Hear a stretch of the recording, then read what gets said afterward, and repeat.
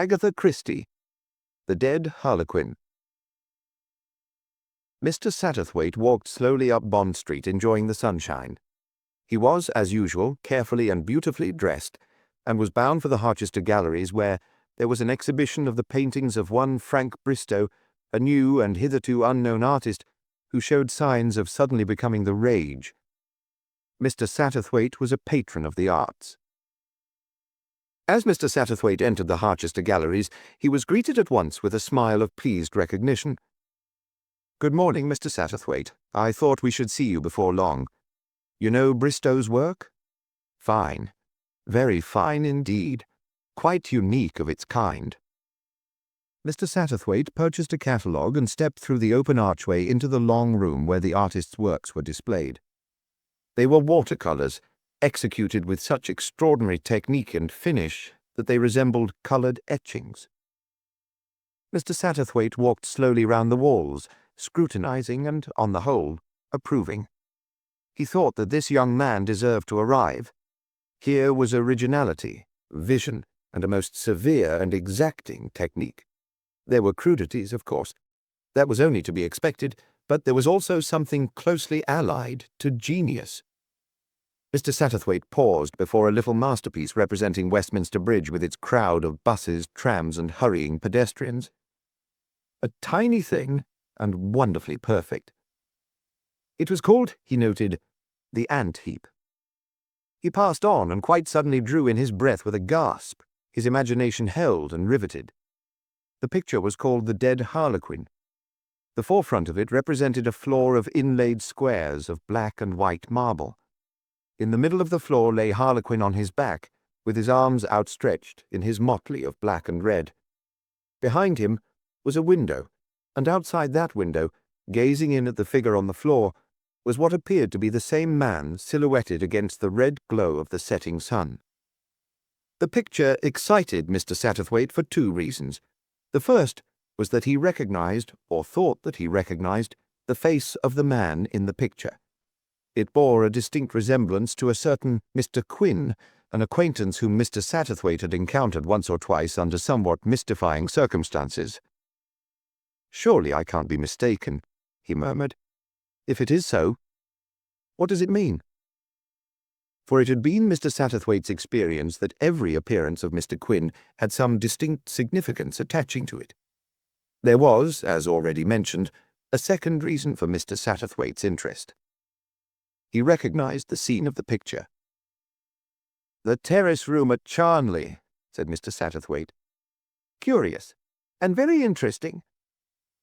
He looked with more attention at the picture, wondering what exactly had been in the artist's mind. One Harlequin dead on the floor, another Harlequin looking through the window.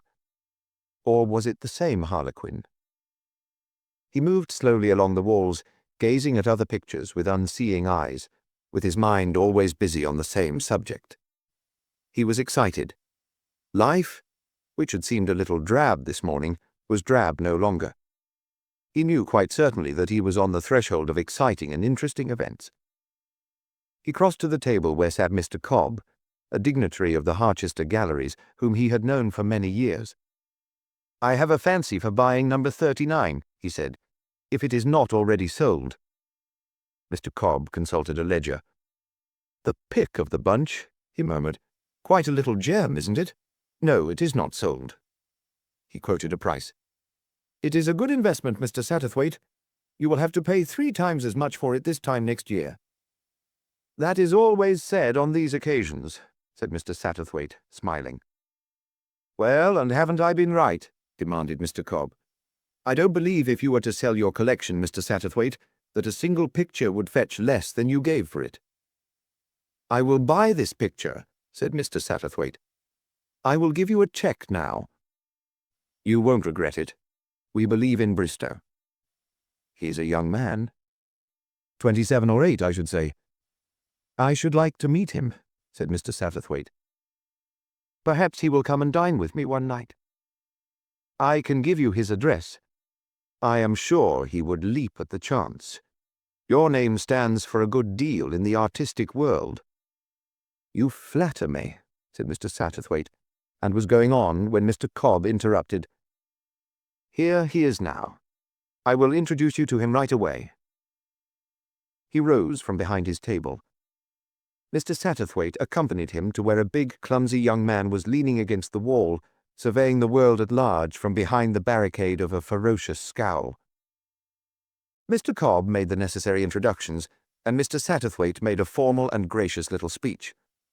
"I have just had the pleasure of acquiring one of your pictures, The Dead Harlequin." "Oh, well, you won't lose by it," said Mr. Bristow ungraciously. "It's a bit of damned good work, although I say it." "I can see that," said Mr. Satterthwaite. "Your work interests me very much, Mr. Bristow. It is extraordinarily mature for so young a man. I wonder if you would give me the pleasure of dining with me one night. Are you engaged this evening?" "As a matter of fact, I'm not," said Mr. Bristow, still with no overdone appearance of graciousness. "Then shall we say 8 o'clock?" said Mr. Satterthwaite. "Here is my card with the address on it." "Oh, all right," said Mr. Bristow. "Thanks," he added, as a somewhat obvious afterthought. "A young man who has a poor opinion of himself and is afraid that the world should share it." Such was Mr. Satterthwaite's summing up as he stepped out into the sunshine of Bond Street, and Mr. Satterthwaite's judgment of his fellow men was seldom far astray. Frank Bristow arrived about 5 minutes past 8 to find his host and a third guest awaiting him. The other guest was introduced as a Colonel Monckton. They went in to dinner almost immediately. There was a fourth place laid at the oval mahogany table, and Mr. Satterthwaite uttered a word of explanation. "I half expected my friend Mr. Quinn might drop in," he said. "I wonder if you have ever met him. Mr. Harley, Quinn?" "I never meet people," growled Bristow. Colonel Monckton stared at the artist with the detached interest he might have accorded to a new species of jellyfish. Mr. Satterthwaite exerted himself to keep the ball of conversation rolling amicably. "I took a special interest in that picture of yours because I thought I recognized the scene of it as being the terrace room at Charnley. Was I right?" As the artist nodded, he went on. "That is very interesting. I have stayed at Charnley several times myself in the past. Perhaps you know some of the family?" "No, I don't," said Bristow. "That sort of family wouldn't care to know me. I went there in a charabanc." "Dear me," said Colonel Monckton for the sake of saying something. "In a charabanc? Dear me." Frank Bristow scowled at him. "Why not?" he demanded ferociously. Poor Colonel Monckton was taken aback. He looked reproachfully at Mr. Satterthwaite as though to say, "These primitive forms of life may be interesting to you as a naturalist, but why drag me in?" "Oh, beastly things, charabancs," he said. "They jolt you so going over the bumps." "If you can't afford a Rolls-Royce, you have got to go in carabancs," said Bristow fiercely. Colonel Monckton stared at him. Mr. Satterthwaite thought, "Unless I can manage to put this young man at his ease, we are going to have a very distressing evening." "Charnley always fascinated me," he said. "I have been there only once since the tragedy. A grim house, and a ghostly one." "That's true," said Bristow. "There are actually 2 authentic ghosts," said Monckton. "They say that Charles the Vine walks up and down the terrace with his head under his arm. I have forgotten why, I'm sure. Then there is the weeping lady with the silver ewer, who is always seen after one of the Charnleys dies." "Tosh!" said Bristow scornfully. "They have certainly been a very ill-fated family," said Mr. Satterthwaite hurriedly. 4 holders of the title have died a violent death, and the late Lord Charnley committed suicide." "A ghastly business," said Monckton gravely. "I was there when it happened." "Let me see. That must be 14 years ago," said Mr. Satterthwaite. "The house has been shut up ever since." "I don't wonder at that," said Monckton. "It must have been a terrible shock for a young girl. They had been married a month, just home from their honeymoon. Big fancy dress ball to celebrate their homecoming. Just as the guests were starting to arrive, Charnley locked himself into the oak parlour and shot himself. That sort of thing isn't done. I beg your pardon?" He turned his head sharply to the left and looked across at Mr. Satterthwaite with an apologetic laugh. "I'm beginning to get the jim-jams, Satterthwaite. I thought for a moment there was someone sitting in that empty chair and that he said something to me. Yes, he went on after a minute or two. It was a pretty ghastly shock to Alex Charnley. She was one of the prettiest girls you could see anywhere, and crammed full of what people call the joy of living. And now they say she is like a ghost herself. Not that I have seen her for years. I believe she lives abroad most of the time. And the boy? The boy is at Eton. What he will do when he comes of age, I don't know. I don't think, somehow, that he will reopen the old place. It would make a good people's pleasure park, said Bristow. Colonel Monckton looked at him with cold abhorrence. No, you don't really mean that, said Mr. Satterthwaite. You wouldn't have painted that picture if you did. Tradition and atmosphere are intangible things. They take centuries to build up, and if you destroyed them, you couldn't rebuild them again in 24 hours. He rose. Let us go into the smoking room. I have some photographs there of Charnley which I should like to show you. One of Mr. Satterthwaite's hobbies was amateur photography. He was also the proud author of a book, Homes of My Friends. The friends in question were all rather exalted, and the book itself showed Mr. Satterthwaite forth in rather a more snobbish light than was really fair to him. That is a photograph I took of the terrace room last year, he said. He handed it to Bristow. You see it is taken at almost the same angle as is shown in your picture. That is rather a wonderful rug. It is a pity that photographs can't show colouring. I remember it, said Bristow. A marvellous bit of colour. It glowed like a flame. All the same, it looked a bit incongruous there. The wrong size for that big room with its black and white squares. There is no rug anywhere else in the room. It spoils the whole effect. It was like a gigantic bloodstain. Perhaps that gave you your idea for your picture? Said Mr. Satterthwaite. Perhaps it did, said Bristow thoughtfully. On the face of it, one would naturally stage a tragedy in the little panelled room leading out of it.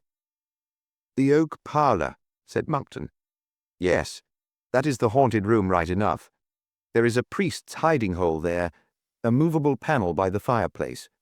Tradition has it that Charles the Faun was concealed there once. There were 2 deaths from duelling in that room, and it was there, as I say, that Reggie Charnley shot himself. He took the photograph from Bristow's hand. Why, that is the Bokhara rug, he said, worth a couple of £1,000, I believe. When I was there, it was in the oak parlour, the right place for it. It looks silly on that great expanse of marble flags. Mr. Satterthwaite was looking at the empty chair which he had drawn up beside his. Then he said thoughtfully, I wonder when it was moved. It must have been recently. Why, I remember having a conversation about it on the very day of the tragedy. Charnley was saying it really ought to be kept under glass. Mr. Satterthwaite shook his head. The house was shut up immediately after the tragedy, and everything was left exactly as it was. Bristow broke in with a question. He had laid aside his aggressive manner. Why did Lord Charnley shoot himself? He asked. Colonel Monckton shifted uncomfortably in his chair. No one ever knew, he said vaguely. I suppose, said Mr. Satterthwaite slowly, that it was suicide. The colonel looked at him in blank astonishment. Suicide, he said. Why, of course it was suicide.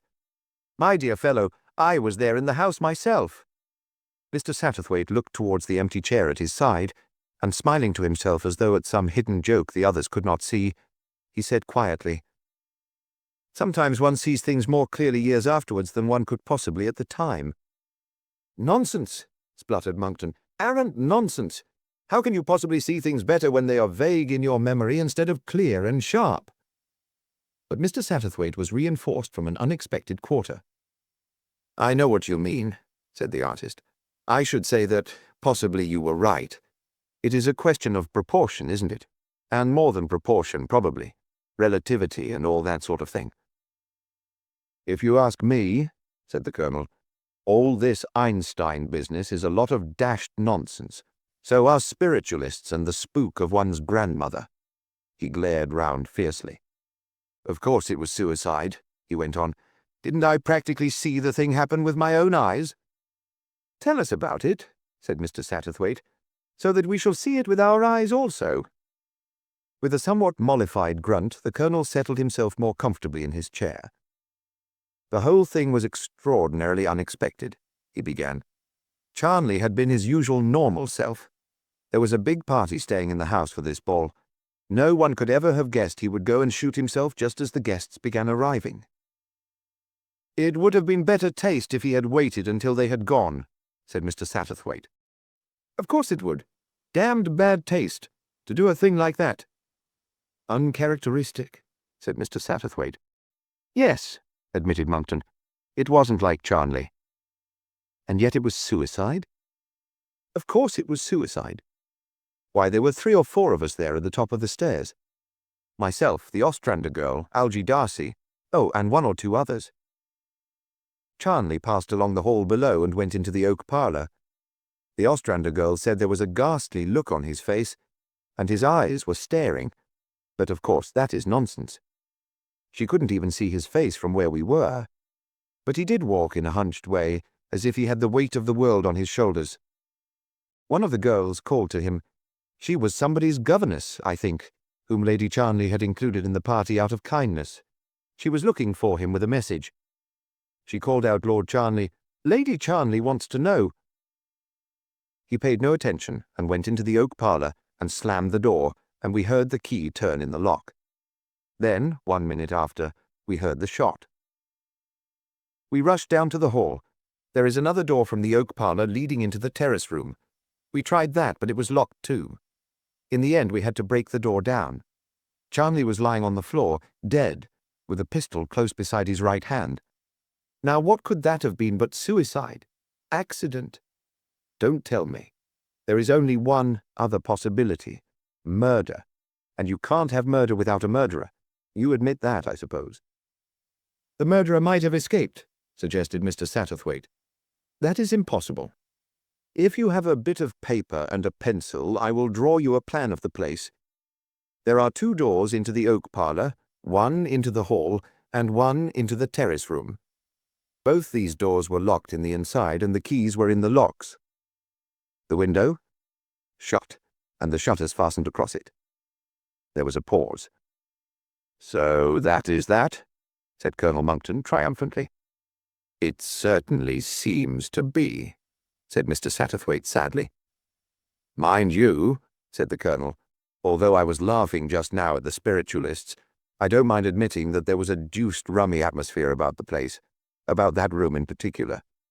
There are several bullet holes in the panels of the walls, the results of the duels that took place in that room, and there is a queer stain on the floor that always comes back, though they have replaced the wood several times. I suppose there will be another blood stain on the floor now. Poor Charnley's blood." "Was there much blood?" asked Mr. Satterthwaite.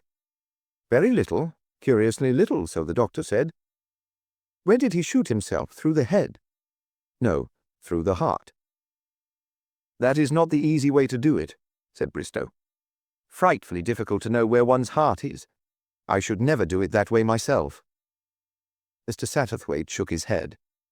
He was vaguely dissatisfied. He had hoped to get at something. He hardly knew what. Colonel Monckton went on. "It is a spooky place, Charnley. Of course, I didn't see anything." "You didn't see the weeping lady with the silver ewer?" "No, I did not, sir," said the Colonel emphatically, "but I expect every servant in the place swore they did."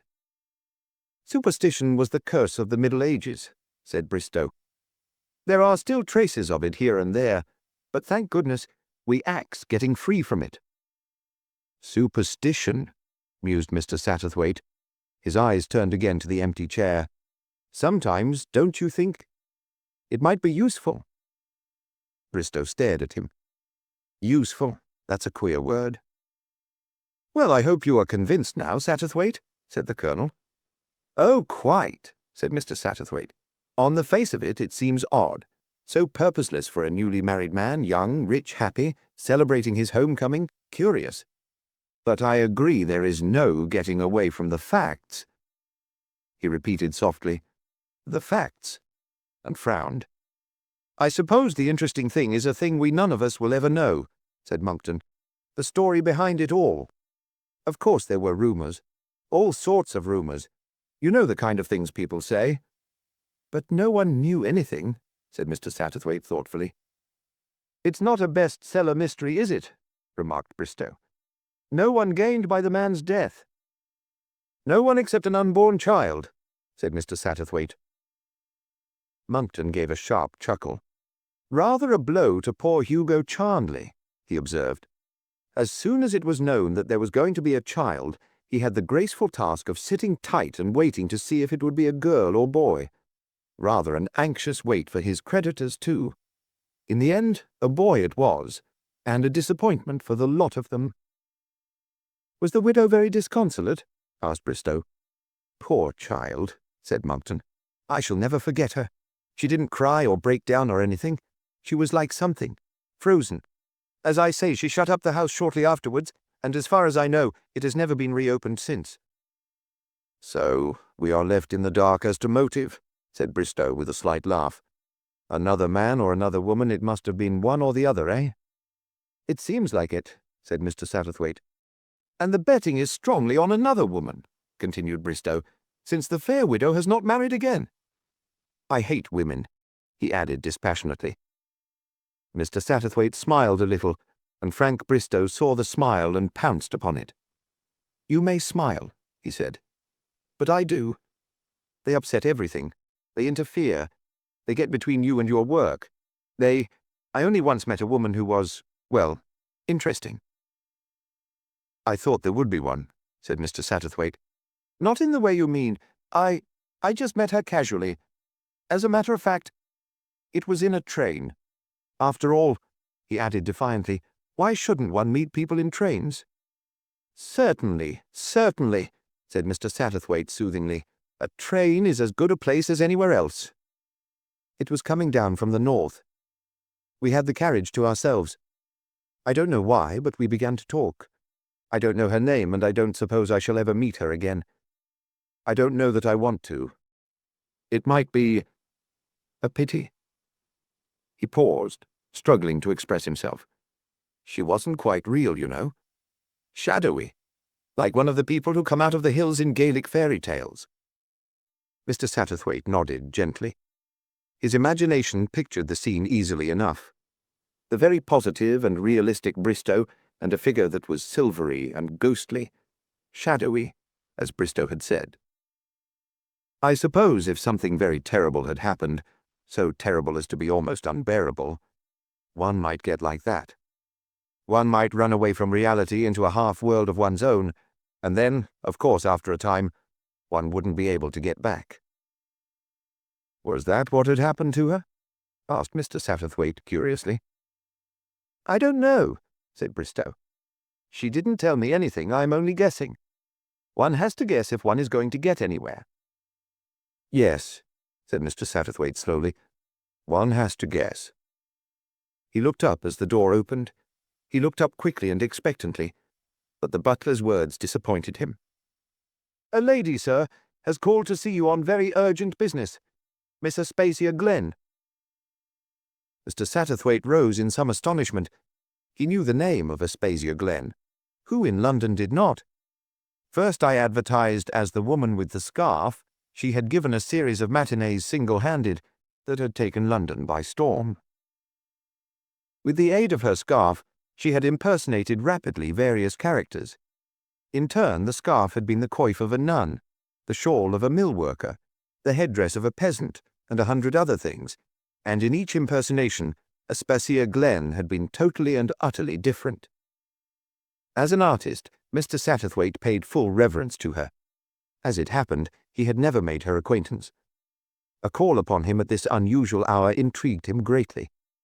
With a few words of apology to the others, he left the room and crossed the hall to the drawing-room. Miss Glenn was sitting in the very centre of a large settee upholstered in gold brocade. So poised, she dominated the room. Mr. Satterthwaite perceived at once that she meant to dominate the situation. Curiously enough, his first feeling was one of repulsion. He had been a sincere admirer of Aspasia Glenn's art. Her personality, as conveyed to him over the footlights, had been appealing and sympathetic. Her effects there had been wistful and suggestive rather than commanding. But now, Face to face with the woman herself, he received a totally different impression. There was something hard, bold, forceful about her. She was tall and dark, possibly about 35 years of age. She was undoubtedly very good-looking, and she clearly relied upon the fact. "You must forgive this unconventional call, Mr. Satterthwaite," she said. Her voice was full and rich and seductive. "I won't say that I have wanted to know you for a long time, but I am glad of the excuse. As for coming tonight," she laughed, "well, when I want a thing, I simply can't wait. When I want a thing, I simply must have it. Any excuse that has brought me such a charming lady guest must be welcomed by me," said Mr. Satterthwaite in an old-fashioned, gallant manner. "How nice you are to me," said Aspasia Glen. "My dear lady," said Mr. Satterthwaite, "may I thank you here and now for the pleasure you have so often given me, in my seat in the stalls." She smiled delightfully at him. "I am coming straight to the point. I was at the Harchester Galleries today. I saw a picture there I simply couldn't live without. I wanted to buy it, and I couldn't because you had already bought it. So," she paused, "I do want it so," she went on. "Dear Mr. Satterthwaite, I simply must have it. I brought my checkbook." She looked at him hopefully. "Everyone tells me you are so frightfully kind. People are kind to me, you know. It is very bad for me. But there it is." So these were Aspasia Glen's methods. Mr. Satterthwaite was inwardly coldly critical of this ultra-femininity and of this spoilt child pose. It ought to appeal to him, he supposed, but it didn't. Aspasia Glen had made a mistake. She had judged him as an elderly dilettante, easily flattered by a pretty woman. But Mr. Satterthwaite, behind his gallant manner, had a shrewd and critical mind. He saw people pretty well as they were, not as they wished to appear to him. He saw before him not a charming woman pleading for a whim, but a ruthless egoist determined to get her own way for some reason which was obscure to him. And he knew quite certainly that Aspasia Glen was not going to get her own way. He was not going to give up the picture of the dead harlequin to her. He sought rapidly in his mind for the best way of circumventing her without overt rudeness. "I am sure," he said, "that everyone gives you your own way as often as they can, and is only too delighted to do so. Then you are really going to let me have the picture?" Mr. Satterthwaite shook his head slowly and regretfully. "I am afraid that is impossible. You see," he paused, "I bought that picture for a lady. It is a present." "Oh, but surely—" The telephone on the table rang sharply. With a murmured word of excuse, Mr. Satterthwaite took up the receiver. A voice spoke to him, a small, cold voice that sounded very far away. "Can I speak to Mr. Satterthwaite, please?" "It is Mr. Satterthwaite speaking." "I am Lady Charnley, Alex Charnley. I dare say you don't remember me, Mr. Satterthwaite. It is a great many years since we met."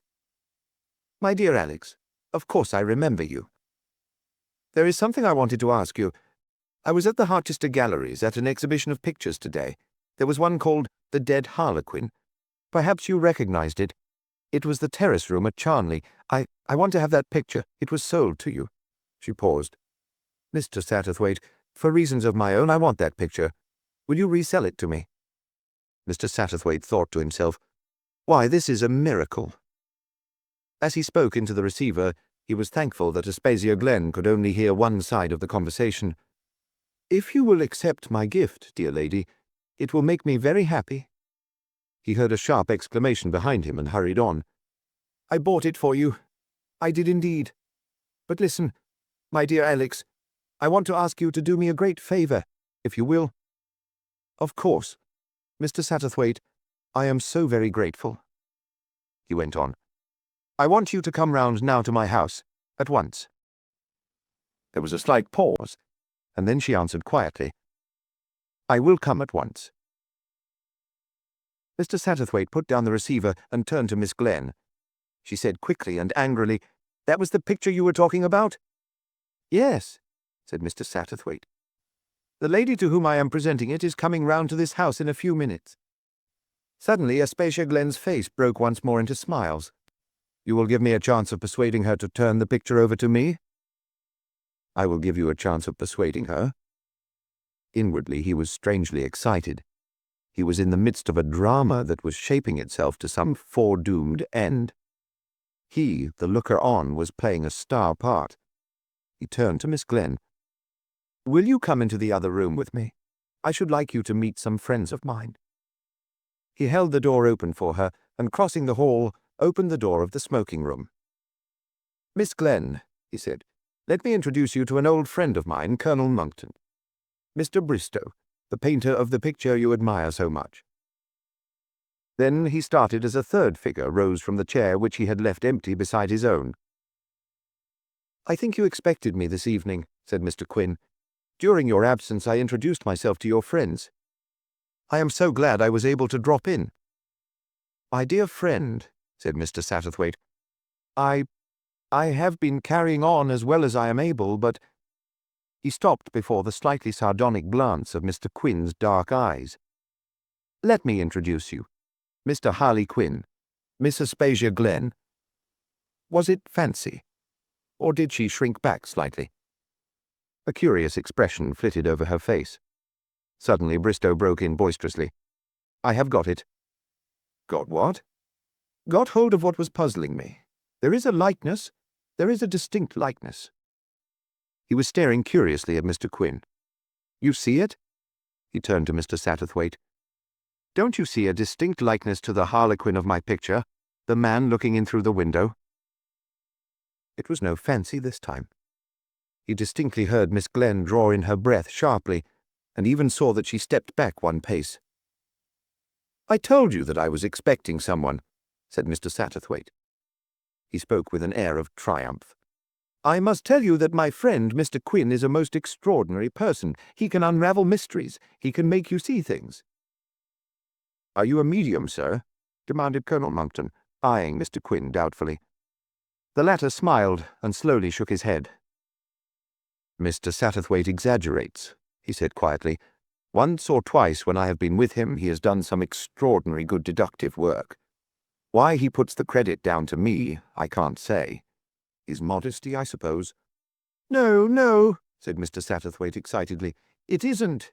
You make me see things that I ought to have seen all along, that I actually have seen, but without knowing that I saw them."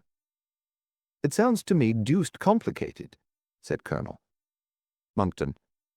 "Not really," said Mr. Quin. "The trouble is that we are not content just to see things. We will tack the wrong interpretation onto the things we see." Aspasia Glen turned to Frank Bristow. "I want to know," she said nervously, "what put the idea of painting that picture into your head?" Bristow shrugged his shoulders. "I don't quite know," he confessed. "Something about the place, about Charnley, I mean, took hold of my imagination, the big empty room, the terrace outside, the idea of ghosts and things, I suppose.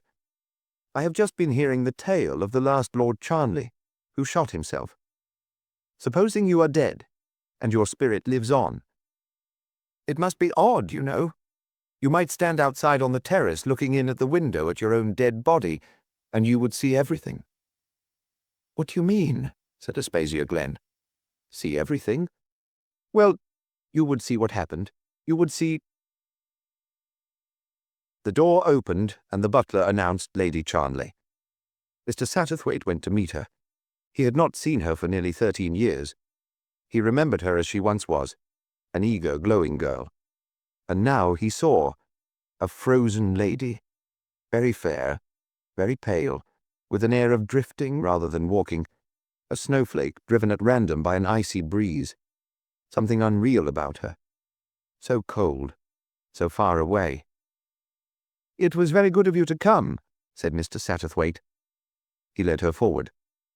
She made a half gesture of recognition towards Miss Glen, and then paused as the other made no response. "I am so sorry," she murmured. "But surely I have met you somewhere, haven't I?" "Over the footlights, perhaps," said Mr. Satterthwaite. "This is Miss Aspasia Glen, Lady Charnley." "I am very pleased to meet you, Lady Charnley," said Aspasia Glen. Her voice had suddenly a slight transatlantic tinge to it. Mr. Satterthwaite was reminded of one of her various stage impersonations. "Colonel Monckton, you know," continued Mr. Satterthwaite, "and this is Mr. Bristow." He saw a sudden faint tinge of colour in her cheeks. "Mr. Bristow and I have met too," she said, and smiled a little. "In a train. And Mr. Harley Quinn." He watched her closely, but this time there was no flicker of recognition. He set a chair for her, and then, seating himself, he cleared his throat and spoke a little nervously. This is rather an unusual little gathering. It centres round this picture. I think that if we liked, we could clear things up." "You are not going to hold a stance, Satterthwaite?" asked Colonel Monckton. "You are very odd this evening." "No," said Mr. Satterthwaite, "not exactly a séance.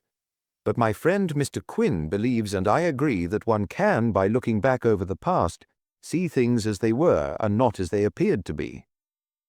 "The past?" said Lady Charnley. "I am speaking of your husband's suicide, Alex. I know it hurts you." "No," said Alex Charnley. "It doesn't hurt me. Nothing hurts me now." Mr. Satterthwaite thought of Frank Bristow's words. She was not quite real, you know. Shadowy, like one of those people who come out of hills in Gaelic fairy tales. Shadowy, he had called her. That described her exactly. A shadow, a reflection of something else. Where then was the real Alex? And his mind answered quickly.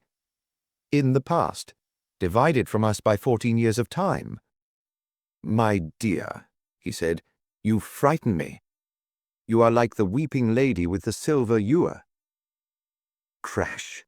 The coffee cup on the table by Aspasia's elbow fell shattered to the floor.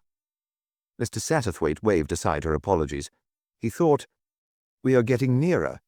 We are getting nearer every minute." But nearer to what? "Let us take our minds back to that night 14 years ago," he said. "Lord Charnley killed himself. For what reason? No one knows." Lady Charnley stirred slightly in her chair. "Lady Charnley knows," said Frank Bristow abruptly. "Nonsense," said Colonel Monckton, then stopped, frowning at her curiously. She was looking across at the artist. It was as though he drew the words out of her. She spoke, nodding her head slowly, and her voice was like a snowflake, cold and soft. "Yes, you are quite right. I know. That is why, as brig as I live, I can never go back to Charnley. That is why, when my boy Dick wants me to open the place up and live there again, I tell him it can't be done." "Will you tell us the reason, Lady Charnley?" said Mr. Quinn. She looked at him. Then, as though hypnotized, she spoke as quietly and naturally as a child. "I will tell you if you like. Nothing seems to matter very much now. I found a letter among his papers, and I destroyed it." "What letter?" said Mr. Quinn. "The letter from the girl, from that poor child. She was the Merriam's nursery governess. He had made love to her. Yes, while he was engaged to me, just before we were married. And she was going to have a child too. She wrote saying so, and that she was going to tell me about it. So you see, he shot himself." She looked round at them wearily and dreamily, like a child who has repeated a lesson it knows too well. Colonel Monckton blew his nose. "My God," he said. "So that was it. Well, that explains things with a vengeance." "Does it?" said Mr. Satterthwaite. "It doesn't explain one thing. It doesn't explain why Mr. Bristow painted that picture." "What do you mean?" Mr. Satterthwaite looked across at Mr. Quinn, as though for encouragement, and apparently got it, for he proceeded. "Yes, I know I sound mad to all of you, but that picture is the focus of the whole thing. We are all here tonight because of that picture. That picture had to be painted. That is what I mean." "You mean the uncanny influence of the oak parlour?" began Colonel Monckton. "No," said Mr. Satterthwaite, "not the oak parlour, the terrace room, that is it. The spirit of the dead man standing outside the window and looking in and seeing his own dead body on the floor."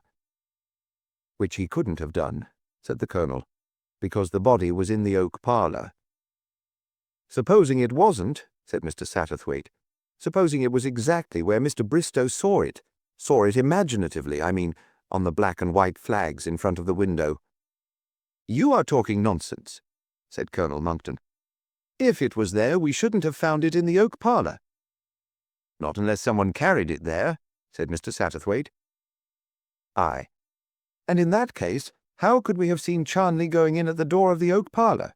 inquired Colonel Monckton. "Well, you didn't see his face, did you?" asked Mr. Satterthwaite. "What I mean is, you saw a man going into the oak parlour in fancy dress, I suppose." "Brocade things and a wig," said Monckton. "Just so, and you thought it was Lord Charnley because the girl called out to him as Lord Charnley. And because when we broke in a few minutes later there was only Lord Charnley there dead. You can't get away from that, Satterthwaite." "No," said Mr. Satterthwaite, discouraged. "No, unless there was a hiding-place of some kind." "Weren't you saying something about there being a priest's hole in that room?" put in Frank Bristow. "Oh," cried Mr. Satterthwaite. "Supposing—" He waved a hand for silence and sheltered his forehead with his other hand, and then spoke slowly and hesitatingly. "I have got an idea. It may be just an idea, but I think it hangs together. Supposing someone shot Lord Charnley, shot him in the terrace room. Then he, and another person, dragged the body into the oak parlour. They laid it down there with the pistol by its right hand. Now we go on to the next step. It must seem absolutely certain Lord Charnley has committed suicide. I think that could be done very easily. The man in his brocade and wig passes along the hall by the oak parlour door, and someone, to make sure of things, calls out to him as Lord Charnley from the top of the stairs. He goes in and locks both doors and fires a shot into the woodwork. There were bullet holes already in that room, if you remember. One more wouldn't be noticed. He then hides quietly in the secret chamber. The doors are broken open and people rush in. It seems certain that Lord Charnley has committed suicide. No other hypothesis is even entertained." "Well, I think that is balderdash," said Colonel Monckton. "You forget that Charnley had a motive right enough for suicide." "A letter found afterwards," said Mr. Satterthwaite. "A lying, cruel letter written by a very clever and unscrupulous little actress who meant one day to be Lady Charnley herself." "You mean?" "I mean the girl in league with Hugo Charnley," said Mr. Satterthwaite. "You know, Monckton, everyone knows that that man was a blackguard. He thought that he was certain to come into the title." He turned sharply to Lady Charnley. "What was the name of the girl who wrote that letter?"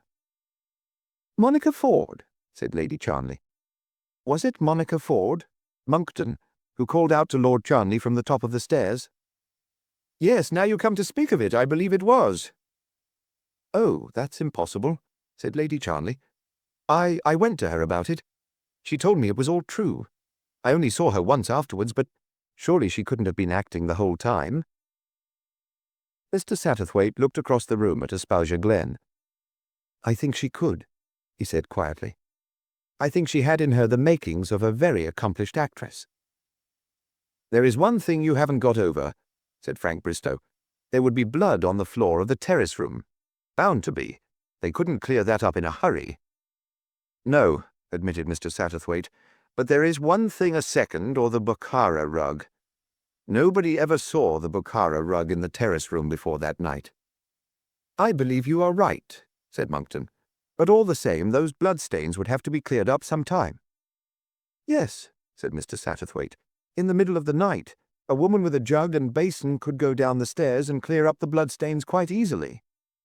But supposing someone saw her—" "It wouldn't matter," said Mr. Satterthwaite.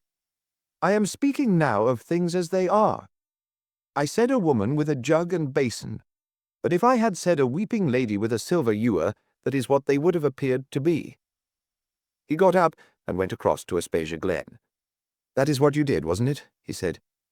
"They call you the woman with the scarf now, but it was that night you played your first part, the weeping lady with the silver ewer.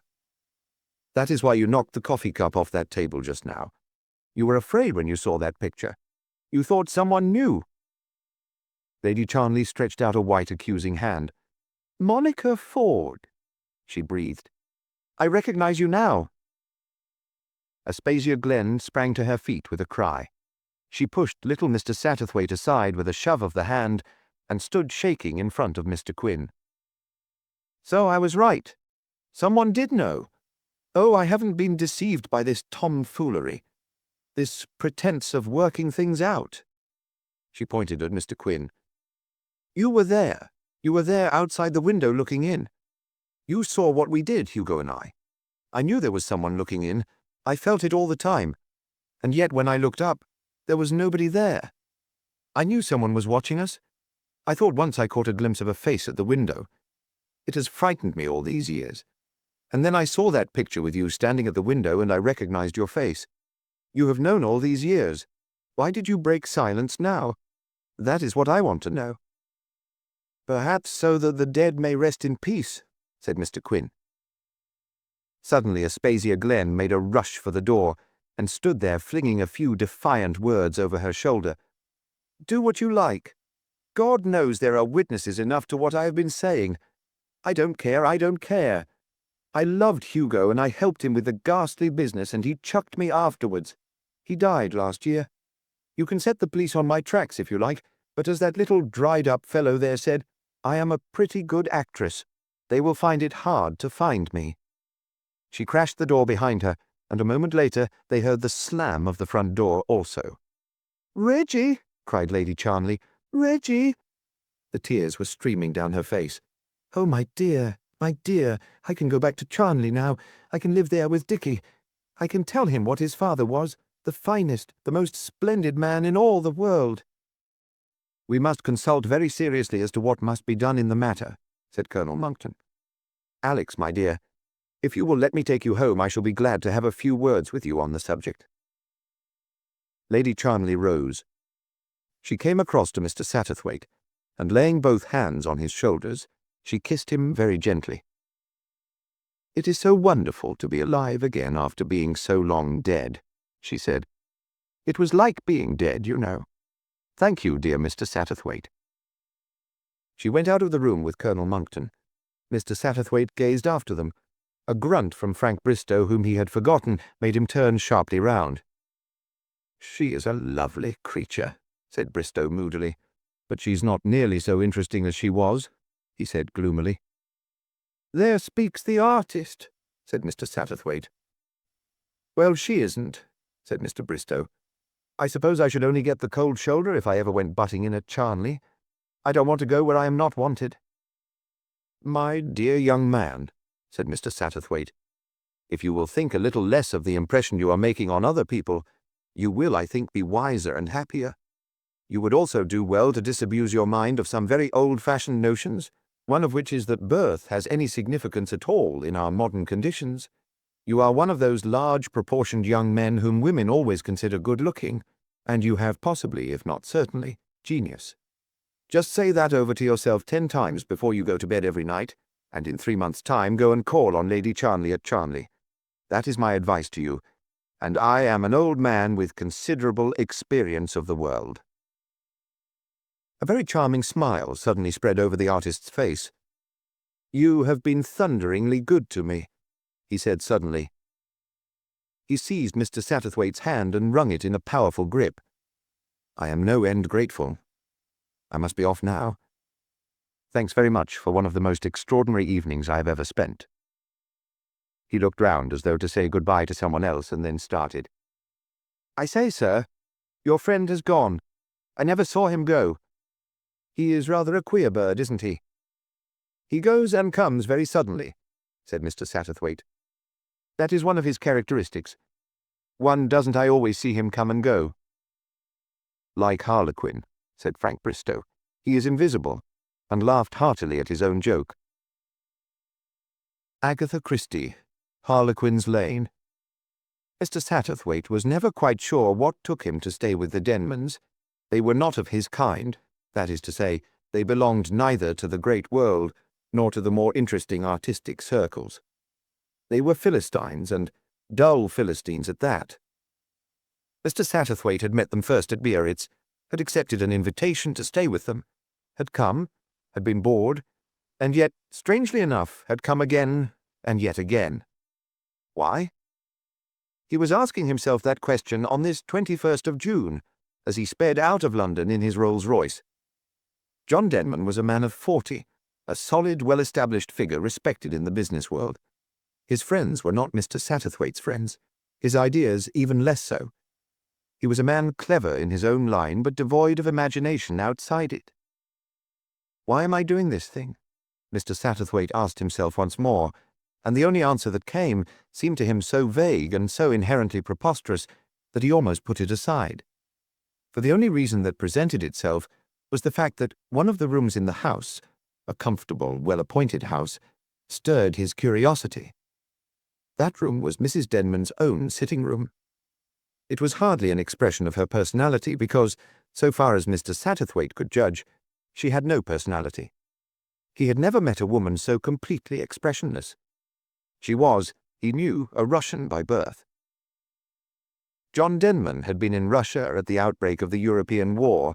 He had fought with the Russian troops, had narrowly escaped with his life on the outbreak of the Revolution, and had brought this Russian girl with him, a penniless refugee. In face of strong disapproval from his parents, he had married her. Mrs. Denman's room was in no way remarkable. It was well and solidly furnished with good Hepplewhite furniture, a trifle more masculine than feminine in atmosphere. But in it there was one incongruous item, a Chinese lacquer screen, a thing of creamy yellow and pale rose. Any museum might have been glad to own it. It was a collector's piece, rare and beautiful. It was out of place against that solid English background. It should have been the keynote of the room, with everything arranged to harmonize subtly with it. And yet Mr. Satterthwaite could not accuse the Denmans of lack of taste. Everything else in the house was in perfectly blended accord. He shook his head. The thing, trivial though it was, puzzled him. Because of it, so he verily believed, he had come again and again to the house. It was, perhaps, a woman's fantasy, but that solution did not satisfy him as he thought of Mrs. Denman, a quiet, hard-featured woman, speaking English so correctly that no one would ever have guessed her a foreigner. The car drew up at his destination, and he got out, his mind still dwelling on the problem of the Chinese screen. The name of the Denmans' house was Ashmead, and it occupied some 5 acres of Melton Heath, which is 30 miles from London, stands 500 feet above sea level, and is, for the most part, inhabited by those who have ample incomes. The butler received Mr. Satterthwaite suavely. Mr. and Mrs. Denman were both out, at a rehearsal. They hoped Mr. Satterthwaite would make himself at home until they returned. Mr. Satterthwaite nodded and proceeded to carry out these injunctions by stepping into the garden. After a cursory examination of the flower beds, he strolled down a shady walk, and presently came to a door in the wall. It was unlocked, and he passed through it and came out into a narrow lane. Mr. Satterthwaite looked to left and right. A very charming lane, shady and green with high hedges, a rural lane that twisted and turned in good old-fashioned style. He remembered the stamped address, Ashmead, Harlequin's Lane. Remembered, too, a local name for it that Mrs. Denman had once told him. Harlequin's Lane, he murmured to himself softly. I wonder. He turned a corner. Not at the time, but afterwards, he wondered why this time he felt no surprise at meeting that elusive friend of his, Mr. Harley Quinn. The two men clasped hands. So you're down here, said Mr. Satterthwaite. Yes, said Mr. Quinn. I'm staying in the same house as you are. Staying there? Yes. Does it surprise you? No, said Mr. Satterthwaite slowly. Only, well, you never stay anywhere for long, do you? Only as long as is necessary, said Mr. Quinn gravely. I see, said Mr. Satterthwaite. They walked on in silence for some minutes. This lane, began Mr. Satterthwaite, and stopped. Belongs to me, said Mr. Quinn. I thought it did, said Mr. Satterthwaite. Somehow I thought it must. There's the other name for it, too, the local name. They call it the Lover's Lane. You know that? Mr. Quinn nodded. But surely, he said gently, there is a Lover's Lane in every village? I suppose so, said Mr. Satterthwaite, and he sighed a little. He felt suddenly rather old and out of things, a little dried-up, wizened old fogey of a man. Each side of him were the hedges, very green and alive. "Where does this lane end, I wonder?" he asked suddenly. "It ends here," said Mr. Quin. They came round the last bend. The lane ended in a piece of waste ground, and almost at their feet a great pit opened. In it were tin cans gleaming in the sun, and other cans that were too red with rust to gleam, old boots, fragments of newspapers, 101 odds and ends that were no longer of account to anybody. "A rubbish heap!" exclaimed Mr. Satterthwaite, and breathed deeply and indignantly. "Sometimes there are very wonderful things on a rubbish heap," said Mr. Quin. I know," cried Mr. Satterthwaite, and quoted with just a trace of self-consciousness. "Bring me the two most beautiful things in the city," said God. "You know how it goes, eh?" Mr. Quin nodded. Mr. Satterthwaite looked up at the ruins of a small cottage perched on the brink of the wall of the cliff. "Hardly a pretty view for a house," he remarked. "I fancy this wasn't a rubbish heap in those days," said Mr. Quin. "I believe the Denmans lived there when they were first married. They moved into the big house when the old people died. The cottage was pulled down when they began to quarry the rock here. But nothing much was done, as you can see." They turned and began retracing their steps. "I suppose," said Mr. Satterthwaite, smiling, "that many couples come wandering down this lane on these warm summer evenings." "Probably." "Lovers," said Mr. Satterthwaite. He repeated the word thoughtfully and quite without the normal embarrassment of the Englishman. Mr. Quin had that effect upon him. "Lovers. You have done a lot for lovers, Mr. Quin?" The other bowed his head without replying. "You have saved them from sorrow, from worse than sorrow, from death. You have been an advocate for the dead themselves. You are speaking of yourself, of what you have done, not of me." "It is the same thing," said Mr. Satterthwaite. "You know it is," he urged, as the other did not speak. "You have acted through me. For some reason or other, you do not act directly yourself." "Sometimes I do," said Mr. Quin. His voice held a new note. In spite of himself, Mr. Satterthwaite shivered a little. The afternoon, he thought, must be growing chilly, and yet the sun seemed as bright as ever. At that moment a girl turned the corner ahead of them and came into sight. She was a very pretty girl, fair-haired and blue-eyed, wearing a pink cotton frock. Mr. Satterthwaite recognized her as Molly Stanwell, whom he had met down here before. She waved a hand to welcome him. "John and Anna have just gone back," she cried. "They thought you must have come, but they simply had to be at the rehearsal." "Rehearsal of what?" inquired Mr. Satterthwaite.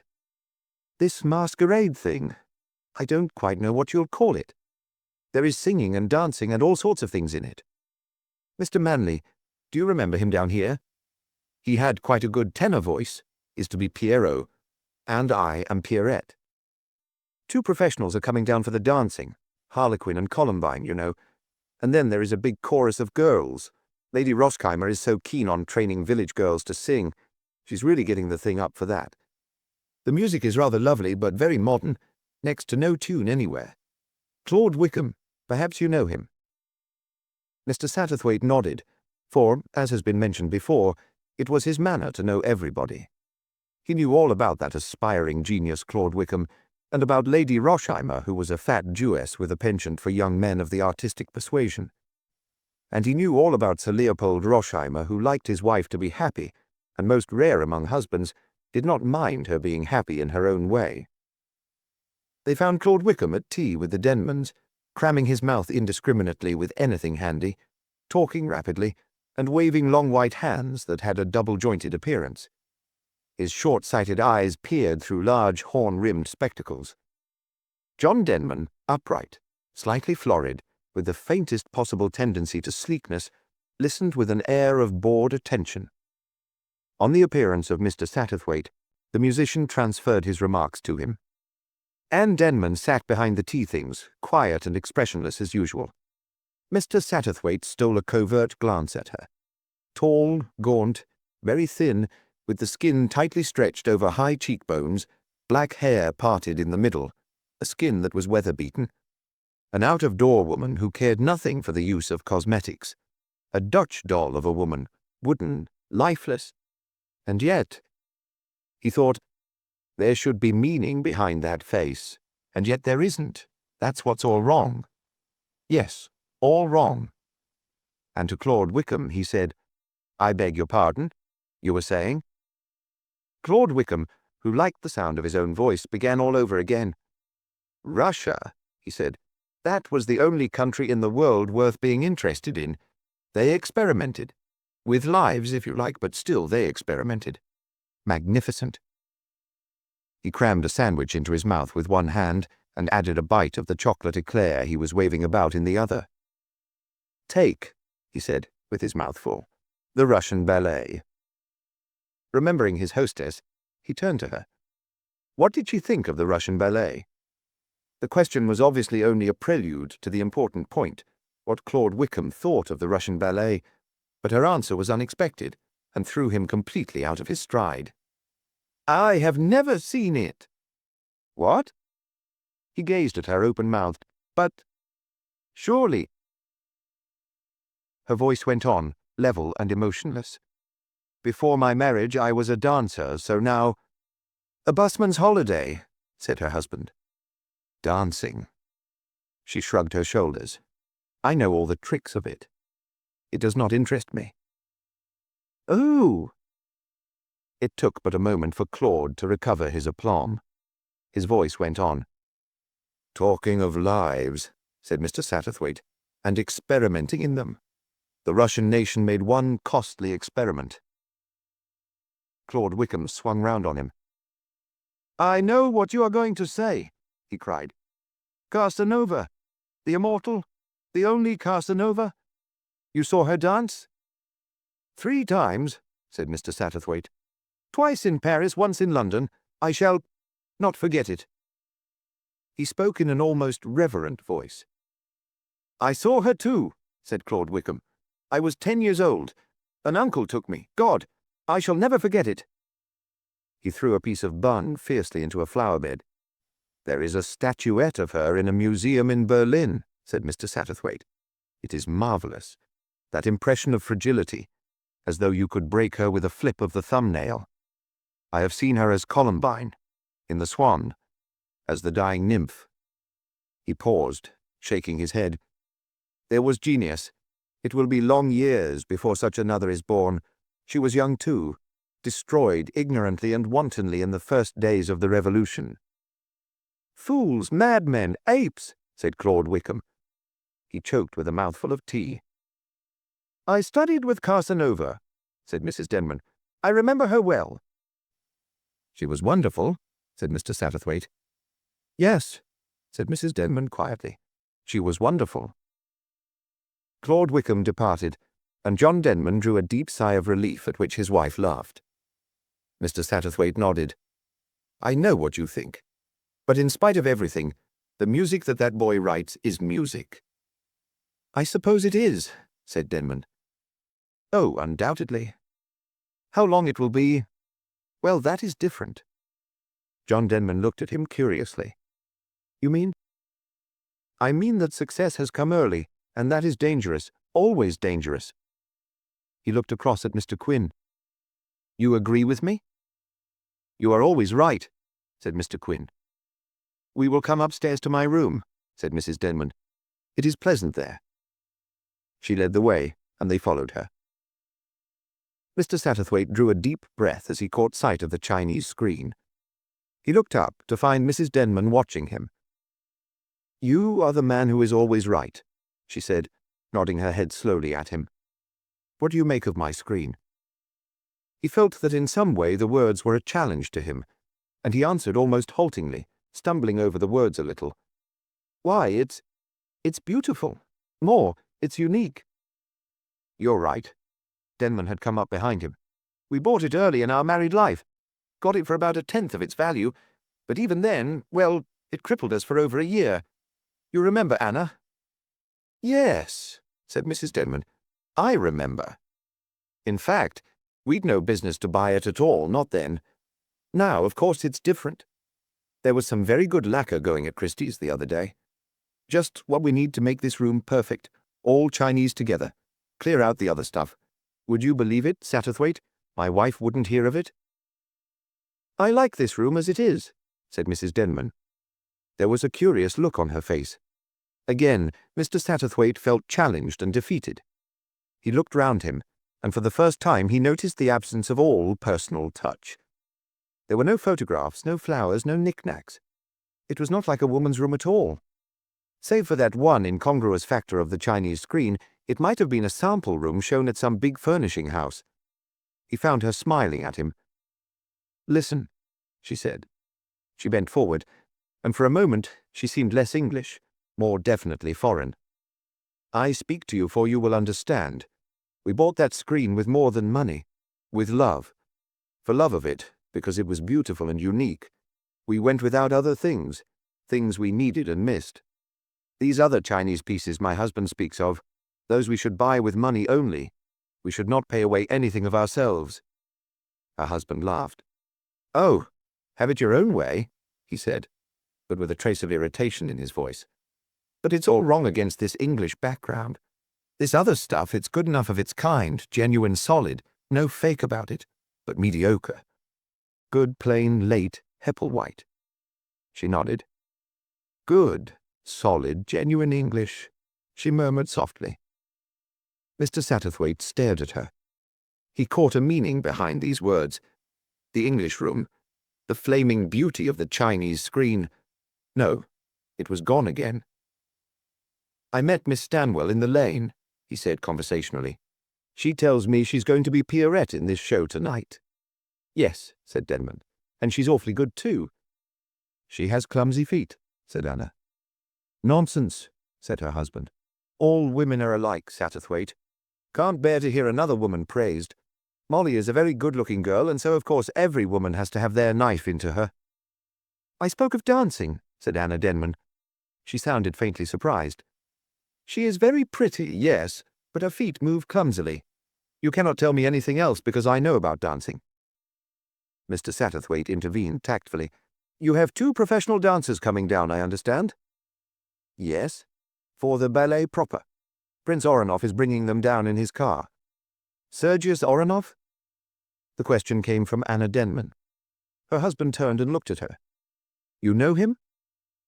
"I used to know him. In Russia."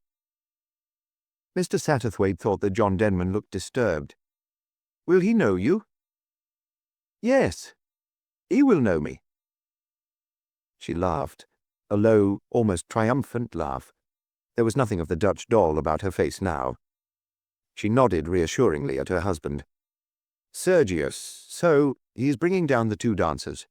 He was always interested in dancing." "I remember—" John Denman spoke abruptly, then turned and left the room. Mr. Quinn followed him. Anna Denman crossed to the telephone and asked for a number. She arrested Mr. Satterthwaite with a gesture as he was about to follow the example of the other 2 men. "Can I speak to Lady Rosheimer?" "Oh, it is you. This is Anna Denman speaking. Has Prince Oranoff arrived yet?" "What? What? Oh, my dear. But how ghastly!" She listened for a few moments longer, then replaced the receiver. She turned to Mr. Satterthwaite. "There has been an accident. There would be with Sergius Ivanovich driving. Oh, he has not altered in all these years. The girl was not badly hurt, but bruised and shaken, too much to dance tonight. The man's arm is broken. Sergius Ivanovich himself is unhurt. The devil looks after his own, perhaps." "And what about tonight's performance?" "Exactly, my friend. Something must be done about it." She sat thinking. Presently she looked at him. "I am a bad hostess, Mr. Satterthwaite. I do not entertain you." "I assure you that it is not necessary. There's one thing, though, Mrs. Denman, that I would very much like to know." "Yes?" "How did you come across Mr. Quinn?" "He is often down here," she said slowly. "I think he owns land in this part of the world." "He does. He does. He told me so this afternoon," said Mr. Satterthwaite. "He is—" She paused. Her eyes met Mr. Satterthwaite's. "I think you know what he is better than I do," she finished. Is it not so?" He was troubled. His neat little soul found her disturbing. He felt that she wished to force him further than he was prepared to go, that she wanted him to put into words that which he was not prepared to admit to himself. "You know," she said, "I think you know most things, Mr. Satterthwaite." Here was incense, yet for once it failed to intoxicate him. He shook his head in unwanted humility. "What can anyone know?" he asked. "So little. So very little." She nodded in assent. Presently she spoke again, in a queer, brooding voice, without looking at him. "Supposing I were to tell you something, you would not laugh?" "No, I do not think you would laugh." "Supposing, then, that to carry on one's—" She paused. "One's trade, one's profession, one were to make use of a fantasy. One were to pretend to oneself something that did not exist, that one were to imagine a certain person. It is a pretense, you understand, a make-believe, nothing more. But one day—" "Yes?" said Mr. Satterthwaite. He was keenly interested. "The fantasy came true. The thing one imagined, the impossible thing, the thing that could not be, was real. Is that madness? Tell me, Mr. Satterthwaite, is that madness, or do you believe it too?" Queer how he could not get the words out, how they seemed to stick somewhere at the back of his throat." "Folly," said Anna Denman. "Folly." She swept out of the room and left Mr. Satterthwaite with his confession of faith unspoken. He came down to dinner to find Mrs. Denman entertaining a guest, a tall dark man approaching middle age. "Prince Oronoff, Mr. Satterthwaite." The two men bowed. Mr. Satterthwaite had the feeling that some conversation had been broken off on his entry, which would not be resumed. But there was no sense of strain. The Russian conversed easily and naturally on those objects which were nearest to Mr. Satterthwaite's heart. He was a man of very fine artistic taste, and they soon found that they had many friends in common. John Denman joined them, and the talk became localized. Oronoff expressed regret for the accident. "It was not my fault. I like to drive fast. Yes, but I am a good driver. It was fate, chance." He shrugged his shoulders. "The masters of all of us."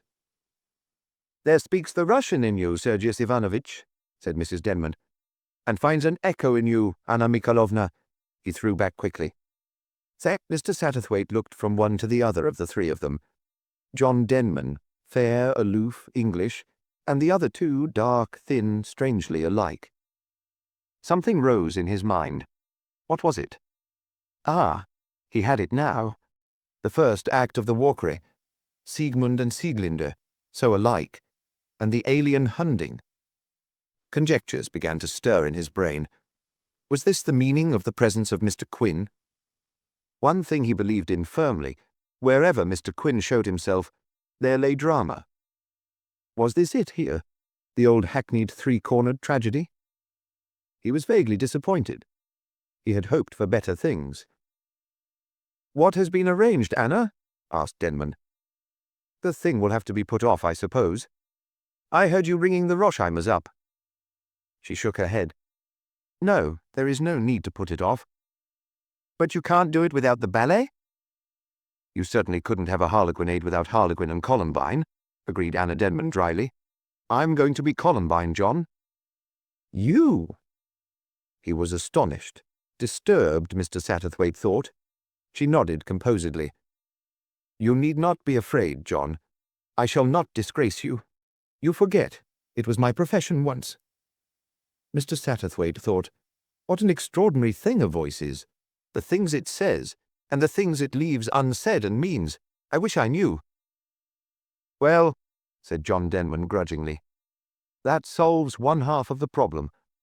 What about the other? Where will you find Harlequin?" "I have found him. There." She gestured towards the open doorway where Mr. Quinn had just appeared. He smiled back at her. "Good Lord, Quinn," said John Denman, "do you know anything of this game? One should never have imagined it." "Mr. Quinn is vouched for by an expert," said his wife. "Mr. Satterthwaite will answer for him." She smiled at Mr. Satterthwaite, and the little man found himself murmuring, "Oh, yes, I answer for Mr. Quinn."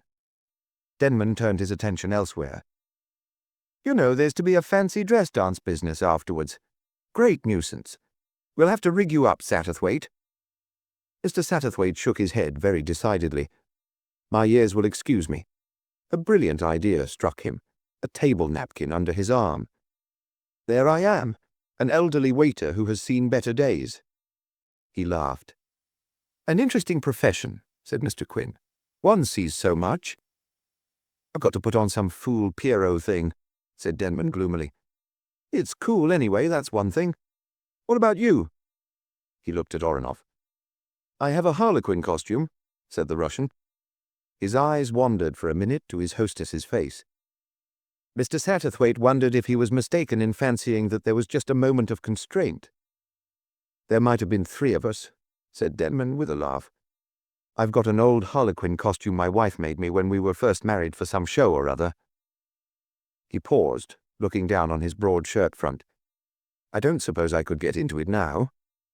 "No," said his wife, "you couldn't get into it now." And again her voice said something more than mere words. She glanced up at the clock. "If Molly doesn't turn up soon, we won't wait for her." But at that moment the girl was announced. She was already wearing her Pierrette dress of white and green, and very charming she looked in it, so Mr. Satterthwaite reflected. She was full of excitement and enthusiasm over the forthcoming performance. "I'm getting awfully nervous, though," she announced, as they drank coffee after dinner. "I know my voice will wobble, and I shall forget the words." "Your voice is very charming," said Anna. "I should not worry about it if I were you." "Oh, but I do. The other I don't mind about. The dancing, I mean. That's sure to go all right. I mean, you can't go very far wrong with your feet, can you?" She appealed to Anna, but the older woman did not respond. Instead she said, "Sing something now to Mr. Satterthwaite. You will find that he will reassure you." Molly went over to the piano. Her voice rang out, fresh and tuneful, in an old Irish ballad. "Sheila, Duck Sheila, what is it that you're seeing? What is it that you're seeing in the fire?" "I see a lad that loves me, and I see a lad that leaves me, and a third lad, a shadow lad, and he's the lad that grieves me." The song went on. At the end, Mr. Satterthwaite nodded vigorous approval. "Mrs. Denman is right. Your voice is charming, not perhaps very fully trained, but delightfully natural, and with that unstudied quality of youth in it." "That's right," agreed John Denman. "You go ahead, Molly, and don't be down by stage fright. We'd better be getting over to the Roshheimers now." The party separated to don cloaks. It was a glorious night, and they proposed to walk over, the house being only a few hundred yards down the road. Mr. Satterthwaite found himself by his friend. "It's an odd thing," he said, "but that song made me think of you. A third lad, a shadow lad. There's mystery there. And wherever there's mystery, well, think of you." "Am I so mysterious?" smiled Mr. Quinn. Mr. Satterthwaite nodded vigorously. "Yes, indeed. Do you know, until tonight, I had no idea that you were a professional dancer." "Really?" said Mr. Quinn. "Listen," said Mr. Satterthwaite. He hummed the love motif from the Walkery. "That is what has been ringing in my head all through dinner as I looked at those two." "Which two?" "Prince Oranoff and Mrs. Denman. Don't you see the difference in her tonight? It's as though a shutter had suddenly been opened and you see the glow within." "Yes," said Mr. Quinn. "Perhaps so." "The same old drama," said Mr. Satterthwaite. "I am right, am I not? Those two belong together. They are of the same world, think the same thoughts, dream the same dreams. One sees how it has come about. 10 years ago Denman must have been very good-looking, young, dashing, a figure of romance, and he saved her life, all quite natural. But now, what is he after all? A good fellow, prosperous, successful, but, well, mediocre. Good, honest English stuff, very much like that. Hepple-white furniture upstairs. As English and as ordinary as that pretty English girl with her fresh, untrained voice. Oh, you may smile, Mr. Quinn, but you cannot deny what I am saying. I deny nothing." In what you see, you are always right. And yet... Yet... What? Mr. Quinn leaned forward. His dark, melancholy eyes searched for those of Mr. Satterthwaite. "Have you learned so little of life?" he breathed. He left Mr. Satterthwaite vaguely disquieted, such a prey to meditation that he found the others had started without him owing to his delay in selecting a scarf for his neck. He went out by the garden, and through the same door as in the afternoon. The lane was bathed in moonlight, and even as he stood in the doorway he saw a couple enlaced in each other's arms. For a moment he thought... And then he saw John Denman and Molly Stanwell. Denman's voice came to him, hoarse and anguished. "I can't live without you. What are we to do?" Mr. Satterthwaite turned to go back the way he had come, but a hand stayed him. Someone else stood in the doorway beside him, someone else whose eyes had also seen. Mr. Satterthwaite had only to catch one glimpse of her face to know how wildly astray all his conclusions had been. Her anguished hand held him there until those other two had passed up the lane and disappeared from sight. He heard himself speaking to her, saying foolish little things meant to be comforting, and ludicrously inadequate to the agony he had divined. She only spoke once.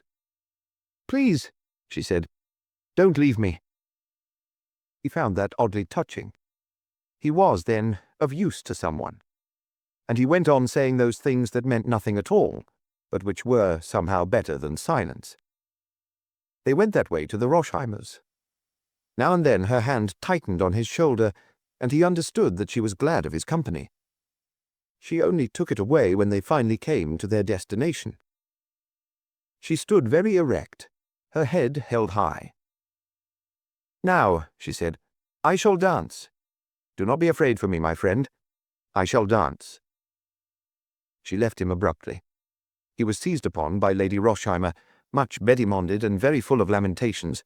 By her, he was passed on to Claude Wickham. "Ruined, completely ruined. The sort of thing that always happens to me. All these country bumpkins think they can dance. I was never even consulted." His voice went on interminably. He had found a sympathetic listener, a man who knew. He gave himself up to an orgy of self-pity. It only ended when the first strains of music began. Mr. Satterthwaite came out of his dreams. He was alert once more, the critic. Wickham was an unutterable ass, but he could write music.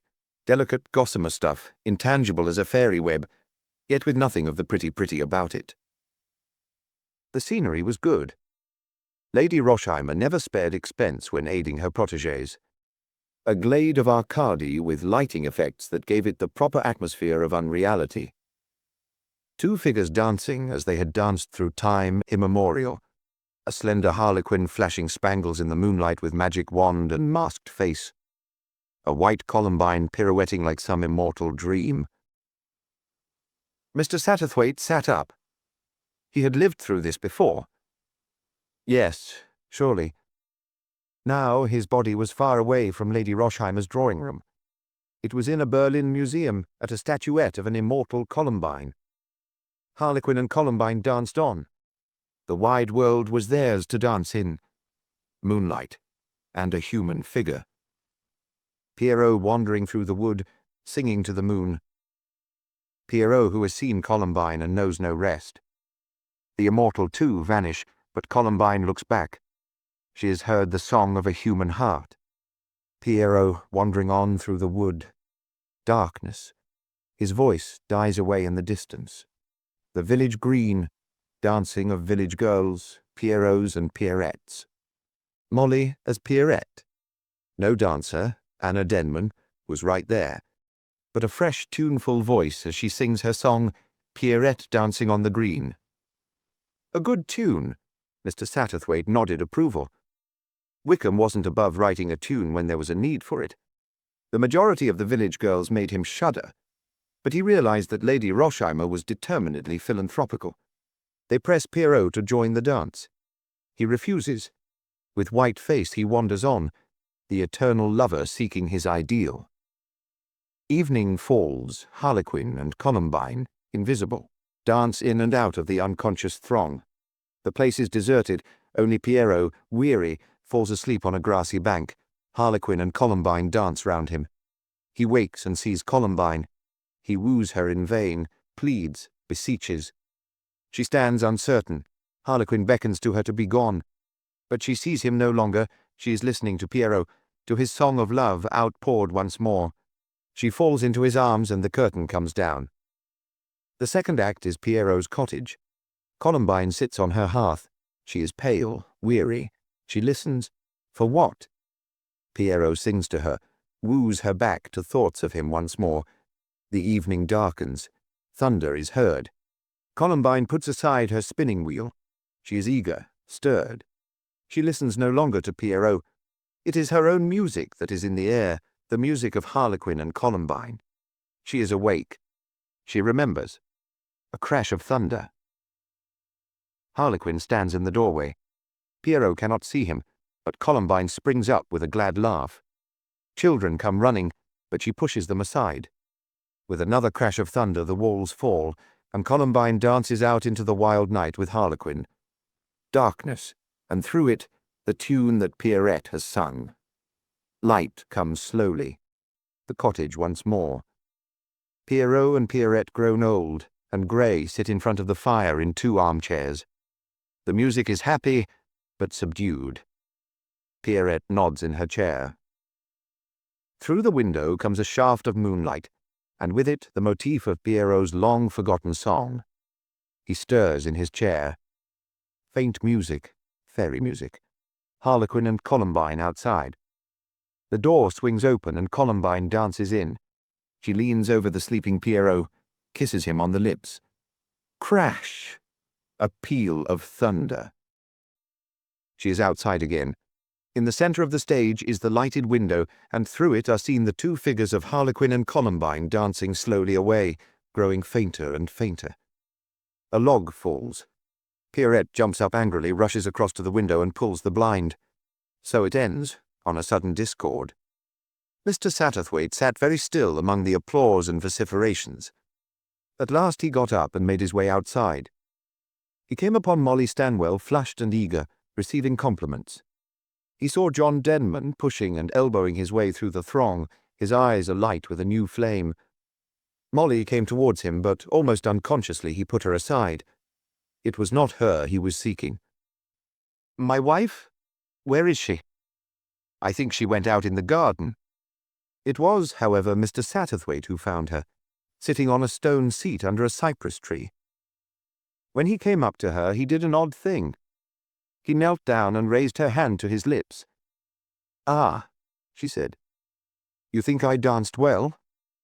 "You danced, as you always danced, Madame Casanova." She drew in her breath sharply. "So, you have guessed." "There is only one Casanova. No one could see you dance and forget. But why? Why? What else is possible?" "You mean?" She had spoken very simply. She was just as simple now. "Oh, but you understand. You are of the world. A great dancer, she can have lovers, yes. But a husband, that is different. And he did not want the other. He wanted me to belong to him as Casanova could never have belonged." "I see," said Mr. Satterthwaite. "I see. So you gave it up?" She nodded. "You must have loved him very much," said Mr. Satterthwaite gently, "to make such a sacrifice." She laughed. "Not quite that. To make it so light-heartedly." "Ah, yes, perhaps you are right." "And now?" asked Mr. Satterthwaite. Her face grew grave. "Now?" She paused, then raised her voice and spoke into the shadows. "Is that you, Sergius Ivanovich?" Prince Oronov came out into the moonlight. He took her hand and smiled at Mr. Satterthwaite without self-consciousness. "10 years ago I mourned the death of Anna Casanova," he said simply. "She was to me as my other self. Today I have found her again. We shall part no more." "At the end of the lane in 10 minutes, said Anna. "I shall not fail you." Oronov nodded and went off again. The dancer turned to Mr. Satterthwaite. A smile played about her lips. "Well, you are not satisfied, my friend?" "Do you know," said Mr. Satterthwaite abruptly, "that your husband is looking for you?" He saw the tremor that passed over her face, but her voice was steady enough. "Yes," she said gravely. "That may well be. I saw his eyes.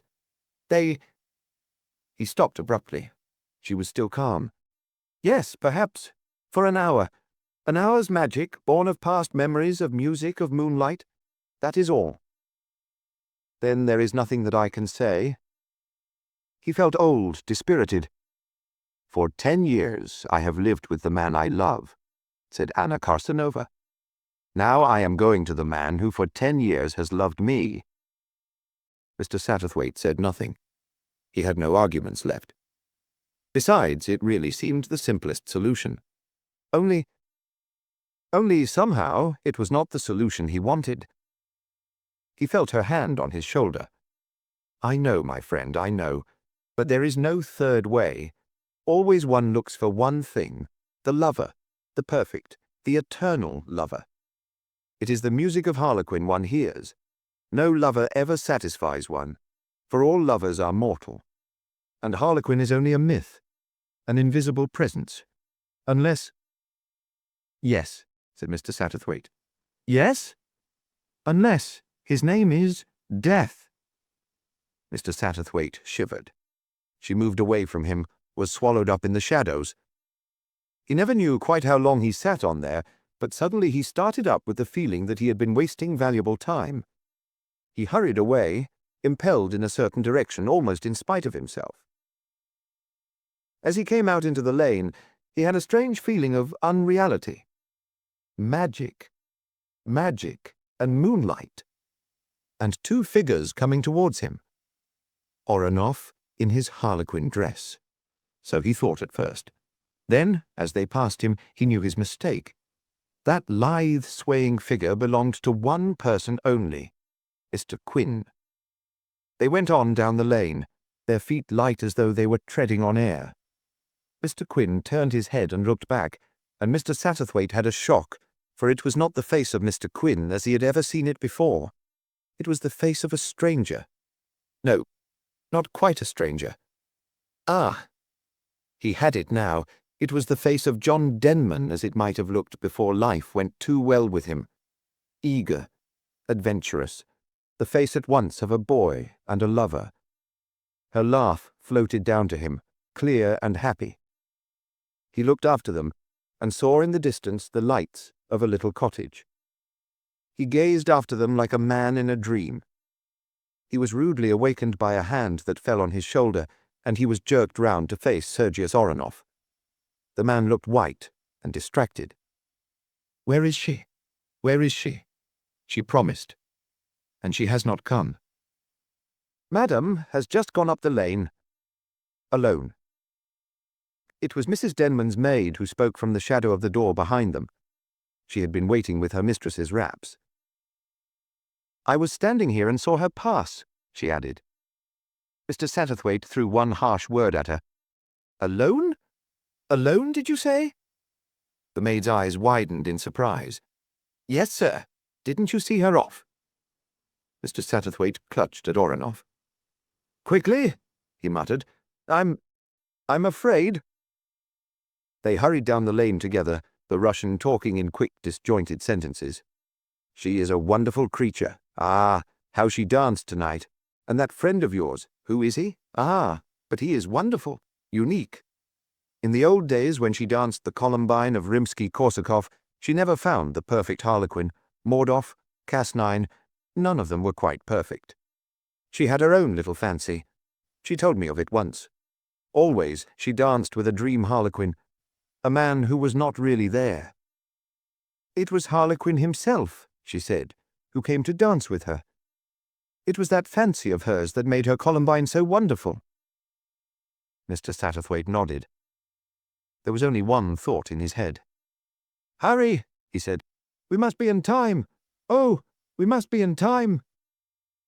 They came round the last corner, came to the deep pit and to something lying in it that had not been there before, the body of a woman lying in a wonderful pose, arms flung wide and head thrown back.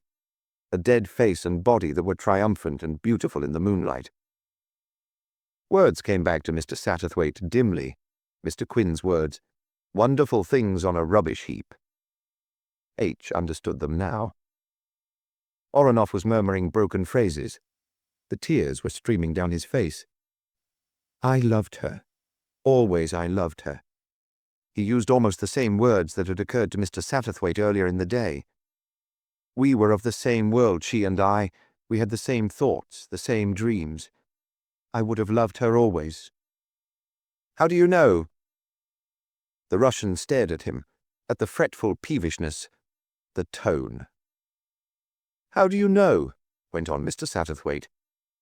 It what all lovers think, what all lovers say. There is one lover. He turned and almost ran into Mr. Quinn. In an agitated manner, Mr. Satterthwaite caught him by the arm and drew him aside. It was you, he said. It was you who were with Haiti just now. Mr. Quinn waited a minute, and then said gently, You can put it that way, if you like. And the maid didn't see you? The maid didn't see me. But I did.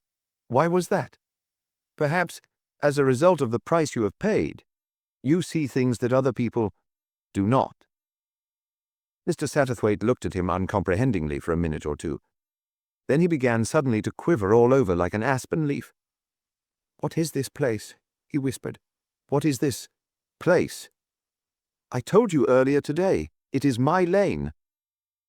A lover's lane, murmured Mr. Satterthwaite. And people pass along it. Most people, sooner or later. And at the end of it, what do they find? Mr. Quinn smiled. His voice was very gentle. He pointed at the ruined cottage above them. The house of their dreams, or a rubbish heap, who shall say? Mr. Satterthwaite looked up at him suddenly. A wild rebellion surged over him. He felt cheated, defrauded. But his voice shook, I have never passed down your lane. And do you regret? Mr. Satterthwaite quailed. Mr. Quinn seemed to have loomed to enormous proportions. Mr. Satterthwaite had a vista of something at once menacing and terrifying. Joy, sorrow, despair. And his comfortable little soul shrank back appalled. Do you regret? Mr. Quinn repeated his question. There was something terrible about him. No, Mr. Satterthwaite stammered. No. And then suddenly he rallied. But I see things, he cried. I may have been only a looker-on at life, but I see things that other people do not. You said so yourself, Mr. Quinn. But Mr. Quinn had vanished. Agatha Christie, The Bird with the Broken Wing. Mr. Satterthwaite looked out of the window. It was raining steadily. He shivered. Very few country houses, he reflected, were really properly heated. It cheered him to think that in a few hours' time he would be speeding towards London. Once one had passed 60 years of age, London was really much the best place. He was feeling a little old and pathetic. Most of the members of the house party were so young. 4 of them had just gone off into the library to do table turning. They had invited him to accompany them, but he had declined. He failed to derive any amusement from the monotonous counting of the letters of the alphabet and the usual meaningless jumble of letters that resulted. Yes, London was the best place for him. He was glad that he had declined Madge Keeley's invitation when she had rung up to invite him over to Laydell half an hour ago. An adorable young person, certainly, but London was best. Mr. Satterthwaite shivered again, and remembered that the fire in the library was usually a good one. He opened the door and adventured cautiously into the darkened room. If I'm not in the way. Was that N or M? We shall have to count again. No, of course not, Mr. Satterthwaite. Do you know, the most exciting things have been happening. The spirit says her name is Ada Spears, and John here is going to marry someone called Gladys Bunn almost immediately. Mr. Satterthwaite sat down in a big easy-chair in front of the fire. His eyelids drooped over his eyes, and he dozed. From time to time he returned to consciousness, hearing fragments of speech. It can't be P-A-B-Z-L, not unless he's a Russian. John, you're shoving. I saw you. I believe it's a new spirit come. Another interval of dozing. Then a name jerked him wide awake. Quin. Is that right? Yes, it's rapped once for yes. Quinn. Have you a message for someone here? Yes. For me? For John? For Sarah? For Evelyn? No, but there's no one else. Oh, it's for Mr. Satterthwaite, perhaps. It says, yes, Mr. Satterthwaite, it's a message for you. What does it say? Mr. Satterthwaite was broad awake now, sitting taut and erect in his chair, his eyes shining. The table rocked, and one of the girls counted. L-A-I. It can't be. That doesn't make sense. No word begins L-A-I. Go on, said Mr. Satterthwaite, and the command in his voice was so sharp that he was obeyed without question. Ladle and another L. Oh, that seems to be all. Go on. Tell us some more, please. A pause. There doesn't seem to be any more. The table's gone quite dead. How silly. No, said Mr. Satterthwaite thoughtfully. I don't think it's silly. He rose and left the room. He went straight to the telephone. Presently he was through. Can I speak to Miss Keeley? Is that you, Madge, my dear? I want to change my mind, if I may, and accept your kind invitation. It is not so urgent as I thought that I should get back to town. Yes, I will arrive in time for dinner. He hung up the receiver, a strange flush on his withered cheeks. Mr. Quinn, the mysterious Mr. Harley Quinn. Mr. Satterthwaite counted over on his fingers the times he had been brought into contact with that man of mystery. Where Mr. Quinn was concerned, things happened. What had happened or was going to happen at Lydell? Whatever it was, there was work for him, Mr. Satterthwaite, to do. In some way or other, he would have an active part to play. He was sure of that. Lydell was a large house. Its owner, David Keeley, was one of those quiet men with indeterminate personalities who seem to count as part of the furniture.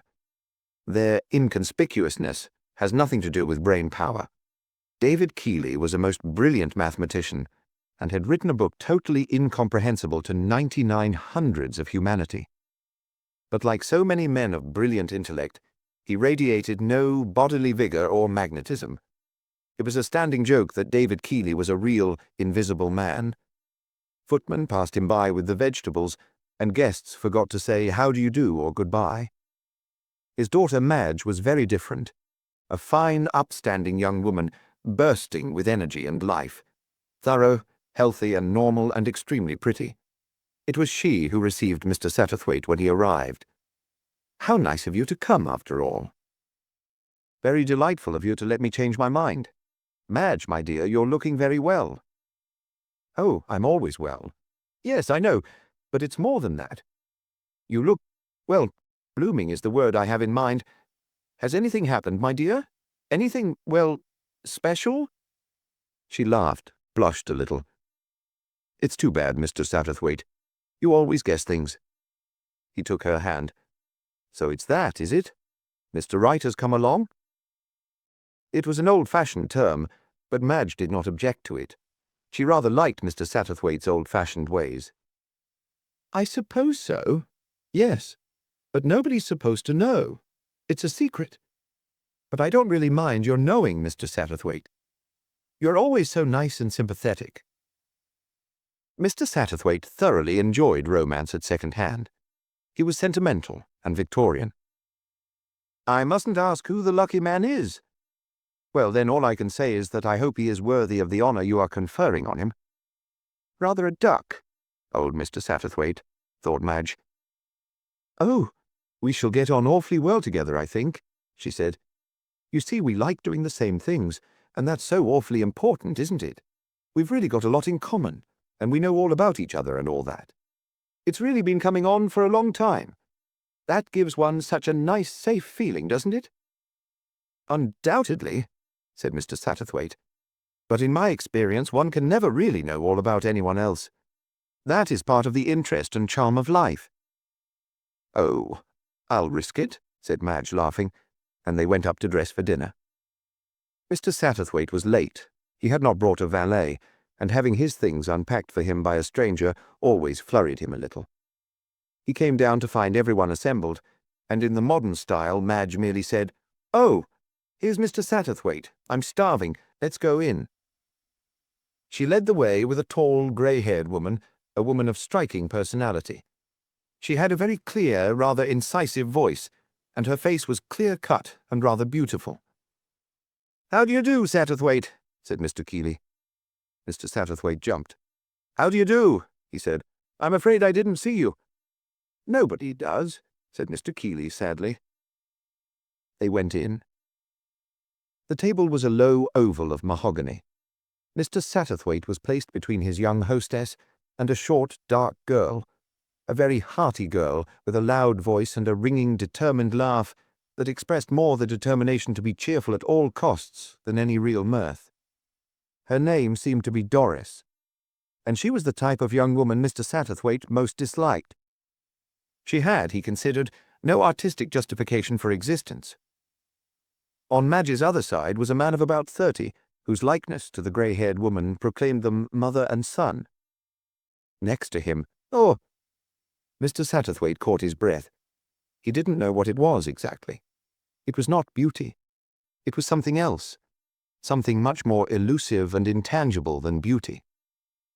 She was listening to Mr. Keeley's rather ponderous dinner-table conversation, her head bent a little sideways.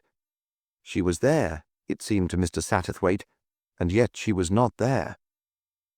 She was somehow a great deal less substantial than anyone else seated round the oval table. Something in the droop of her body sideways was beautiful, was more than beautiful. She looked up. Her eyes met Mr. Satterthwaite's for a moment across the table, and the word he wanted leapt to his mind. Enchantment, that was it. She had the quality of enchantment. She might have been one of those creatures who are only half human, one of the hidden people from the hollow hills. She made everyone else look rather too real, but at the same time, in a queer way, she stirred his pity. It was as though semi-humanity handicapped her. He sought for a phrase, and found it. "A bird with a broken wing," said Mr. Satterthwaite. Satisfied, he turned his mind back to the subject of girl guides, and hoped that the girl, Doris, had not noticed his abstraction. When she turned to the man on the other side of her, a man Mr. Satterthwaite had hardly noticed, he himself turned to Madge. "Who is the lady sitting next to your father?" he asked in a low voice. "Mrs. Graham?" "Oh, no. You mean Mabello. Don't you know her? Mabel Annesley. She was a Clydesley, one of the ill-fated Clydesleys." He started. The ill-fated Clydesleys. He remembered. A brother had shot himself, a sister had been drowned, another had perished in an earthquake. A queer, doomed family. This girl must be the youngest of them. His thoughts were recalled suddenly. Madge's hand touched his under the table. Everyone else was talking. She gave a faint inclination of her head to her left. "That's him," she murmured ungrammatically. Mr. Satterthwaite nodded quickly in comprehension. So this young Graham was the man of Madge's choice. Well, she could hardly have done better as far as appearances went. And Mr. Satterthwaite was a shrewd observer, a pleasant, likeable, rather matter-of-fact young fellow. They'd make a nice pair, no nonsense about either of them, good, healthy, sociable young folk. Laydell was run on old-fashioned lines. The ladies left the dining-room first. Mr. Satterthwaite moved up to Graham and began to talk to him. His estimate of the young man was confirmed, yet there was something that struck him as being not quite true to type. Roger Graham was distrait. His mind seemed far away. His hand shook as he replaced the glass on the table.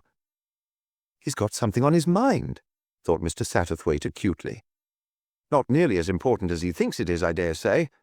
All the same, I wonder what it is." Mr. Satterthwaite was in the habit of swallowing a couple of digestive pastilles after meals. Having neglected to bring them down with him, he went up to his room to fetch them. On his way down to the drawing-room, he passed along the long corridor on the ground floor. About halfway along it was a room known as the terrace room. As Mr. Satterthwaite looked through the open doorway in passing, he stopped short. Moonlight was streaming into the room. The latticed panes gave it a queer, rhythmic pattern. A figure was sitting on the low window-sill, drooping a little sideways and softly twanging the string of a ukulele, not in a jazz rhythm, but in a far older rhythm, the beat of fairy horses riding on fairy hills. Mr. Satterthwaite stood fascinated. She wore a dress of dull, dark blue chiffon, ruched and pleated, so that it looked like the feathers of a bird. She bent over the instrument, crooning to it. He came into the room, slowly, step by step. He was close to her when she looked up and saw him. She didn't start, he noticed, or seem surprised. "I hope I'm not intruding," he began. "Please, sit down." He sat near her on a polished oak chair. She hummed softly under her breath. "There's a lot of magic about tonight," she said. "Don't you think so?" "Yes, there was a lot of magic about. They wanted me to fetch my uke," she explained. "And as I passed here, I thought it would be so lovely to be alone here, in the dark and the moon. Then Mr. Satterthwaite half rose, but she stopped him. "Don't go. You fit in somehow. It's queer, but you do." He sat down again. "It's been a queer sort of evening," she said. "I was out in the woods late this afternoon, and I met a man, such a strange sort of man, tall and dark, like a lost soul. The sun was setting, and the light of it through the trees made him look like a kind of harlequin." "Ah!" Mr. Satterthwaite leant forward. His interest quickened. "I wanted to speak to him. He looked so like somebody I know, but I lost him in the trees." "I think I know him," said Mr. Satterthwaite.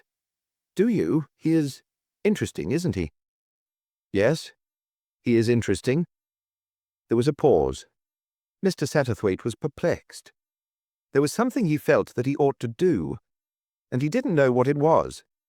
"But surely it had to do with this girl," he said rather clumsily. "Sometimes, when one is unhappy, one wants to get away." "Yes, that's true." She broke off suddenly. "Oh, I see what you mean, but you're wrong. It's just the other way round. I wanted to be alone because I'm happy. Happy. Terribly happy." She spoke quite quietly, but Mr. Satterthwaite had a sudden sense of shock. What this strange girl meant by being happy wasn't the same as Madge Keeley would have meant by the same words. Happiness, for Mabel Annesley, meant tone kind of intense and vivid ecstasy. Something that was not only human, but more than human. He shrank back a little. "I didn't know," he said clumsily. "Of course you couldn't, and it's not the actual thing. I'm not happy yet, but I'm going to be." She leaned forward.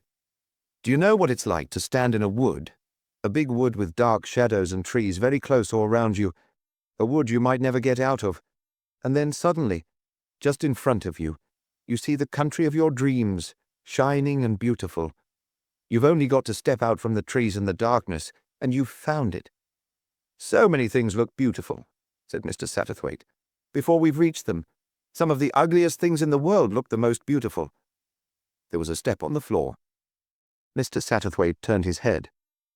A fair man with a stupid, rather wooden face stood there. He was the man Mr. Satterthwaite had hardly noticed at the dinner table. "They're waiting for you, Mabel," he said. She got up. The expression had gone out of her face. Her voice was flat and calm. "I'm coming, Gerard," she said. "I've been talking to Mr. Satterthwaite." She went out of the room, Mr. Satterthwaite following. He turned his head over his shoulder as he went and caught the expression on her husband's face. A hungry, despairing look. "Enchantment," thought Mr. Satterthwaite. "He feels it right enough.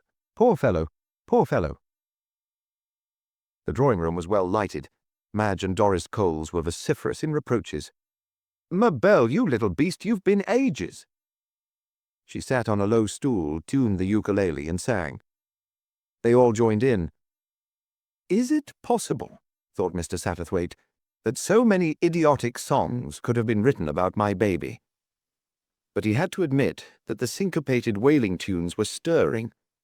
though of course they weren't a patch on the old-fashioned waltz. The air got very smoky. The syncopated rhythm went on. No conversation, thought Mr. Satterthwaite. No good musk. No peace. He wished the world had not become definitely so noisy. Suddenly Mabel Annesley broke off, smiled across the room at him, and began to sing a song of Grieg's. My swan, my fair one. It was a favourite of Mr. Satterthwaite's. He liked the note of ingenuous surprise at the end. Wert only a swan then? A swan then? After that, the party broke up. Madge offered drinks, whilst her father picked up the discarded ukulele and began twanging it absent-mindedly. The party exchanged good nights, drifted nearer and nearer to the door. Everyone talked at once. Gerard Annesley slipped away unostentatiously, leaving the others. Outside the drawing-room door, Mr. Satterthwaite bade Mrs. Graham a ceremonious good night. There were 2 staircases, one close at hand, the other at the end of a long corridor. It was by the latter that Mr. Satterthwaite reached his room. Mrs. Graham and her son passed up the stairs near at hand, whence the quiet Gerard Annesley had already preceded them. "You'd better get your ukulele, Mabel," said Madge. "You'll forget it in the morning if you don't. You've got to make such an early start." "Come on, Mr. Satterthwaite," said Doris Coles, seizing him boisterously by one arm. "Early to bed, etc." Madge took him by the other arm, and all 3 ran down the corridor to peals of Doris's laughter. They paused at the end to wait for David Keeley, who was following at a much more sedate pace, turning out electric lights as he came. The 4 of them went upstairs together. Mr. Satterthwaite was just preparing to descend to the dining-room for breakfast on the following morning, when there was a light tap on the door, and Madge Keeley entered. Her face was dead white, and she was shivering all over. "Oh, Mr. Satterthwaite." "My dear child, what's happened?" He took her hand. Mabel Annesley." "Yes." What had happened? What? Something terrible, he knew that. Madge could hardly get the words out. She hanged herself last night, on the back of her door. Oh, it's too horrible." She broke down, sobbing. "Hanged herself? Impossible. Incomprehensible. He said a few soothing old-fashioned words to Madge and hurried downstairs. He found David Keeley looking perplexed and incompetent. "I've telephoned to the police, Satterthwaite. Apparently that's got to be done. So the doctor said. He's just finished examining the... Good Lord, it's a beastly business. She must have been desperately unhappy. To do it that way. Queer that song last night. Swan song, eh? She looked rather like a swan. A black swan." "Yes." "Swan song," repeated Keeley. "Shows it was in her mind, eh?" "It would seem so. Yes, certainly it would seem so." He hesitated, then asked if he might see His host comprehended the stammering request. "If you want to... I'd forgotten you have a penchant for human tragedies." He led the way up the broad staircase. Mr. Satterthwaite followed him. At the head of the stairs was the room occupied by Roger Graham, and opposite it, on the other side of the passage, his mother's room. The latter door was ajar, and a faint wisp of smoke floated through it. A momentary surprise invaded Mr. Satterthwaite's mind. He had not judged Mrs. Graham to be a woman who smoked so early in die-day. Indeed, he had had the idea that she did not smoke at all. They went along the passage to the end door but one. David Keeley entered the room and Mr. Satterthwaite followed him. The room was not a very large one and showed signs of a man's occupation. A door in the wall led into a second room. A bit of cut rope still dangled from a hook high up on the door. On the bed, Mr. Satterthwaite stood for a minute looking down on the heap of huddled chiffon. He noticed that it was ruched and pleated like the plumage of a bird. At the face, after one glance, he did not look again. He glanced from the door with its dangling rope to the communicating door through which they had come. Was that open? Yes. At least the maid says so. Annesley slept in there. Did he hear anything? He says nothing. almost incredible," murmured Mr. Satterthwaite. He looked back at the form on the bed. "Where is he?" "Annesley. He's downstairs with the doctor." They went downstairs to find an inspector of police had arrived. Mr. Satterthwaite was agreeably surprised to recognize in him an old acquaintance, Inspector Wingfield. The inspector went upstairs with the doctor, and a few minutes later a request came that all members of the house party should assemble in the drawing-room. The blinds had been drawn, and the whole room had a funereal aspect. Doris Coles looked frightened and subdued. Every now and then she dabbed her eyes with a handkerchief. Madge was resolute and alert, her feelings fully under control by now. Mrs. Graham was composed as always, her face grave and impassive. The tragedy seemed to have affected her son more keenly than anyone. He looked a positive wreck this morning. David Keeley, as usual, had subsided into the background. The bereaved husband sat alone, a little apart from the others. There was a queer, dazed look about him, as though he could hardly realize what had taken place. Mr. Satterthwaite, outwardly composed, was inwardly seething with the importance of a duty shortly to be performed. Inspector Wingfield, followed by Dr. Morris, came in and shut the door behind him. He cleared his throat and spoke. "This is a very sad occurrence. Very sad, I'm sure. It's necessary, under the circumstances, that I should ask everybody a few questions. You'll not object, I'm sure. I'll begin with Mr. Annesley. You'll forgive my asking, sir, but had your good lady ever threatened to take her life?" Mr. Satterthwaite opened his lips impulsively, then closed them again. There was plenty of time. Better not speak too soon. No, I don't think so." His voice was so hesitating, so peculiar, that everyone shot a covert glance at him. "You're not sure, sir?" "Yes, I'm quite sure. She didn't." "Ah. Were you aware that she was unhappy in any way?" No, I wasn't." "She said nothing to you? About feeling depressed, for instance?" No, nothing." Whatever the inspector thought, he said nothing. Instead, he proceeded to his next point. "Will you describe to me briefly the events of last night?" "We all went up to bed. I fell asleep immediately and heard nothing. The housemaid's scream aroused me this morning. I rushed into the adjoining room and found my wife, and found her—" His voice broke. The inspector nodded. Yes, that's quite enough. We needn't go into that. When did you last see your wife? The night before?" Downstairs." "Downstairs?" "Yes. We all left the drawing-room together. I went straight up, leaving the others talking in the hall." "And you didn't see your wife again? Didn't she say good night when she came up to bed?" "I was asleep when she came up." "But she only followed you a few minutes later. That's right, isn't it, sir?" He looked at David Keeley, who nodded. "She hadn't come up half an hour later."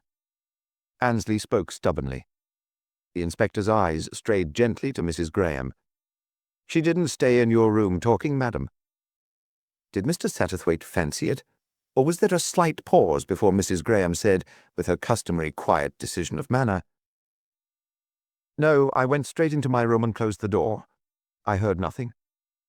"And you say, sir," the inspector had shifted his attention back to Annesley, "that you slept and heard nothing. The communicating door was open, was it not?" I believe so, but my wife would have entered her room by the other door from the corridor." "Even so, sir, there would have been certain sounds, a choking noise, a drumming of heels on the door. No." It was Mr. Satterthwaite who spoke, impetuously, unable to stop himself. Every eye turned towards him in surprise. He himself became nervous, stammered, and turned pink. I beg your pardon, Inspector, but I must speak. You are on the wrong track. The wrong track altogether. Mrs. Annesley did not kill herself, I am sure of it. She was murdered." There was a dead silence. Then Inspector Wingfield said quietly, "What leads you to say that, sir?" It is a feeling. A very strong feeling. But I think, sir, there must be more than that to it. There must be some particular reason." Well, of course there was a particular reason. There was the mysterious message from Mr. Quinn. But you couldn't tell a police inspector that. Mr. Satterthwaite cast about desperately and found something. "Last night, when we were talking together, she said she was very happy. Very happy. Just that. That wasn't like a woman thinking of committing suicide." He was triumphant. He added, "She went back to the drawing room to fetch her ukulele so that she wouldn't forget it in the morning. That didn't look like suicide either." "No," admitted the inspector. "No, perhaps it didn't." He turned to David Keeley. "Did she take the ukulele upstairs with her?" The mathematician tried to remember. "I think, yes, she did. She went upstairs carrying it in her hand. I remember seeing it just as she turned the corner of the staircase before I turned off the light down here." "Oh," cried Madge, "but it's here now." She pointed dramatically to where the ukulele lay on a table. "That's curious," said the inspector. He stepped swiftly across and rang the bell. A brief order sent the butler in search of the housemaid whose business it was to do the rooms in the morning. She came and was quite positive in her answer. The ukulele had been there first thing that morning when she had dusted. Inspector Wingfield dismissed her and then said curtly, "I would like to speak to Mr. Satterthwaite in private, please. Everyone may go, but no one is to leave the house." Mr. Satterthwaite twittered into speech as soon as the door had closed behind the others. I am sure, Inspector, that you have the case excellently in hand." "Excellently. I just felt that, having, as I say, a very strong feeling—" The inspector arrested further speech with an upraised hand. "You're quite right, Mr. Satterthwaite. The lady was murdered." "You knew it?" Mr. Satterthwaite was chagrined. There were certain things that puzzled Dr. Morris. He looked across at the doctor who had remained, and the doctor assented to his statement with a nod of the head. "We made a thorough examination. The rope that was round her neck wasn't the rope that she was strangled with. It was something much thinner that did the job, something more like a wire. It had cut right into the flesh. The mark of the rope was superimposed on it. She was strangled and then hung up on the door afterwards to make it look like suicide." "But who? Oh?" "Yes," said the inspector. "Who? That's the question. What about the husband sleeping next door, who never said good night to his wife and who heard nothing? I should say we hadn't far to look. Must find out what terms they were on." "That's where you can be useful to us, Mr. Satterthwaite. You've the entree here, and you can get the hang of things in a way we can't. Find out what relations there were between the two." "I hardly like—" began Mr. Satterthwaite, stiffening. "It won't be the first murder mystery you've helped us with. I remember the case of Mrs. Strangeways. You've got a flair for that sort of thing, sir. An absolute flair." Yes, it was true. He had a flair. He said quietly, "I will do my best, Inspector." Had Gerard Annesley killed his wife? Had he? Mr. Satterthwaite recalled that look of misery last night. He loved her, and he was suffering. Suffering will drive a man to strange deeds. But there was something else, some other factor. Mabel had spoken of herself as coming out of a wood. She was looking forward to happiness, not a quiet, rational happiness, but a happiness that was irrational, a wild ecstasy. If Gerard Annesley had spoken the truth, Mabel had not come to her room till at least half an hour later than he had done. Yet David Keeley had seen her going up those stairs. There were two other rooms occupied in that wing. There was Mrs. Graham's, and there was her son's. Her son's, but he and Madge. Surely Madge would have guessed. But Madge wasn't the guessing kind. All the same, no smoke without fire. Smoke! Ah, he remembered. A wisp of smoke curling out through Mrs. Graham's bedroom door. He acted an impulse. Straight up the stairs and into her room. It was empty. He closed the door behind him and locked it. He went across to the grate, a heap of charred fragments. Very gingerly he raked them over with his finger. His luck was in. In the very center were some unburnt fragments. Fragments of letters. Very disjointed fragments, but they told him something of value. "Life can be wonderful, Roger, darling. I never knew. All my life has been a dream till I met you, Roger. Gerard knows, I think. I am sorry. But what can I do? Nothing is real to me but you, Roger. We shall be together soon." "What are you going to tell him at Laydell, Roger?" "You write strangely, but I am not afraid." Very carefully Mr. Satterthwaite put the fragments into an envelope from the writing table. He went to the door, unlocked it, and opened it to find himself face to face with Mrs. Graham. It was an awkward moment, and Mr. Satterthwaite was momentarily out of countenance. He did what was, perhaps, the best thing, attacked the situation with simplicity. "I have been searching your room, Mrs. Graham. I have found something. A packet of letters imperfectly burnt." A wave of alarm passed over her face. It was gone in a flash, but it had been there. "Letters from Mrs. Annesley to your son." She hesitated for a minute, then said quietly, "That is so. I thought they would be better burnt." "For what reason?" "My son is engaged to be married. These letters, if they had been brought into publicity through the poor girl's suicide, might have caused much pain and trouble. Your son could burn his own letters."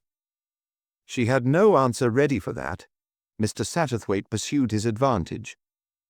"You found these letters in his room, brought them into your room, and burnt them. Why? You were afraid, Mrs. Graham?" "I am not in the habit of being afraid, Mr. Satterthwaite." "No, but this was a desperate case." "Desperate?" "Your son might have been in danger of arrest for murder." "Murder?" He saw her face go white. He went on quickly. "You heard Mrs. Annesley go into your son's room last night. He had told her of his engagement?" "No, I see he hadn't. He told her then. They quarrelled, and he—" "That's a lie." They had been so absorbed in their duel of words that they had not heard approaching footsteps. Roger Graham had come up behind them unperceived by either. "It's all right, Mother. Don't worry. Come into my room, Mr. Satterthwaite." Mr. Satterthwaite followed him into his room. Mrs. Graham had turned away and did not attempt to follow them. Roger Graham shut the door. "Listen, Mr. Satterthwaite, you think I killed Mabel. You think I strangled her here, and took her along and hung her up on that door later, when everyone was asleep." Mr. Satterthwaite stared at him. Then he said surprisingly, "No, I do not think so." "Thank God for that. I couldn't have killed Mabel. I loved her. Or didn't I?" "I don't know. It's a tangle that I can't explain. I'm fond of Madge. I always have been. And she's such a good sort. We suit each other. But Mabel was different. It was, I can't explain it, a sort of enchantment I think, afraid of her." Mr. Satterthwaite nodded. "It was madness, a kind of bewildering ecstasy. But it was impossible. It wouldn't have worked. That sort of thing doesn't last. I know what it means now to have a spell cast over you." "Yes, it must have been like that," said Mr. Satterthwaite thoughtfully.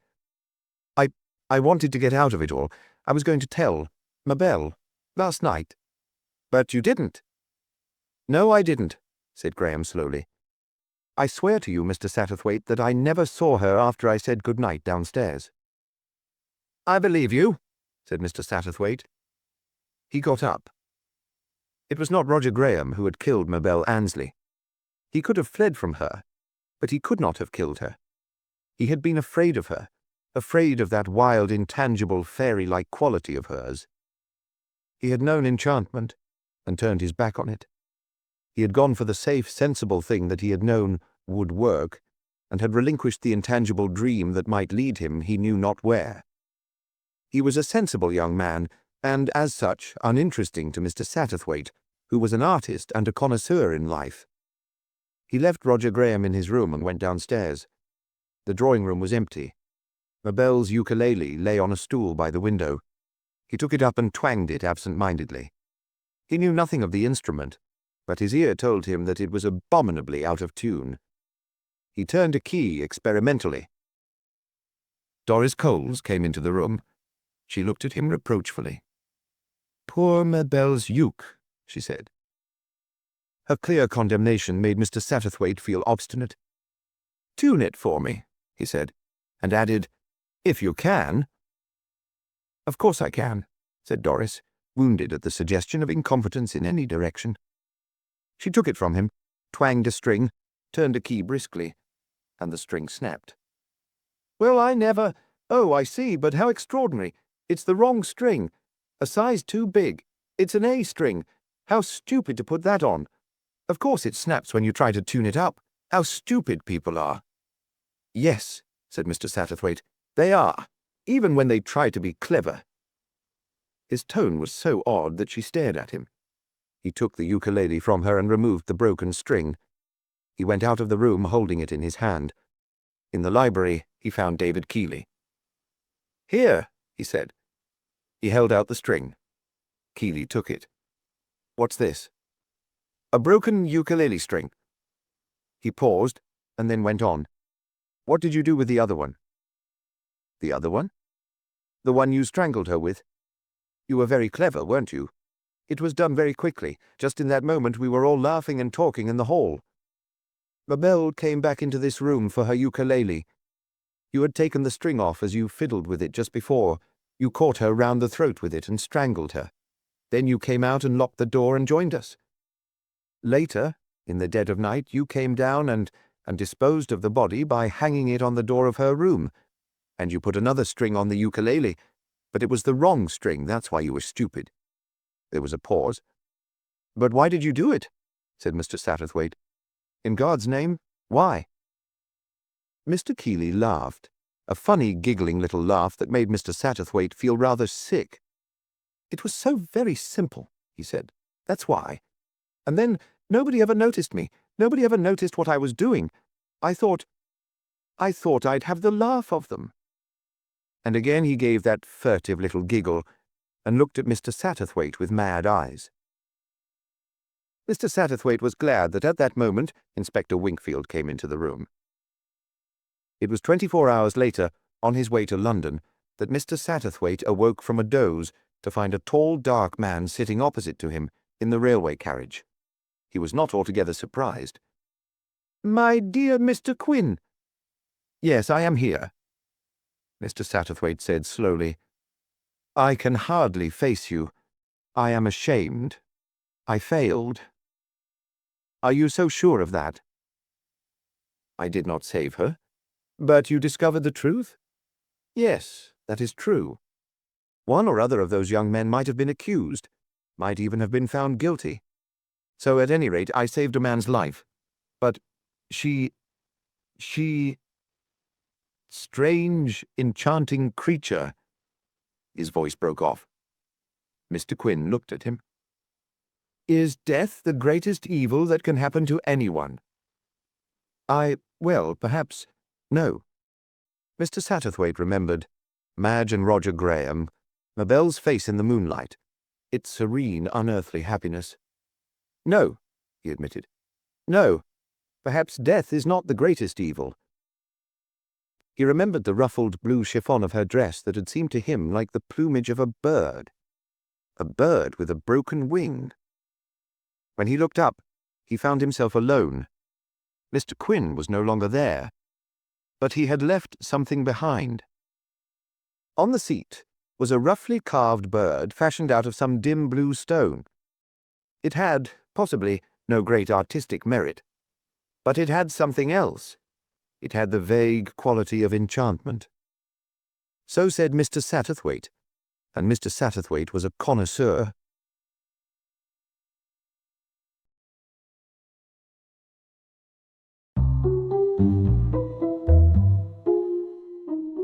Agatha Christie, Blindman's Buff. "Right," said Tommy, and replaced the receiver on its hoof. Then he turned to Tuppence. "That was the chief.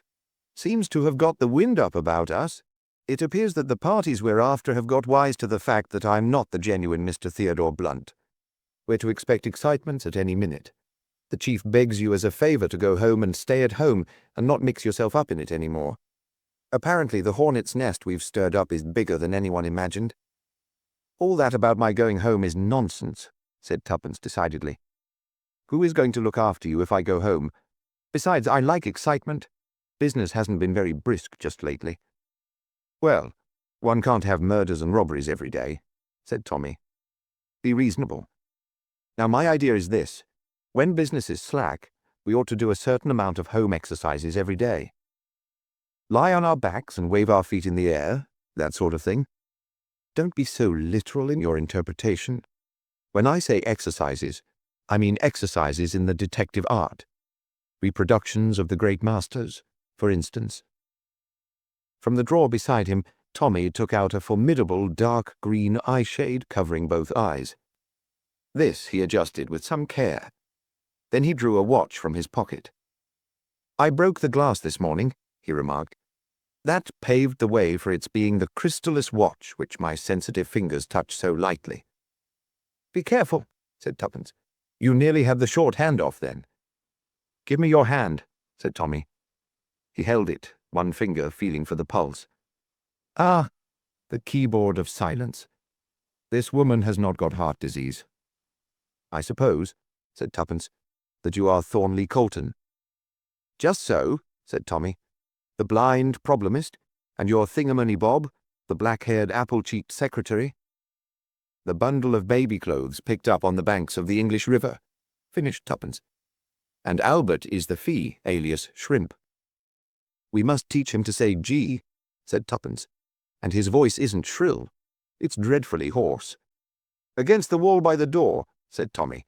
"You perceive the slim, hollow cane which held in my sensitive hand tells me so much." He rose and cannoned into a chair. "Damn," said Tommy. "I forgot that chair was there." "It must be beastly to be blind," said Tuppence with feeling. "Rather," agreed Tommy heartily. "I'm sorrier for all those poor devils who lost their eyesight in the war than for anyone else. But they say that when you live in the dark, you really do develop special senses. That's what I want to try and see if one couldn't do. It would be jolly handy to train oneself to be some good in the dark. Now, Tuppence, be a good Sidney Thames. How many steps to that cane?" Tuppence made a desperate guess. 3 straight, 5 left," she hazarded. Tommy paced it uncertainly, Tuppence interrupting with a cry of warning as she realized that the 4th step left would take him slap against the wall. "There's a lot in this," said Tuppence. "You've no idea how difficult it is to judge how many steps are needed." "It's jolly interesting," said Tommy. "Call Albert in. I'm going to shake hands with you both and see if I know which is which." "All right," said Tuppence. "But Albert must wash his hands first. They're sure to be sticky from those beastly acid drops he's always eating." Albert, introduced to the game, was full of interest. Tommy, the handshakes completed, smiled complacently. "The keyboard of silence cannot lie," he murmured. "The first was Albert, the second, you, Tuppence." "Wrong," shrieked Tuppence. "Keyboard of silence indeed. You went by my wedding ring, and I put that on Albert's finger." Various other experiments were carried out, with indifferent success. "But it's coming," declared Tommy. "One can't expect to be infallible straight away. I tell you what, it's just lunchtime. You and I will go to the Blitz, Tuppence. Blind man and his keeper. Some jolly useful tips to be picked up there." "I say, Tommy, we shall get into trouble." "No, we shan't. I shall behave quite like the little gentleman. But I bet you that by the end of luncheon I shall be startling you." All protests being thus overborne, a quarter of an hour later saw Tommy and Tuppence comfortably ensconced at a corner table in the gold room of the Blitz. Tommy ran his fingers lightly over the menu. "Pilaf de homard and grilled chicken for me," he murmured. Tuppence also made her selection, and the waiter moved away. "So far, so good," said Tommy. "Now for a more ambitious venture. What beautiful legs that girl in the short skirt has, the one who has just come in." "How was that done, Thorn?" "Beautiful legs impart a particular vibration to the floor which is received by my hollow cane. Or, to be honest, in a big restaurant there is nearly always a girl with beautiful legs standing in the doorway looking for her friends, and with short skirts going about, she'd be sure to take advantage of them." The meal proceeded. "The man 2 tables from us is a very wealthy profiteer, I fancy," said Tommy carelessly. "Pretty good," said Tuppence appreciatively. "I don't follow that one." "I shan't tell you how it's done every time. It spoils my show. The head waiter is serving champagne 3 tables off to the right. A stout woman in black is about to pass our table. Tommy, how can you— Aha! You're beginning to see what I can do. That's a nice girl in brown just getting up at the table behind you. Snoo, said Tuppence. It's a young man in grey. Oh, said Tommy, momentarily disconcerted. And at that moment, two men who had been sitting at a table not far away, and who had been watching the young pair with keen interest, got up and came across to the corner table. Excuse me, said the elder of the two, a tall, well-dressed man with an eyeglass and a small grey moustache. But you have been pointed out to me as Mr. Theodore Blunt. May I ask if that is so? Tommy hesitated a minute, feeling somewhat at a disadvantage. Then he bowed his head. That is so. I am Mr. Blunt. What an unexpected piece of good fortune. Mr. Blunt, I was going to call at your offices after lunch. I am in trouble, very grave trouble. But excuse me, you have had some accident to your eyes. My dear sir, said Tommy in a melancholy voice, I am blind, completely blind. What? You are astonished, but surely you have heard of blind detectives. In fiction, never in real life. And I have certainly never heard that you were blind. Many people are not aware of the fact, murmured Tommy. I am wearing an eye shade today to save my eyeballs from glare, but without it, quite a host of people have never suspected my infirmity, if you call it that. You see, my eyes cannot mislead me. But enough of all this. Shall we go at once to my office, or will you give me the facts of the case here? The latter would be best, I think. A waiter brought up 2 extra chairs, and the 2 men sat down. The second man, who had not yet spoken, was shorter, sturdy in build, and very dark. It is a matter of great delicacy, said the older man, dropping his voice confidentially. He looked uncertainly at Tuppence. Mr. Blunt seemed to feel the glance. Let me introduce my confidential secretary, he said, Miss Ganges. Found on the banks of the Indian River, a mere bundle of baby clothes. Very sad history. Miss Ganges is my eyes. She accompanies me everywhere. The stranger acknowledged the introduction with a bow. Then I can speak out. Mr. Blunt, my daughter, a girl of 16, has been abducted under somewhat peculiar circumstances. I discovered this half an hour ago. The circumstances of the case were such that I dared not call in the police. Instead, I rang up your office. They told me you were out to lunch but would be back by 2:30. I came in here with my friend Captain Harker. The short man jerked his head and muttered something. By the greatest good fortune you happen to be lunching here also. We must lose no time. You must return with me to my house immediately. Tommy demurred cautiously. I can be with you in half an hour. I must return to my office first. Captain Harker, turning to glance at Tuppence, may have been surprised to see a half-smile lurking for a moment at the corners of her mouth. No, no, that will not do. You must return with me. The grey-haired man took a card from his pocket and handed it across the table. That is my name. Tommy fingered it. My fingers are hardly sensitive enough for that, he said with a smile, and handed it to Tuppence, who read out in a low voice, The Duke of Blairgowrie. She looked with great interest at their client. The Duke of Blairgowrie was well known to be a most haughty and inaccessible nobleman, who had married as a wife the daughter of a Chicago pork butcher, many years younger than himself, and of a lively temperament that augured ill for their future together. There had been rumors of disaccord lately. You will come at once, Mr. Blunt? Said the Duke, with a tinge of acerbity in his manner. Tommy yielded to the inevitable. Miss Ganges and I will come with you, he said quietly. You will excuse my just stopping to drink a large cup of black coffee. They will serve it immediately. I am subject to very distressing headaches, the result of my eye trouble, and the coffee steadies my nerves. He called a waiter and gave the order. Then he spoke to Tuppence. Miss Ganges, I am lunching here tomorrow with the French prefect of police. Just note down the luncheon and give it to the head waiter with instructions to reserve me my usual table. I am assisting the French police in an important case. The fee, he paused, is considerable. Are you ready, Miss Ganges? Quite ready, said Tuppence, her stylo poised. We will start with that special salad of shrimps that they have here. Then to follow, let me see, to follow, yes, omelette blitz, and perhaps a couple of tundedos à l'étranger." He looked up, catching the Duke's eye. "You will forgive me, I hope," he murmured. "Ah, yes, soufflé en surprise. That will conclude the repast. A most interesting man, the French prefect. You know him, perhaps?" The other replied in the negative, as Tuppence rose and went to speak to the head waiter. Presently she returned, just as the coffee was brought. Tommy drank a large cup of it, sipping it slowly, then rose. "My cane, Miss Ganges?" "Thank you. Directions, please?" It was a moment of agony for Tuppence. "One right, 18 straight. About the 5th step there is a waiter serving the table on your left." Swinging his cane jauntily, Tommy set out.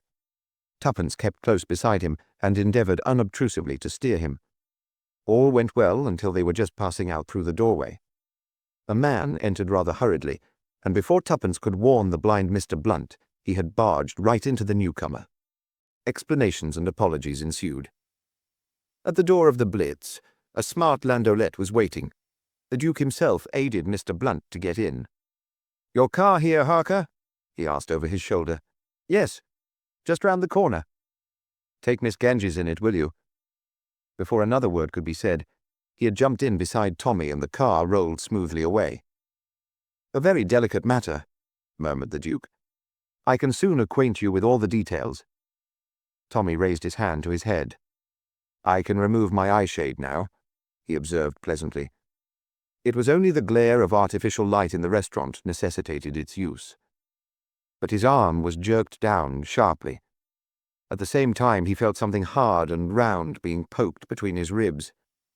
"No, my dear Mr. Blunt," said the Duke's voice, but a voice that seemed suddenly different. "You will not remove that eyeshade. You will sit perfectly still and not move in any way. You understand? I don't want this pistol of mine to go off. You see, I happen not to be the Duke of Blairgowrie at all. I borrowed his name for the occasion, knowing that you would not refuse to accompany such a celebrated client. I am something much more prosaic, a ham merchant who has lost his wife." He felt the start the other gave. "That tells you something," he laughed. "My dear young man, you have been incredibly foolish. I'm very much afraid that your activities will be curtailed in future." He spoke the last words with a sinister relish. Tommy sat motionless. He did not reply to the other's taunts. Presently the car slackened its pace and drew up. "Just a minute," said the pseudo. "Duke."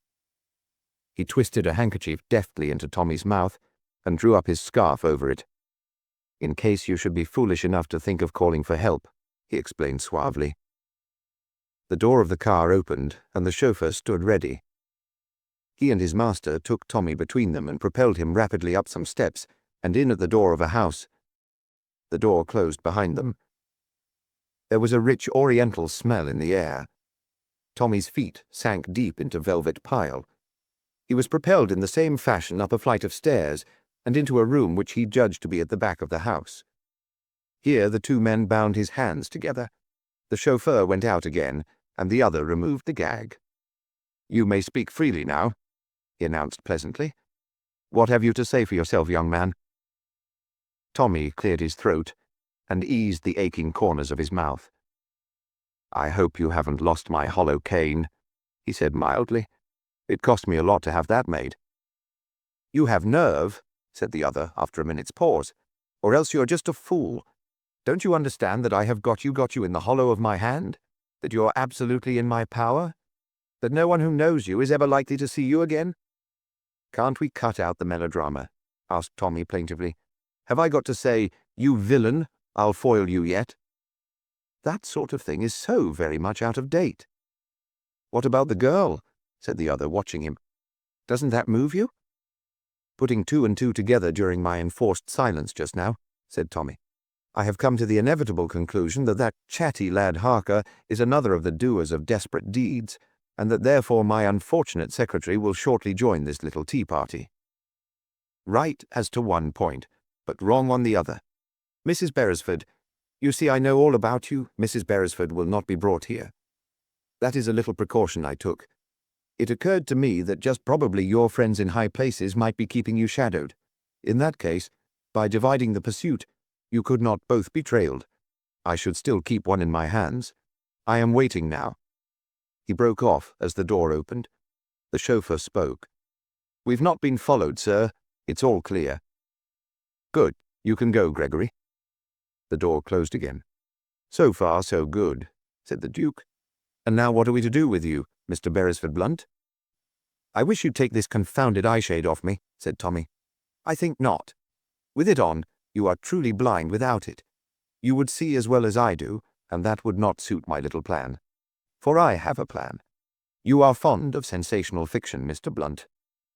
This little game that you and your wife were playing today proves that. Now I too have arranged a little game, something rather ingenious, as I am sure you will admit when I explain it to you. You see, this floor on which you are standing is made of metal, and here and there on its surface are little projections. I touch a switch so." A sharp click sounded.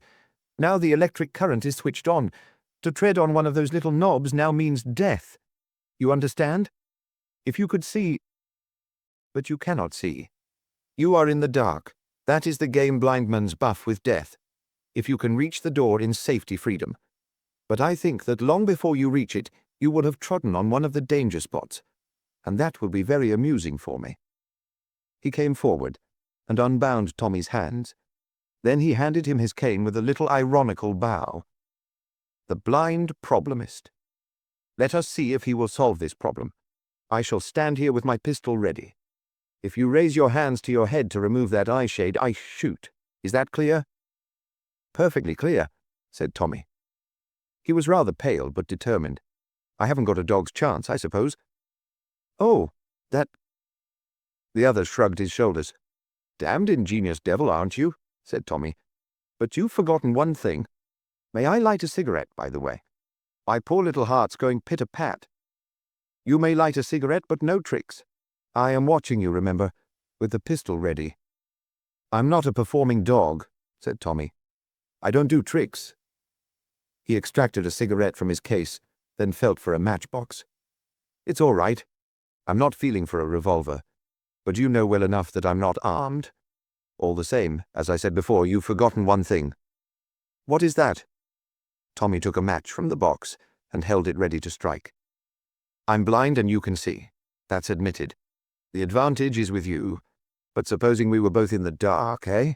Where's your advantage then?" He struck the match. The Duke laughed contemptuously. "Thinking of shooting at the switch of the lights? Plunging the room into darkness? It can't be done." "Just so," said Tommy. "I can't give you darkness. But extremes meet, you know. What about light?"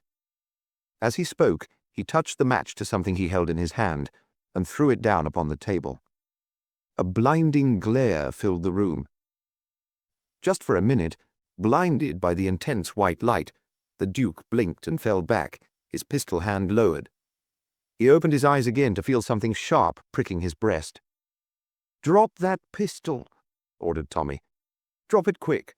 I agree with you that a hollow cane is a pretty rotten affair, so I didn't get one. A good sword stick is a very useful weapon, though. Don't you think so? Almost as useful as magnesium wire. Drop that pistol."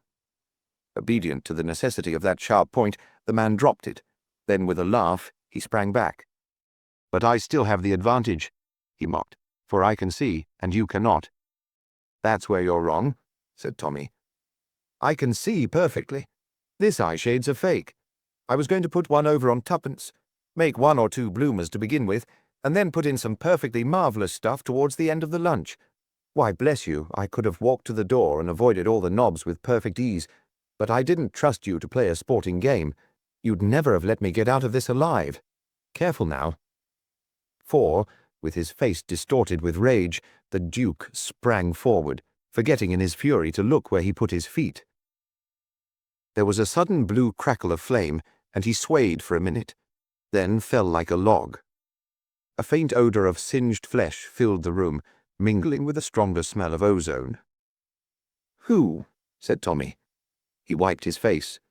Then, moving gingerly, and with every precaution, he reached the walk and touched the switch he had seen the other manipulate. He crossed the room to the door, opened it carefully, and looked out.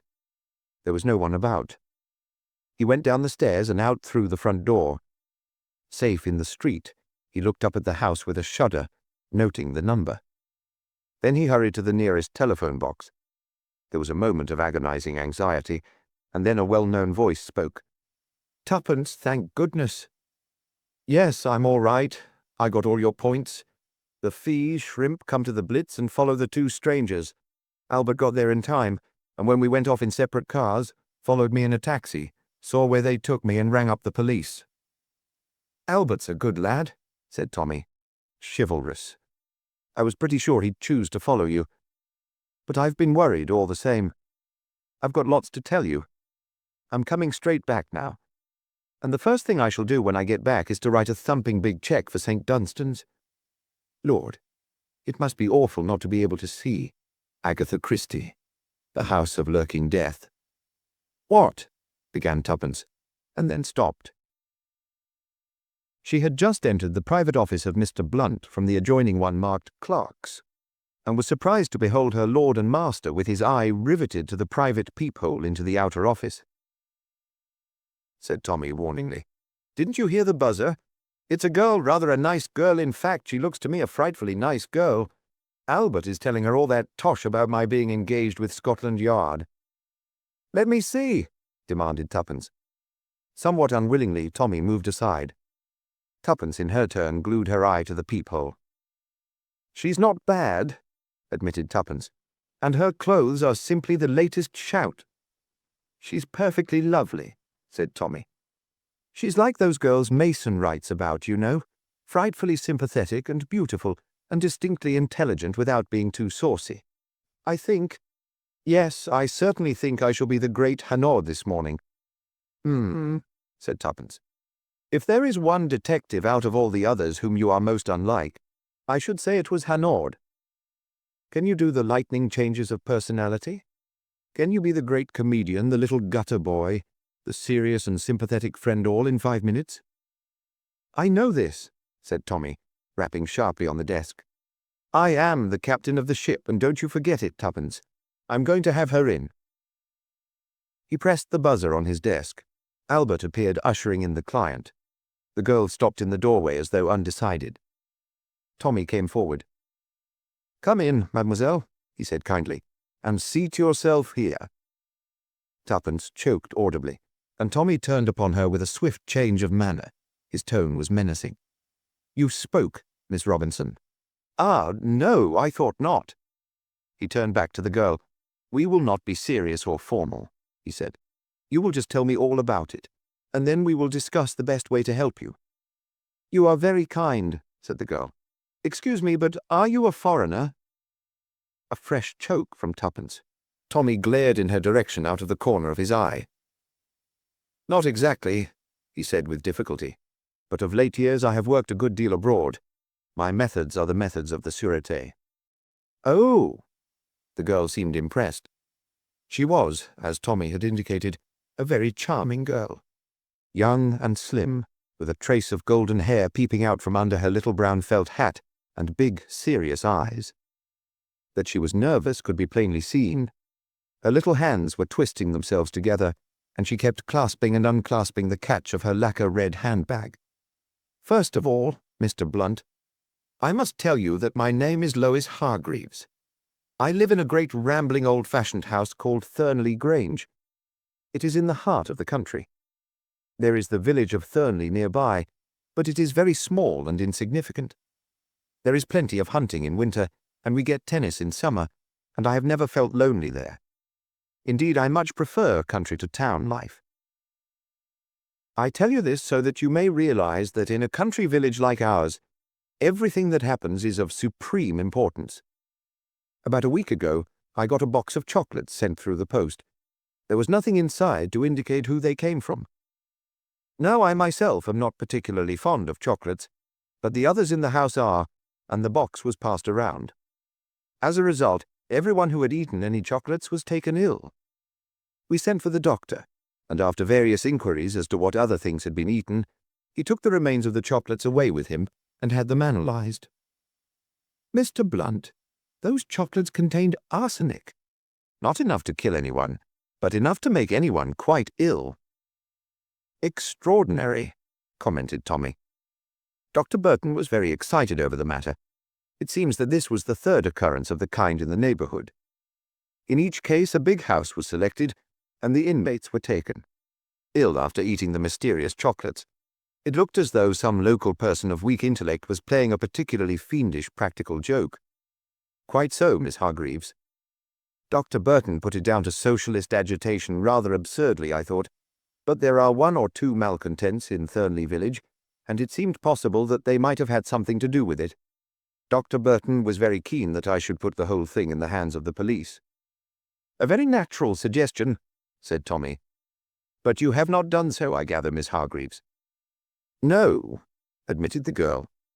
"I hate the fuss and the publicity that would ensue, and you see, I know our local inspector. I can never imagine him finding out anything.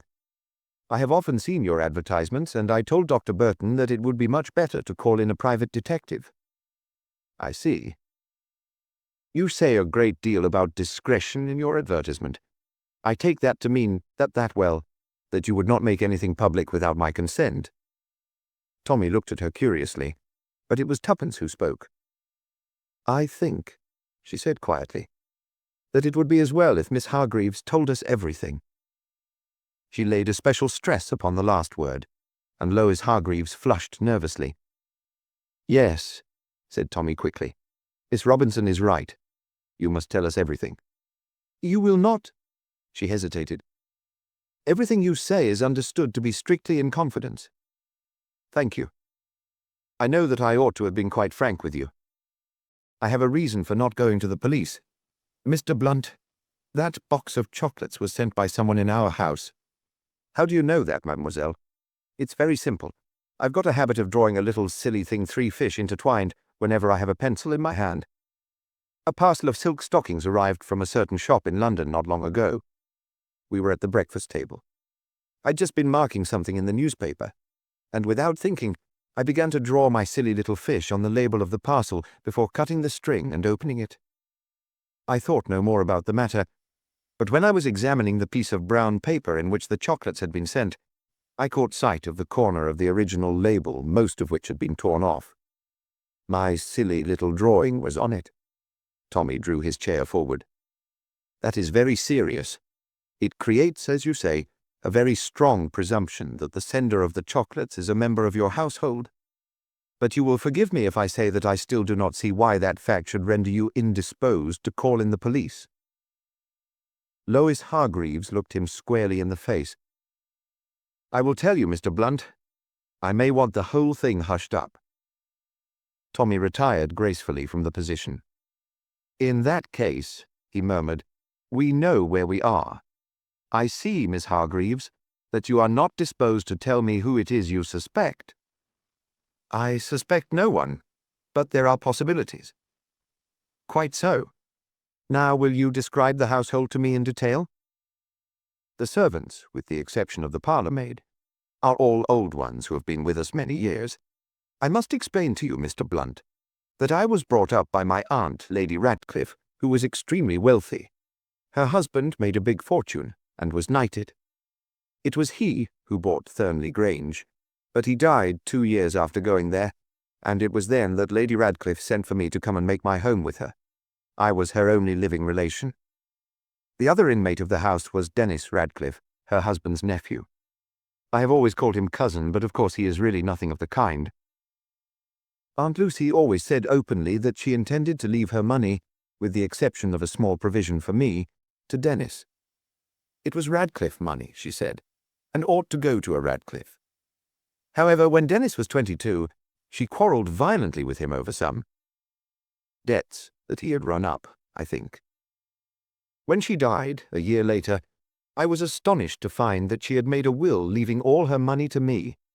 It was, I know, a great blow to Dennis, and I felt very badly about it. I would have given him the money if he would have taken it, but it seems that that kind of thing can't be done. However, as soon as I was 21, I made a will leaving it all to him. That's the least I can do. So if I'm run over by a motor, Dennis will come into his own. Exactly, said Tommy. And when were you 21, if I may ask the question? Just 3 weeks ago. Ah, said Tommy. Now will you give me fuller particulars of the members of your household at this minute? Servants or others? Both. The servants, as I say, have been with us some time. There is old Mrs. Holloway, the cook, and her niece Rose, the kitchen maid. Then there are 2 elderly housemaids, and Hannah, who was my aunt's maid, and who has always been devoted to me. The parlour maid is called Esther Quant, and seems a very nice, quiet girl.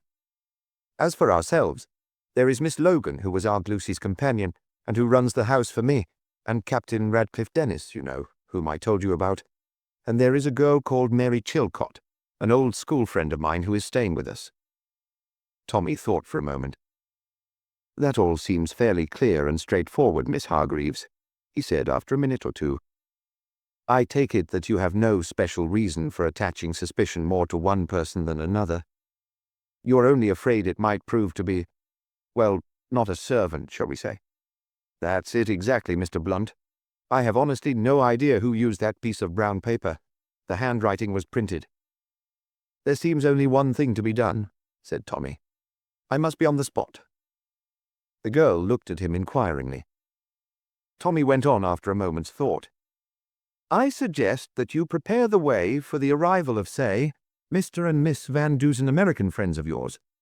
Will you be able to do that quite naturally? Oh, yes. There will be no difficulty at all. When will you come down tomorrow or the day after? Tomorrow, if you please. There is no time to waste. That is settled, then. The girl rose and held out her hand. One thing, Miss Hargreaves. Not a word, mind, to anyone at all, that we are not what we seem. What do you think of it, Tuppence? He asked when he returned from showing the visitor out. I don't like it, said Tuppence decidedly. Especially I don't like the chocolates having so little arsenic in them. What do you mean? Don't you see? All those chocolates being sent round the neighbourhood were a blind, to establish the idea of a local maniac. Then, when the girl was really poisoned, it would be thought to be the same thing. You see, but for a stroke of luck, no one would ever have guessed that the chocolates were actually sent by someone in the house itself. That was a stroke of luck. You're right. You think it's a deliberate plot against the girl herself? I'm afraid so. I remember reading about old Lady Radcliffe's will. That girl has come into a terrific lot of money. Yes, and she came of age, and made a will 3 weeks ago. It looks bad for Dennis Radcliffe. He gains by her death. Tuppence nodded. The worst of it is that she thinks so too. That's why she won't have the police called in. Already she suspects him, and she must be more than half in love with him to act as she has done. In that case, said Tommy thoughtfully, why the devil doesn't he marry her? Much simpler and safer. Tuppence stared at him. You've said a mouthful, she observed. Oh, boy, I'm getting ready to be Miss Van Dusen, you observe. Why rush to crime, where there is a lawful means near at hand? Tuppence reflected for a minute or two.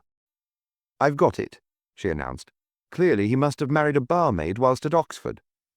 Origin of the quarrel with his aunt. That explains everything.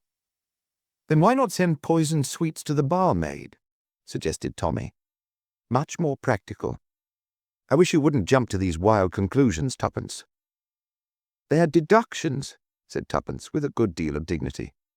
This is your first corrida, my friend, but when you have been 20 minutes in the arena— Tommy flung the office cushion at her.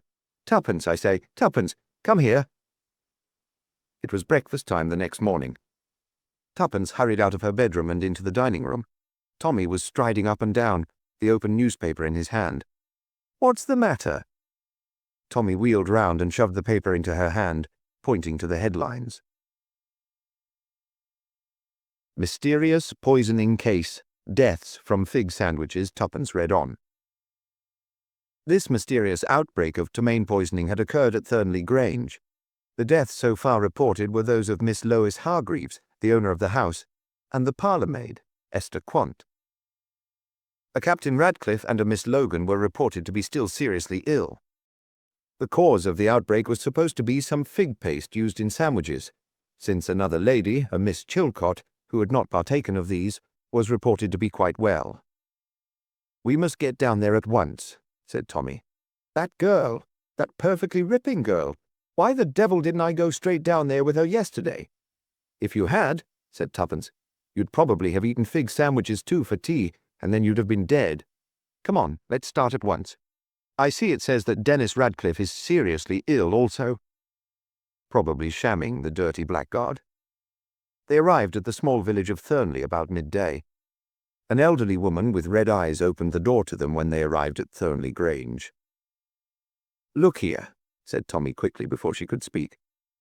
"I'm not a reporter or anything like that. Miss Hargreaves came to see me yesterday and asked me to come down here. Is there anyone I can see?" "Dr. Burton is here now, if you'd like to speak to him," said the woman doubtfully. "Or Miss Chilcot. She's making all the arrangements." But Tommy had caught at the first suggestion. "Dr. Burton," he said authoritatively. "I should like to see him at once if he is here." The woman showed them into a small morning room. 5 minutes later the door opened, and a tall, elderly man with bent shoulders and a kind but worried face came in. "Dr. Burton," said Tommy. He produced his professional card. "Miss Hargreaves called on me yesterday with reference to those poisoned chocolates. I came down to investigate the matter at her request, alas. Too late." The doctor looked at him keenly. "You are Mr. Blunt himself?" "Yes." "This is my assistant, Miss Robinson." The doctor bowed to Tuppence. "Under the circumstances, there is no need for reticence. But for the episode of the chocolates, I might have believed these deaths to be the result of severe ptomaine poisoning, but ptomaine poisoning of an unusually virulent kind. There is gastrointestinal inflammation and hemorrhage. As it is, I am taking the fig paste to be analyzed." "You suspect arsenic poisoning?" "No. The poison, if a poison has been employed, is something far more potent and swift in its action.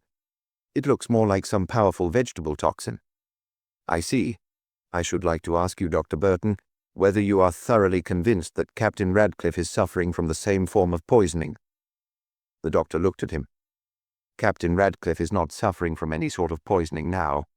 "Aha," said Tommy. Captain Radcliffe died at 5 o'clock this morning." Tommy was utterly taken aback. The doctor prepared to depart. "And the other victim, Miss Logan?" asked Tuppence. "I have every reason to hope that she will recover, since she has survived so far. Being an older woman, the poison seems to have had less effect on her. I will let you know the result of the analysis, Mr. Blunt. In the meantime, Miss Chilcot will, I am sure, tell you anything you want to know." As he spoke, the door opened, and a girl appeared. She was tall, with a tanned face and steady blue eyes. Dr. Burton performed the necessary introductions. "I am glad you have come, Mr. Blunt," said Mary Chilcot. "This affair seems too terrible. Is there anything you want to know that I can tell you?" "Where did the fig paste come from?" "It is a special kind that comes from London. We often have it. No one suspected that this particular pot differed from any of the others. Personally, I dislike the flavor of figs. That explains my immunity. I cannot understand how Dennis was affected since he was out for tea. He must have picked up a sandwich when he came home, I suppose." Tommy felt Tuppence's hand press his arm ever so slightly. "What time did he come in?" he asked. "I don't really know. I could find out." "Thank you, Miss Chilcot. It doesn't matter. You have no objection, I hope, to my questioning the servants." "Please do anything you like, Mr. Blunt. I am nearly distraught. Tell me you don't think there has been foul play?" Her eyes were very anxious as she put the question. "I don't know what to think. We shall soon know." "Yes, I suppose Dr. Burton will have the paste analyzed." Quickly excusing herself, she went out by the window to speak to one of the gardeners. "You take the housemaids, Tuppence," said Tommy, "and I'll find my way to the kitchen. I say, Miss Chilcot may feel very distraught, but she doesn't look it." Tuppence nodded assent without replying. Husband and wife met half an hour later. "Now to pool results," said Tommy. "The sandwiches came out from tea, and the parlour-maid ate one. That's how she got it in the neck. Cook is positive Dennis Radcliffe hadn't returned when tea was cleared away. Query, how did he get poisoned? He came in at 7:15, said Tuppence. Housemaid saw him from one of the windows. He had a cocktail before dinner in the library. She was just clearing away the glass now, and luckily I got it from her before she washed it. It was after that he complained of feeling ill. Good, said Tommy. I'll take that glass along to Burton presently. Anything else? I'd like you to see Hannah, the maid. She's queer. How do you mean, queer? She looks to me as though she were going off her head. Let me see her. Tuppence led the way upstairs. Hannah had a small sitting room of her own. The maid sat upright on a high chair. On her knees was an open Bible. She did not look towards the two strangers as they entered. Instead, she continued to read aloud to herself. Let hot burning coals fall upon them. Let them be cast into the fire and into the pit, that they never rise up again. May I speak to you a minute? Asked Tommy. Hannah made an impatient gesture with her hand. This is no time. The time is running short, I say. I will follow upon mine enemies and overtake them. Neither will I turn again till I have destroyed them. So it is written, the word of the Lord has come to me. I am the scourge of the Lord. Mad as a hatter, murmured Tommy. She's been going on like that all the time, whispered Tuppence. Tommy picked up a book that was lying open, face downwards on the table. He glanced at the title and slipped it into his pocket. Suddenly the old woman rose and turned towards them menacingly. Go out from here. The time is at hand. I am the flail of the Lord. The wind bloweth where it listeth, so do I destroy. The ungodly shall perish. This is a house of evil, I tell you. Beware of the wrath of the Lord, whose handmaiden I am. She advanced upon them fiercely. Tommy thought it best to humour her, and withdrew. As he closed the door, he saw her pick up the Bible again. I wonder if she's always been like that, he muttered. He drew. From his pocket the book he had picked up off the table. Look at that. Funny reading for an ignorant maid. Tuppence took the book. Materia Medica, she murmured. She looked at the fly-leaf. Edward Logan. It's an old book. Tommy, I wonder if we could see Miss Logan. Dr. Burton said she was better. Shall we ask Miss Chilcot? No. Let's get hold of a housemaid and send her in to ask. After a brief delay, they were informed that Miss Logan would see them. They were taken into a big bedroom facing over the lawn. In the bed was an old lady with white hair, her delicate old face drawn by suffering. I have been very ill, she said faintly. And I can't talk much, but Ellen tells me you are detectives. Lois went to consult you then? She spoke of doing so. Yes, Miss Logan, said Tommy. We don't want to tie you, but perhaps you can answer a few questions. The maid, Hannah, is she quite right in her head? Miss Logan looked at them with obvious surprise. Oh, yes. She is very religious, but there is nothing wrong with her. Tommy held out the book he had taken from the table. Is this yours, Miss Logan? Yes, it was one of my father's books. He was a great doctor, one of the pioneers of serum therapeutics. The old lady's voice rang with pride. Quite so, said Tommy. I thought I knew his name, he added mendaciously. This book now, did you lend it to Hannah? To Hannah? Miss Logan raised herself in bed with indignation. No, indeed, she wouldn't understand the first word of it. It is a highly technical book. Yes, I see that. Yet I found it in Hannah's room. Disgraceful, said Miss Logan. I will not have the servants touching my things. Where ought it to be? In the bookshelf in my sitting room, or stay, I lent it to Mary. The dear girl is very interested in herbs. She has made 1 or 2 experiments in my little kitchen. I have a little place of my own, you know, where I brew liqueurs and make preserves in the old-fashioned way. Dear Lucy, Lady Radcliffe, you know, used to swear by my tansy tea, a wonderful thing for a cold in the head. Poor Lucy, she was subject to colds. So is Dennis. Dear boy, his father was my first cousin. Tommy interrupted these reminiscences. This kitchen of yours, does anyone else use it except you and Miss Chilcot? Hannah clears up there, and she boils the kettle there for our early morning tea. "Thank you, Miss Logan," said Tommy. "There is nothing more I want to ask you at present. I hope we haven't tired you too much." He left the room and went down the stairs, frowning to himself. "There is something here, my dear Mr. Ricardo, that I do not understand." "I hate this house," said Tuppence with a shiver. "Let's go for a good long walk and try to think things out." Tommy complied, and they set out. First, they left the cocktail glass at the doctor's house, and then set off for a good tramp across country, discussing the case as they did so. "It makes it easier somehow if one plays the fool," said Tommy. "All this Hernord business. I suppose some people would think I didn't care, but I do, most awfully. I feel that somehow or other we ought to have prevented this." "I think that's foolish of you," said Tuppence. "It is not as though we had advised Lois Hargreaves not to go to Scotland Yard or anything like that. Nothing would have induced her to bring the police into the matter. If she hadn't come to us, she would have done nothing at all. And the result would have been the same. Yes, you are right, Tuppence. It's morbid to reproach oneself over something one couldn't help. What I would like to do is to make good now. And that's not going to be easy. No, it isn't. There are so many possibilities, and yet all of them seem wild and improbable. Supposing Dennis Radcliffe put the poison in the sandwiches.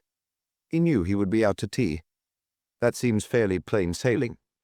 Yes, said Tuppence. That's all right so far. Then we can put against that the fact that he was poisoned himself, so that seems to rule him out. There is one person we mustn't forget, and that is Hannah. Hannah? People do all sorts of queer things when they have religious mania. She is pretty far gone with it too, said Tommy. You ought to drop a word to Dr. Burton about it. It must have come on very rapidly, said Tuppence. That is, if we go by what Miss Logan said. I believe religious mania does, said Tommy.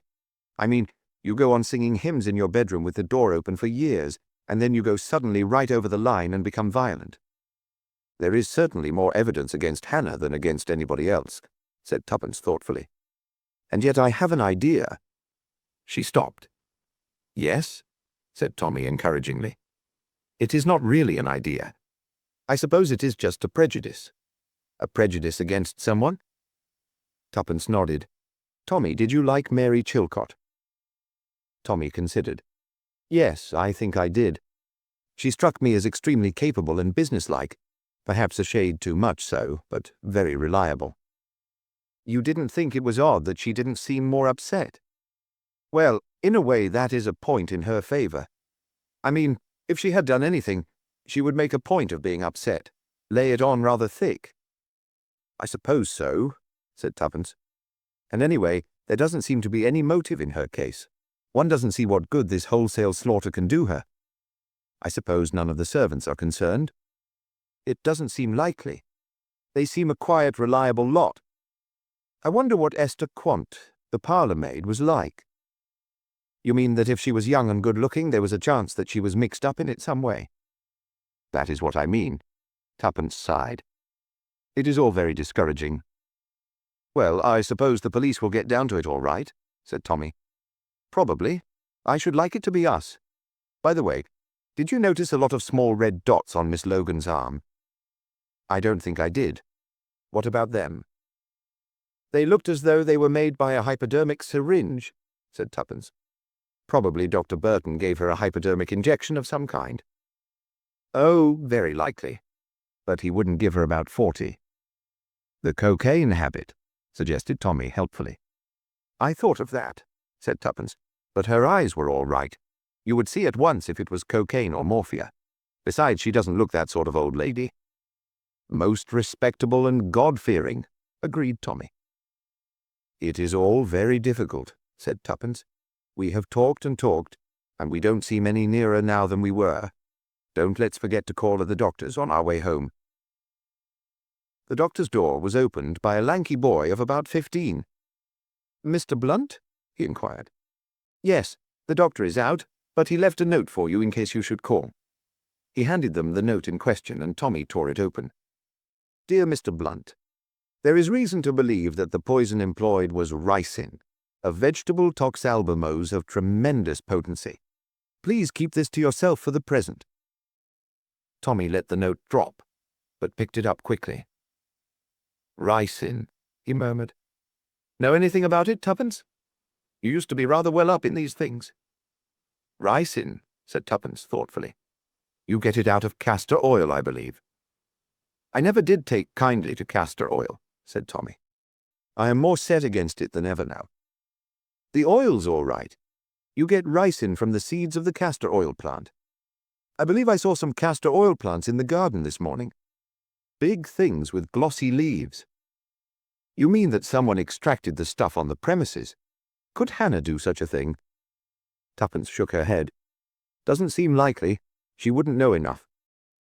Suddenly Tommy gave an exclamation. "That book! Have I got it in my pocket still?" "Yes." He took it out and turned over the leaves vehemently. "I thought so. Here's the page it was open at this morning. Do you see, Tuppence? Ricin." Tuppence seized the book from him. "Can you make head or tail of it? I can't." "It's clear enough to me," said Tuppence. She walked along, reading busily, with one hand on Tommy's arm to steer herself. Presently she shut the book with a bang. They were just approaching the house again. "Tommy, will you leave this to me? Just for once, you see. I am the bull that has been more than 20 minutes in the arena." Tommy nodded. "You shall be the captain of the ship, Tuppence," he said gravely.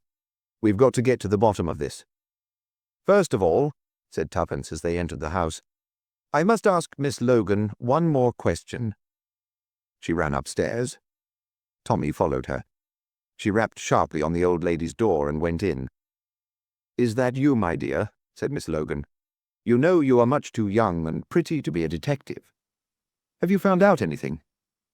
"Yes," said Tuppence. "I have." Miss Logan looked at her questioningly. "I don't know about being pretty," went on Tuppence, "but being young, I happened to work in a hospital during the war. I know something about serum therapeutics. I happen to know that when ricin is injected in small doses, hypodermically immunity is produced, anti-ricin is formed. That fact paved the way for the foundation of serum therapeutics. You knew that, Miss Logan.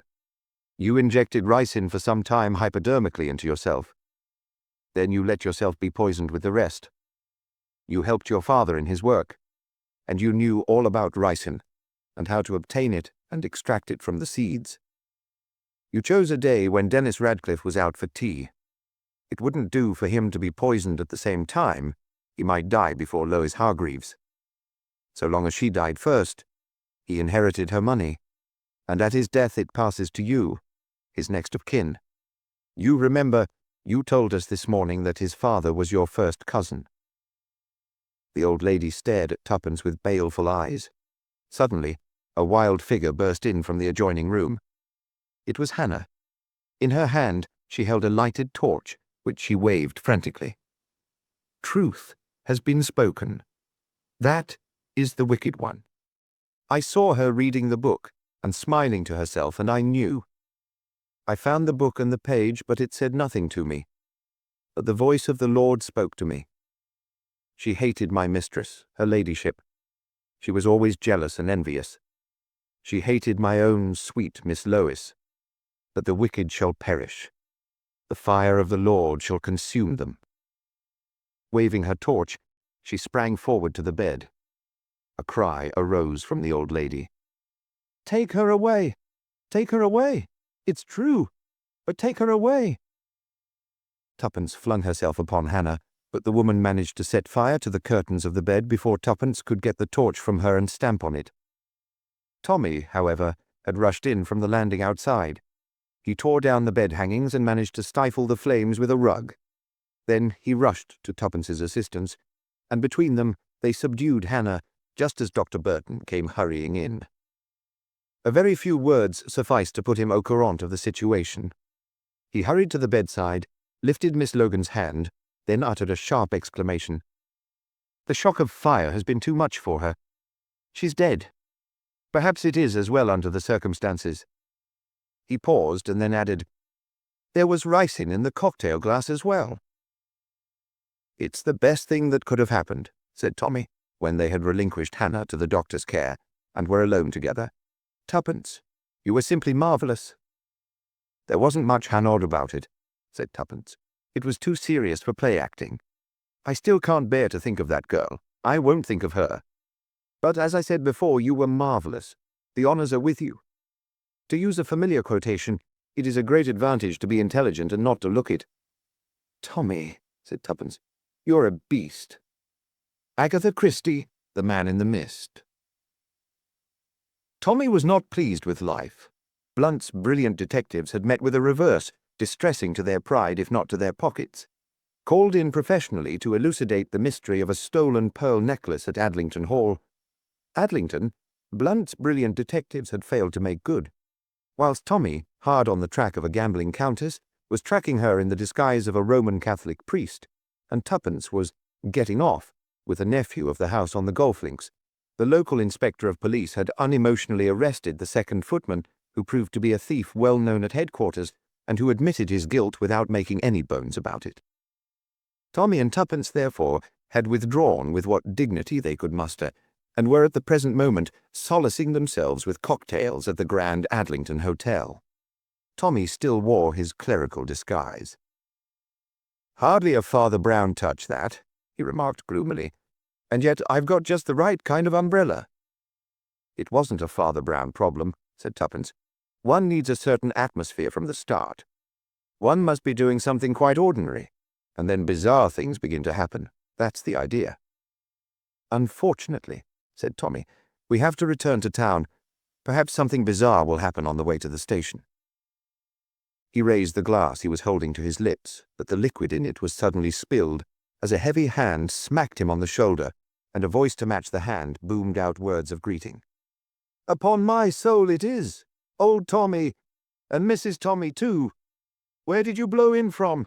Haven't seen or heard anything of you for years." "Why, it's Bulger," said Tommy, setting down what was left of the cocktail, and turning to look at the intruder, a big, square-shouldered man of 30 years of age, with a round, red, beaming face, and dressed in golfing kit. "Good old Bulger." "But I say, old chap," said Bulger, whose real name, by the way, was Mervyn Estcourt, "I never knew you'd taken orders. Fancy you a blinking parson." Tuppence burst out laughing, and Tommy looked embarrassed. And then they suddenly became conscious of a fourth person. A tall, slender creature with very golden hair and very round blue eyes, almost impossibly beautiful, with an effect of really expensive black, topped by wonderful ermines, and very large pearl earrings. She was smiling, and her smile said many things. It asserted, for instance, that she knew perfectly well that she herself was the thing best worth looking at, certainly in England, and possibly in the whole world. She was not vain about it in any way, but she just knew, with certainty and confidence, that it was so. Both Tommy and Tuppence recognized her immediately. They had seen her 3 times in The Secret of the Heart, and an equal number of times in that other great success, Pillars of Fire, and in innumerable other plays. There was perhaps no other actress in England who had so firm a hold on the British public as Miss Gilda Glenn. She was reported to be the most beautiful woman in England. It was also rumoured that she was the stupidest. "Old friends of mine, Miss Glenn," said Estcourt, with a tinge of apology in his voice for having presumed even for a moment to forget such a radiant creature. "Tommy and Mrs. Tommy, let me introduce you to Miss Gilda Glenn." The ring of pride in his voice was unmistakable. By merely being seen in his company, Miss Glenn had conferred great glory upon him. The actress was staring with frank interest at Tommy. "Are you really a priest?" she asked. "A Roman Catholic priest, I mean, because I thought they didn't." "Have wives?" Estcourt went off in a boom of laughter again. "That's good," he exploded. "You sly dog, Tommy. Glad he hasn't renounced you, Mrs. Tommy, with all the rest of the pomps and vanities." Gilda Glenn took not the faintest notice of him. She continued to stare at Tommy with puzzled eyes. "Are you a priest?" she demanded. "Very few of us are what we seem to be," said Tommy gently. "My profession is not unlike that of a priest. I don't give absolution, but I listen to confessions. "Don't you listen to him," interrupted Estcourt. "He's pulling your leg." If you're not a clergyman, I don't see why you're dressed up like one, she puzzled. That is, unless— Not a criminal flying from justice, said Tommy. The other thing— Oh, she frowned and looked at him with beautiful, bewildered eyes. I wonder if she'll ever get that, thought Tommy to himself. Not unless I put it in words of one syllable for her, I should say. Aloud he said, Know anything about the trains back to town, Bulger? We've got to be pushing for home. How far is it to the station? 10 minutes walk, but no hurry. Next train up is the 6:35 and it's only about 20 to 6 now. You've just missed one. Which way is it to the station from here? Sharp to the left when you turn out of the hotel. Then, let me see, down Morgan's Avenue would be the best way, wouldn't it? Morgan's Avenue? Miss Glenn started violently and stared at him with startled eyes. I know what you're thinking of, said Estcourt, laughing. The ghost. Morgan's Avenue is bounded by the cemetery on one side, and tradition has it that a policeman who met his death by violence gets up and walks on his old beat up and down Morgan's Avenue. A spook policeman. Can you beat it? But lots of people swear to having seen him. A policeman, said Miss Glenn. She shivered a little. But there aren't really any ghosts, are there? I mean, there aren't such things. She got up, folding her wrap tighter round her. Goodbye, she said vaguely. She had ignored Tuppence completely throughout, and now she did not even glance in her direction. But over her shoulder she threw one puzzled, questioning glance at Tommy. Just as she got to the door, she encountered a tall man with grey hair and a puffy red face, who uttered an exclamation of surprise. His hand on her arm, he led her through the doorway, talking in an animated fashion. Beautiful creature, isn't she? Said Estcourt. Brains of a rabbit. Rumour has it that she's going to marry Lord Leconbury. That was Leconbury in the doorway. He doesn't look a very nice sort of man to marry, remarked Tuppence. Estcourt shrugged his shoulders. A title has a kind of glamour still, I suppose, he said, and Leconbury is not an impoverished peer by any means. She'll be in clover. Nobody knows where she sprang from. Pretty near the gutter, I dare say. There's something deuced mysterious about her being down here anyway. She's not staying at the hotel. And when I tried to find out where she was staying, she snubbed me quite crudely, in the only way she knows. Blessed if I know what it's all about. He glanced at his watch and uttered an exclamation. I must be off. Jolly glad to have seen you two again. We must have a bust in town together some night. So long. He hurried away, and as he did so, a page approached with a note on a salver. The note was unaddressed. But it's for you, sir, he said to Tommy. From Miss Gilda Glenn. Tommy tore it open and read it with some curiosity. Inside were a few lines written in a straggling, untidy hand. I'm not sure, but I think you might be able to help me. And you'll be going that way to the station. Could you be at the White House, Morgan's Avenue, at 10 minutes past 6? Yours sincerely, Gilda Glenn. Tommy nodded to the page, who departed, and then handed the note to Tuppence.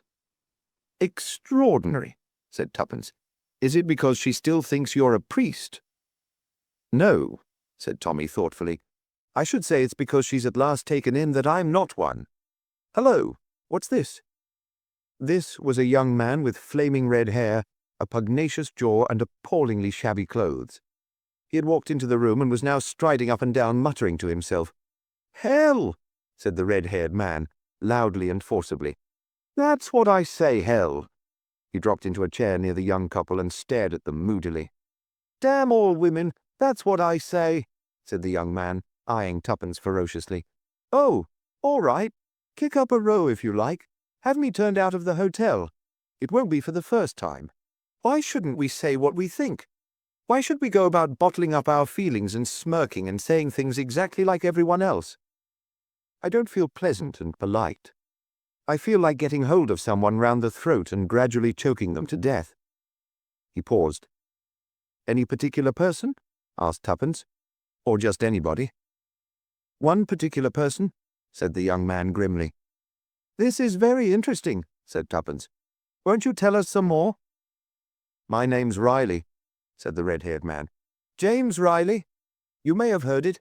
I wrote a little volume of pacifist poems, good stuff, although I say so." "Pacifist poems," said Tuppence. "Yes, why not?" demanded Mr. Riley belligerently. "Oh, nothing," said Tuppence hastily. "I'm for peace all the time," said Mr. Riley fiercely. "To hell with war. And women. Women. Did you see that creature who was trailing around here just now? Gilda Glenn, she calls herself. Gilda Glenn. God, how I've worshipped that woman. And I'll tell you this, if she's got a heart at all, it's on my side. She cared once for me, and I could make her care again. And if she sells herself to that muck heap Leconbury, well, God help her. I'd as soon kill her with my own hands." And on this, suddenly, he rose and rushed from the room. Tommy raised his eyebrows. "A somewhat excitable gentleman," he murmured. "Well, Tuppence, shall we start?" A fine mist was coming up as they emerged from the hotel into the cool outer air. Obeying Estcourt's directions, they turned sharp to the left, and in a few minutes they came to a turning labelled Morgan's Avenue. The mist had increased. It was soft and white, and hurried past them in little eddying drifts. To their left was the high wall of the cemetery, on their right a row of small houses. Presently these ceased, and a high hedge took their place. "Tommy," said Tuppence, "I'm beginning to feel jumpy. The mist and the silence, as though we were miles from anywhere." "One does feel like that," agreed Tommy. "All alone in the world. It's the effect of the mist, and not being able to see ahead of one." Tuppence nodded. "Just our footsteps echoing on the pavement. What's that?" "What's what?" "I thought I heard other footsteps behind us." "You'll be seeing the ghost in a minute if you work yourself up like this," said Tommy kindly. "Don't be so nervy. Are you afraid the spook policeman will lay his hand on your shoulder?" Tuppence emitted a shrill squeal. "Don't, Tommy. Now you've put it into my head." She craned her head back over her shoulder, trying to peer into the white veil that was wrapped all round them. "There they are again," she whispered. "No, they're in front now. Oh, Tommy, don't say. You can't hear them." "I do hear something. Yes, it's footsteps behind us. Somebody else walking this way to catch the train. I wonder—" He stopped suddenly and stood still, and Tuppence gave a gasp. For the curtain of mist in front of them suddenly parted in the most artificial manner, and there, not 20 feet away, a gigantic policeman suddenly appeared, as though materialized out of the fog. One minute he was not there. The next minute he was, so at least it seemed to the rather superheated imaginations of the two watchers. Then, as the mist rolled back still more, a little scene appeared, as though set on a stage. The big blue policeman, a scarlet pillar box, and on the right of the road, the outlines of a white house. "Red, white and blue," said Tommy. "It's damned pictorial. Come on, Tuppence, there's nothing to be afraid of." For, as he had already seen, the policeman was a real policeman. And moreover, he was not nearly so gigantic as he had at first seemed looming up out of the mist. But as they started forward, footsteps came from behind them. A man passed them, hurrying along. He turned in at the gate of the White House, ascended the steps, and beat a deafening tattoo upon the knocker. He was admitted just as they reached the spot where the policeman was standing staring after him. "There's a gentleman seems to be in a hurry," commented the policeman. He spoke in a slow, reflective voice, as of one whose thoughts took some time to mature. "He's the sort of gentleman always would be in a hurry," remarked Tommy. The policeman's stare, slow and rather suspicious, came round to rest on his face. "Friend of yours?" he demanded, and there was distinct suspicion now in his voice. "No," said Tommy. "He's not a friend of mine, but I happen to know who he is. Name of Riley." "Ah," said the policeman. "Well, I'd better be getting along." "Can you tell me where the White House is?" asked Tommy. The constable jerked his head sideways. "This is it. Mrs. Honeycott's." He paused, and added evidently with the idea of giving them valuable information. "Nervous party? Always suspecting burglars is around? Always asking me to have a look around the place? Middle-aged women get like that." "Middle-aged, eh?" said Tommy. Do you happen to know if there's a young lady staying there?" "A young lady?" said the policeman, ruminating. "A young lady? No, I can't say I know anything about that." "She mayn't be staying here, Tommy," said Tuppence. "And anyway, she mayn't be here yet. She could only have started just before we did." "Ah," said the policeman suddenly. "Now that I call it to mind, the young lady did go in at this gate. I saw her as I was coming up the road, about 3 or 4 minutes ago it might be." "With ermine furs on?" asked Tuppence eagerly. "She had some kind of white rabbit round her throat," admitted the policeman. Tuppence smiled. The policeman went on in the direction from which they had just come, and they prepared to enter the gate of the White House. Suddenly, a faint, muffled cry sounded from inside the house, and almost immediately afterwards the front door opened, and James Riley came rushing down the steps. His face was white and twisted, and his eyes glared in front of him unseeingly. He staggered like a drunken man. He passed Tommy and Tuppence as though he did not see them, muttering to himself with a kind of dreadful repetition, "My God! My God! Oh, my God!" He clutched at the gate-post, as though to steady himself, and then, as though animated by sudden panic, he raced off down the road as hard as he could go in the opposite direction to that taken by the policeman. Tommy and Tuppence stared at each other in bewilderment. "Well," said Tommy, "something's happened in that house to scare our friend Riley pretty badly."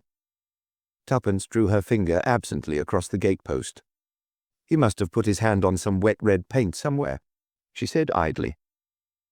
Said Tommy. "I think we'd better go inside rather quickly. I don't understand this business."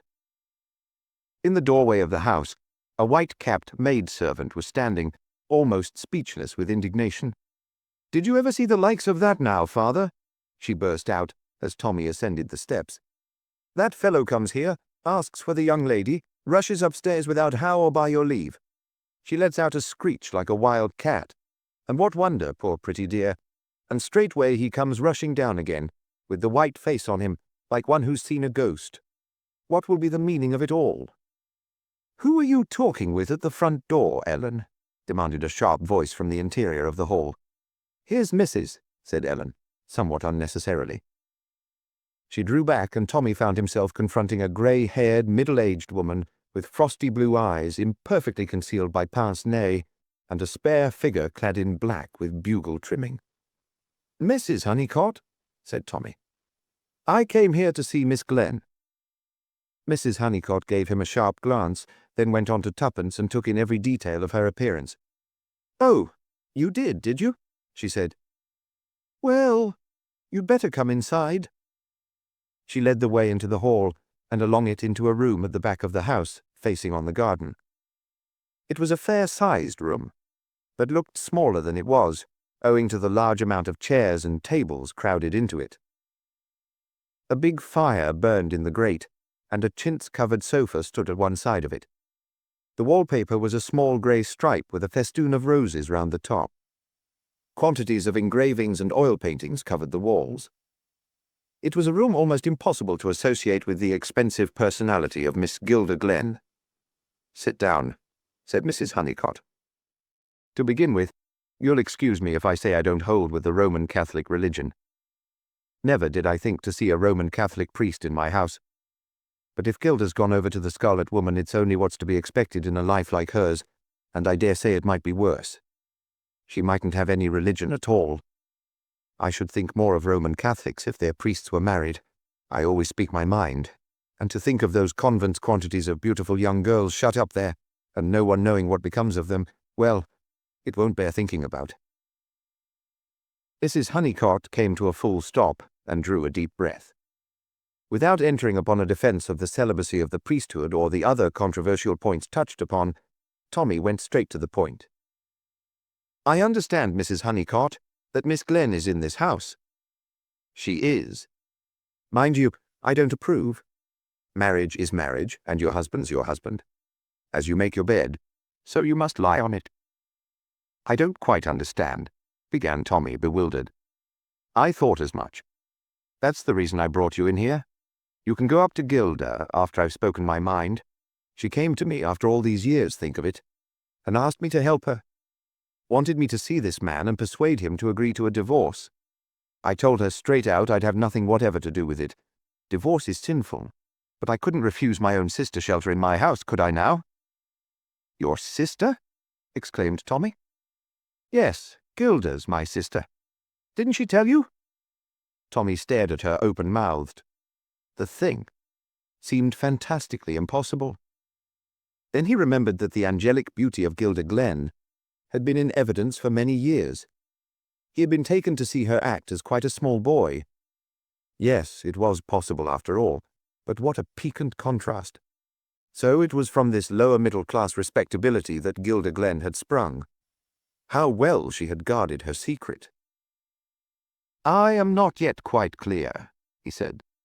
"Your sister is married?" "Ran away to be married as a girl of 17, said Miss Honeycott succinctly. "Some common fellow far below her in station, and our father a reverend. It was a disgrace. Then she left her husband and went on the stage.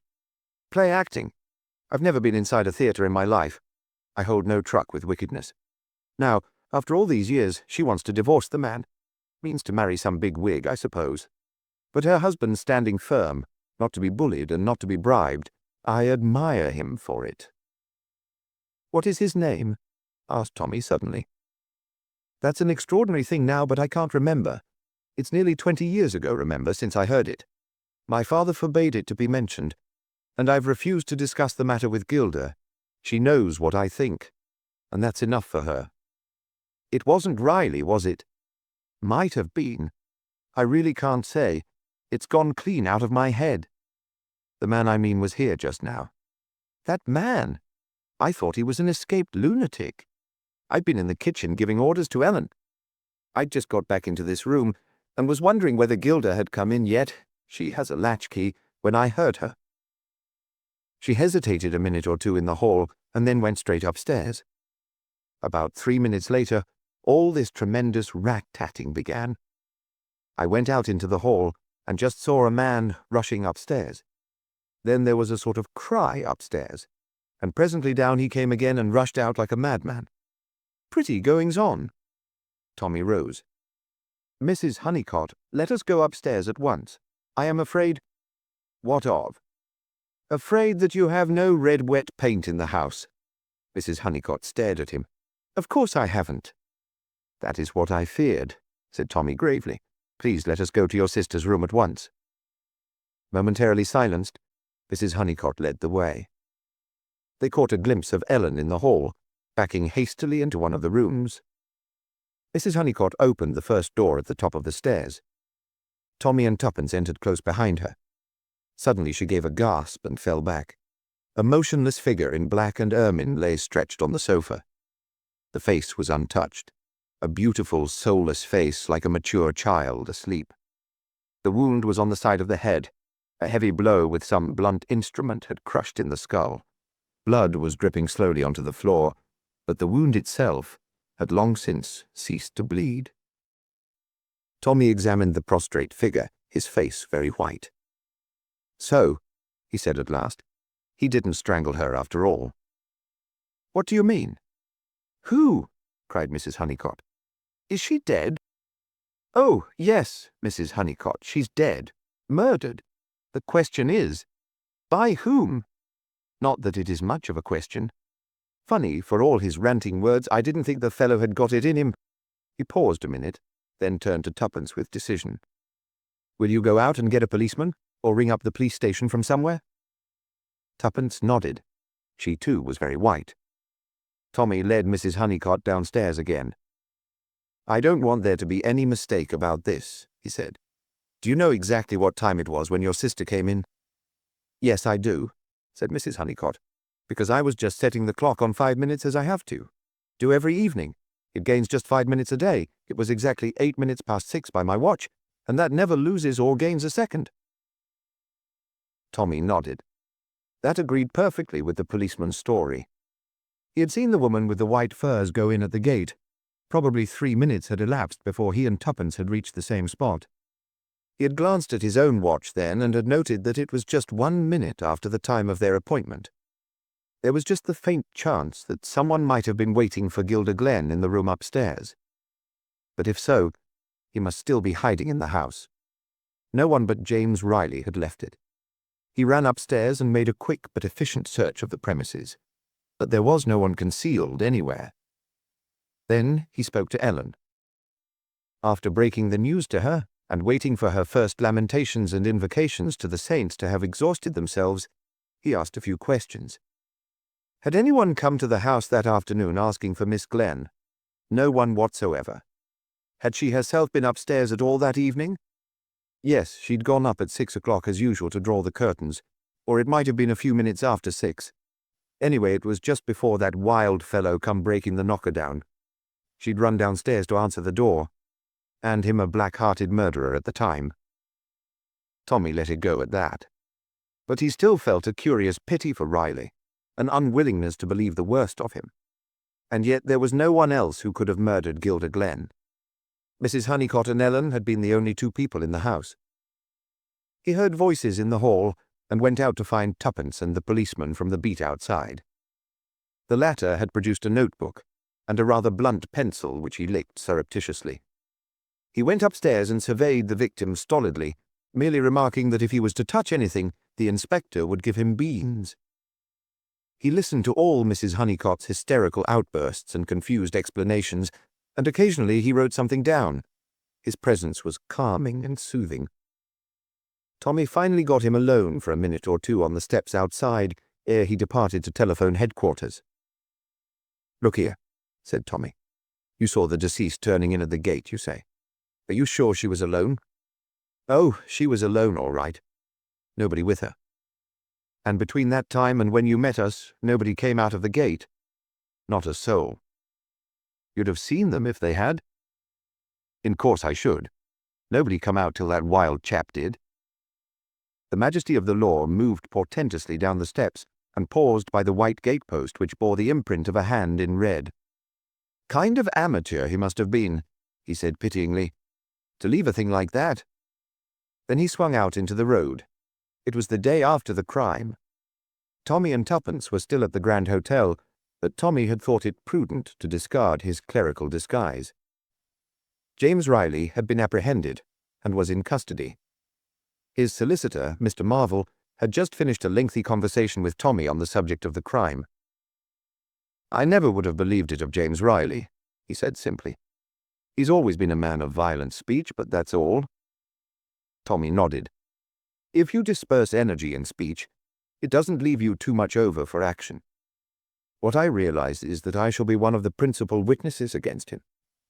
That conversation he had with me just before the crime was particularly damning, and in spite of everything, I like the man. And if there was anyone else to suspect, I should believe him to be innocent." "What's his own story?" The solicitor pursed up his lips. "He declares that he found her lying there dead. But that's impossible, of course.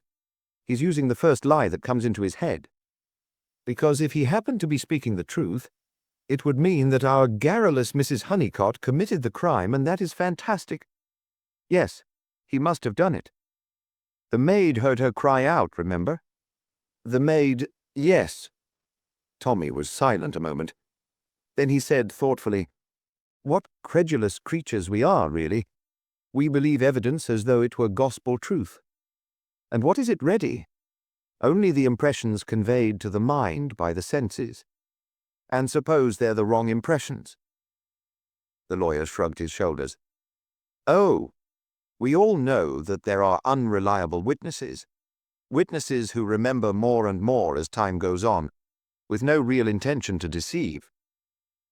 I don't mean only that. I mean all of us. We say things that aren't really so and never know that we've done so. For instance, both you and I, without doubt, have said some time or other, 'There's the post,' when what we really meant was that we'd heard a double knock and the rattle of the letterbox. 9 times out of 10 we'd be right, and it would be the post, but just possibly the 10th time it might be only a little urchin playing a joke on us. See what I mean?" "Yes," said Mr. Marvel slowly. "But I don't see what you're driving at." "Don't you?" "I'm not sure that I do myself. But I'm beginning to see. It's like the stick, Tuppence, you remember? One end of it pointed one way, but the other end always points the opposite way. It depends whether you get hold of it by the right end. Doors open, but they also shut. People go upstairs, but they also go downstairs. Boxes shut, but they also open." "What do you mean?" demanded Tuppence. "It's so ridiculously easy, really," said Tommy, "and yet it's only just come to me. How do you know when a person's come into the house? You hear the door open and bang to, and if you're expecting anyone to come in, you will be quite sure it is them. But it might just as easily be someone going out." "But Miss Glenn didn't go out?" "No, I know she didn't." "But someone else did, the murderer." "But how did she get in, then?" "She came in whilst Mrs. Honeycott was in the kitchen talking to Ellen. They didn't hear her." Mrs. Honeycott went back to the drawing-room, wondered if her sister had come in and began to put the clock right, and then, as she thought, she heard her come in and go upstairs. Well, what about that? The footsteps going upstairs? That was Ellen, going up to draw the curtains. You remember Mrs. Honeycott said her sister paused before going up. That pause was just the time needed for Ellen to come out from the kitchen into the hall. She just missed seeing the murderer. "But Tommy," cried Tuppence, "the cry she gave? That was James Riley. Didn't you notice what a high-pitched voice he has? In moments of great emotion, men often squeal just like a woman. But the murderer? We'd have seen him? We did see him. We even stood talking to him. Do you remember the sudden way that policeman appeared? That was because he stepped out of the gate, just after the mist cleared from the road. It made us jump, don't you remember? After all, though we never think of them as that, policemen are men just like any other men. They love and they hate. They marry. I think Gilda Glenn met her husband suddenly just outside that gate and took him in with her to thrash the matter out. He hadn't Riley's relief of violent words, remember? He just saw red, and he had his truncheon handy.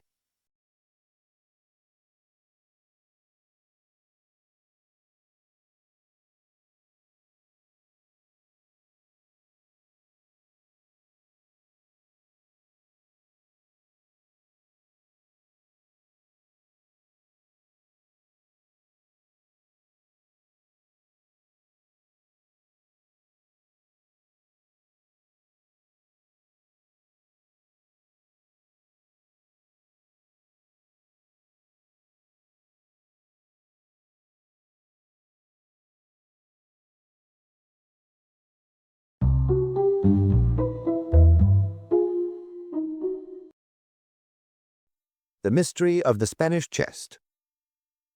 Punctual to the moment, as always, Hercule Poirot entered the small room where Miss Lemon, his efficient secretary, awaited her instructions for the day.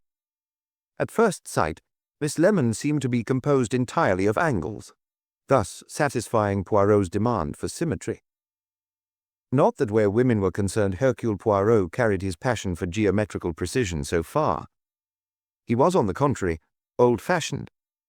He had a continental prejudice for curves. It might be said for voluptuous curves. He liked women to be women. He liked them lush, highly colored, exotic.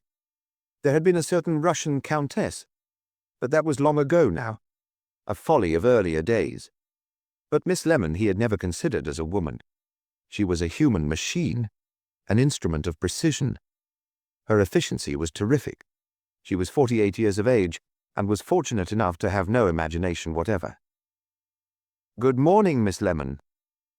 "Good morning, Monsieur Poirot." Poirot sat down, and Miss Lemon placed before him the morning's mail, neatly arranged in categories. She resumed her seat and sat with pad and pencil at the ready. But there was to be this morning a slight change in routine. Poirot had brought in with him the morning newspaper, and his eyes were scanning it with interest. The headlines were big and bold. "Spanish Chest Mystery. Latest developments." You have read the morning papers, I presume, Miss Lemon?" "Yes, Monsieur Poirot. The news from Geneva is not very good." Poirot waved away the news from Geneva in a comprehensive sweep of the arm. "A Spanish chest," he mused. "Can you tell me, Miss Lemon, what exactly is a Spanish chest?"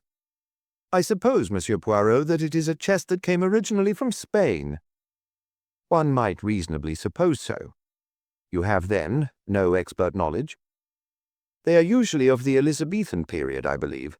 Large, and with a good deal of brass decoration on them. They look very nice when well kept and polished. My sister bought one at a sale.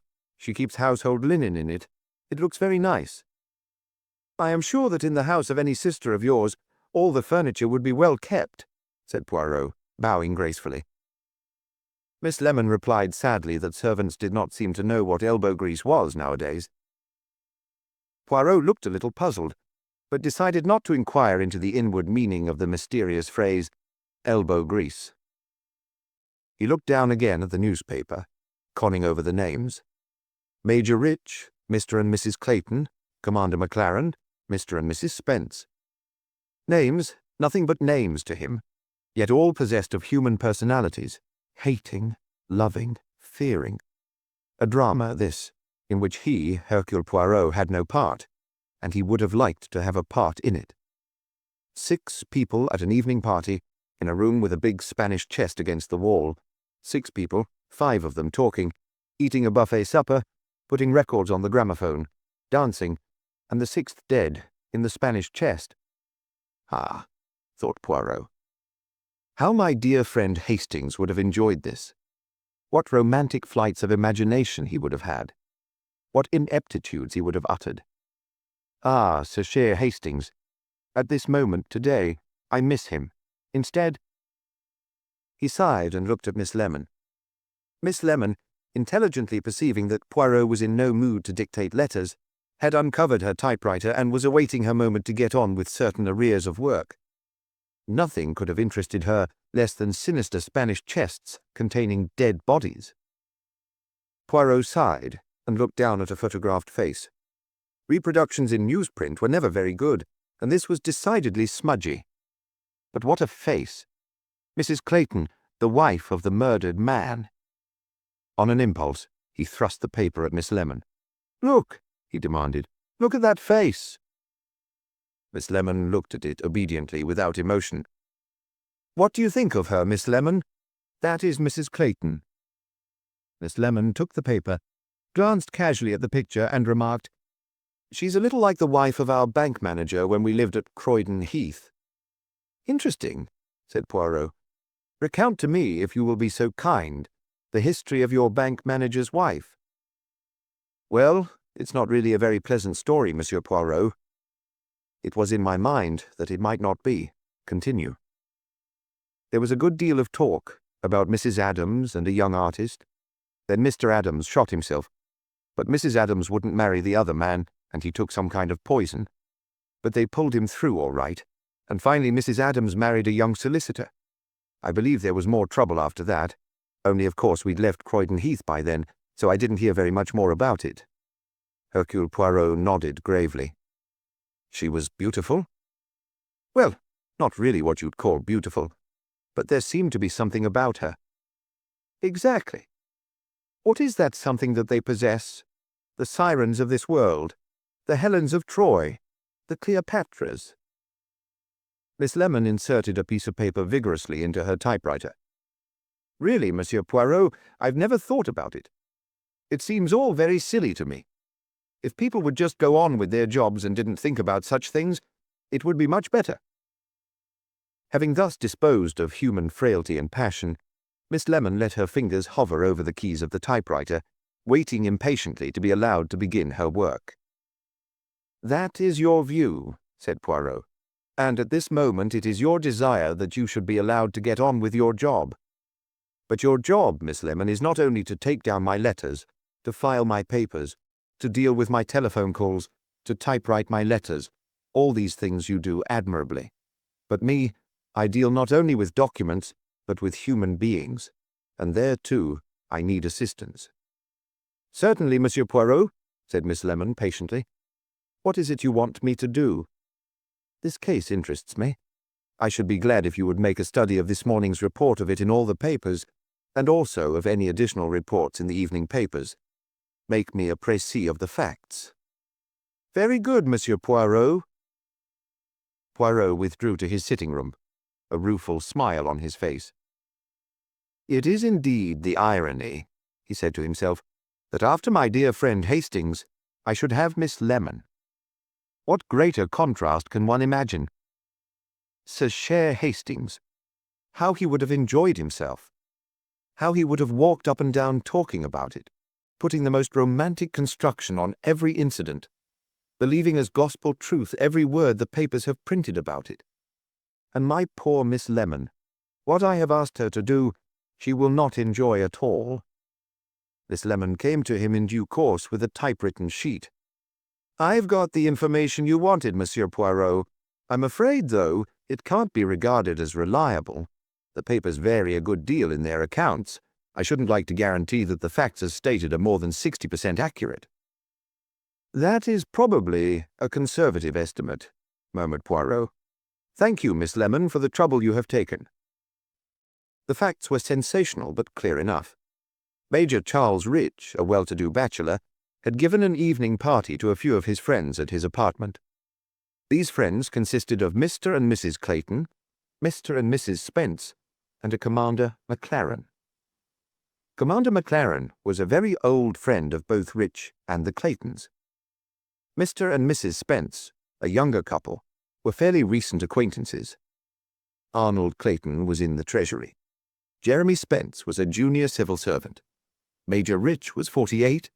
Arnold Clayton was 55. Commander McLaren was 46. Jeremy Spence was 37. Mrs. Clayton was said to be some years younger than her husband. One person was unable to attend the party. At the last moment, Mr. Clayton was called away to Scotland on urgent business, and was supposed to have left King's Cross by the 8:15 train. The party proceeded as such parties do. Everyone appeared to be enjoying themselves. It was neither a wild party nor a drunken one. It broke up about 11:45. The four guests left together and shared a taxi. Commander McLaren was dropped first at his club, and then the Spences dropped Margarita Clayton at Cardigan Gardens, just off Sloane Street, and went on themselves to their house in Chelsea. The gruesome discovery was made on the following morning by Major Rich's manservant, William Burgess. The latter did not live in. He arrived early so as to clear up the sitting room before calling Major Rich with his early morning tea. It was whilst clearing up that Burgess was startled to find a big stain discolouring the light-coloured rug on which stood the Spanish chest. It seemed to have seeped through from the chest, and the valet immediately lifted up the lid of the chest and looked inside. He was horrified to find there the body of Mr. Clayton, stabbed through the neck. Obeying his first impulse, Burgess rushed out into the street and fetched the nearest policeman. Such were the bald facts of the case. But there were further details. The police had immediately broken the news to Mrs. Clayton, who had been completely prostrated. She had seen her husband for the last time at a little after 6 o'clock on the evening before. He had come home much annoyed, having been summoned to Scotland on urgent business in connection with some property that he owned. He had urged his wife to go to the party without him. Mr. Clayton had then called in at his and Commander McLaren's club, had had a drink with his friend, and had explained the position. He had then said, looking at his watch, that he had just time on his way to King's Cross to call in on Major Rich and explain. He had already tried to telephone him, but the line had seemed to be out of order. According to William Burgess, Mr. Clayton arrived at the flat at about 7:55. Major Rich was out, but was due to return any moment, so Burgess suggested that Mr. Clayton should come in and wait. Clayton said he had no time but would come in and write a note. He explained that he was on his way to catch a train at King's Cross. The valet showed him into the sitting room and himself returned to the kitchen, where he was engaged in the preparation of canapes for the party. The valet did not hear his master return, but about 10 minutes later, Major Rich looked into the kitchen and told Burgess to hurry out and get some Turkish cigarettes, which were Mrs. Spence's favourite smoking. The valet did so, and brought them to his master in the sitting room. Mr. Clayton was not there, but the valet naturally thought he had already left to catch his train. Major Rich's story was short and simple. Mr. Clayton was not in the flat when he himself came in, and he had no idea that he had been there. No note had been left for him, and the first he heard of Mr. Clayton's journey to Scotland was when Mrs. Clayton and the others arrived. There were 2 additional items in the evening papers. Mrs. Clayton, who was prostrated with shock, had left her flat in Cardigan Gardens and was believed to be staying with friends. The second item was in the stop press. Major Charles Rich had been charged with the murder of Arnold Clayton and had been taken into custody. "So that is that," said Poirot, looking up at Miss Lemon. "The arrest of Major Rich was to be expected. But what a remarkable case! What a very remarkable case! Do you not think so?" "I suppose such things do happen, Monsieur Poirot," said Miss Lemon, without interest. "Oh, certainly. They happen every day, or nearly every day, but usually they are quite understandable, though distressing. It is certainly a very unpleasant business. To be stabbed to death and stowed away in a Spanish chest is certainly unpleasant for the victim, supremely so. But when I say this is a remarkable case, I refer to the remarkable behavior of Major Rich." Miss Lemon said with faint distaste, "There seems to be a suggestion that Major Rich and Mrs. Clayton were very close friends. It was a suggestion and not a proved fact, so I did not include it." "That was very correct of you. But it is an inference that leaps to the eye. Is that all you have to say?" Miss Lemon looked blank. Poirot sighed and missed the rich, colourful imagination of his friend Hastings. Discussing a case with Miss Lemon was uphill work. Consider for a moment this Major Rich. He is in love with Mrs. Clayton, granted. He wants to dispose of her husband. That, too, we grant. Though if Mrs. Clayton is in love with him, and they are having the affair together, where is the urgency? It is perhaps that Mr. Clayton will not give his wife the divorce, but it is not of all this that I talk. Major Rich, he is a retired soldier, and it is said sometimes that soldiers are not brainy. But tout de même, this Major Rich, can he be a complete imbecile?" Miss Lemon did not reply. She took this to be a purely rhetorical question. "Well," demanded Poirot, "what do you think about it all?" "What do I think?" Miss Lemon was startled. "Mais oui, you!" Miss Lemon adjusted her mind to the strain put upon it. She was not given to mental speculation of any kind unless asked for it. In such leisure moments as she had, her mind was filled with the details of a superlatively perfect filing system. It was her only mental recreation. "Well," she began, and paused.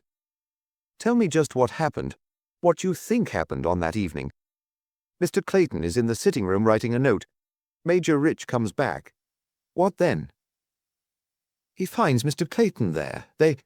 I suppose they have a quarrel. Major Rich stabs him. Then when he sees what he has done, he puts the body in the chest.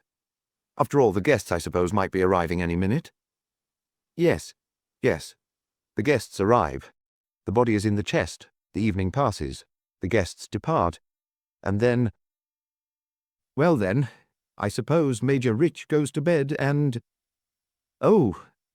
Ah!" said Poirot. "You see it now. You have murdered a man. You have concealed his body in a chest.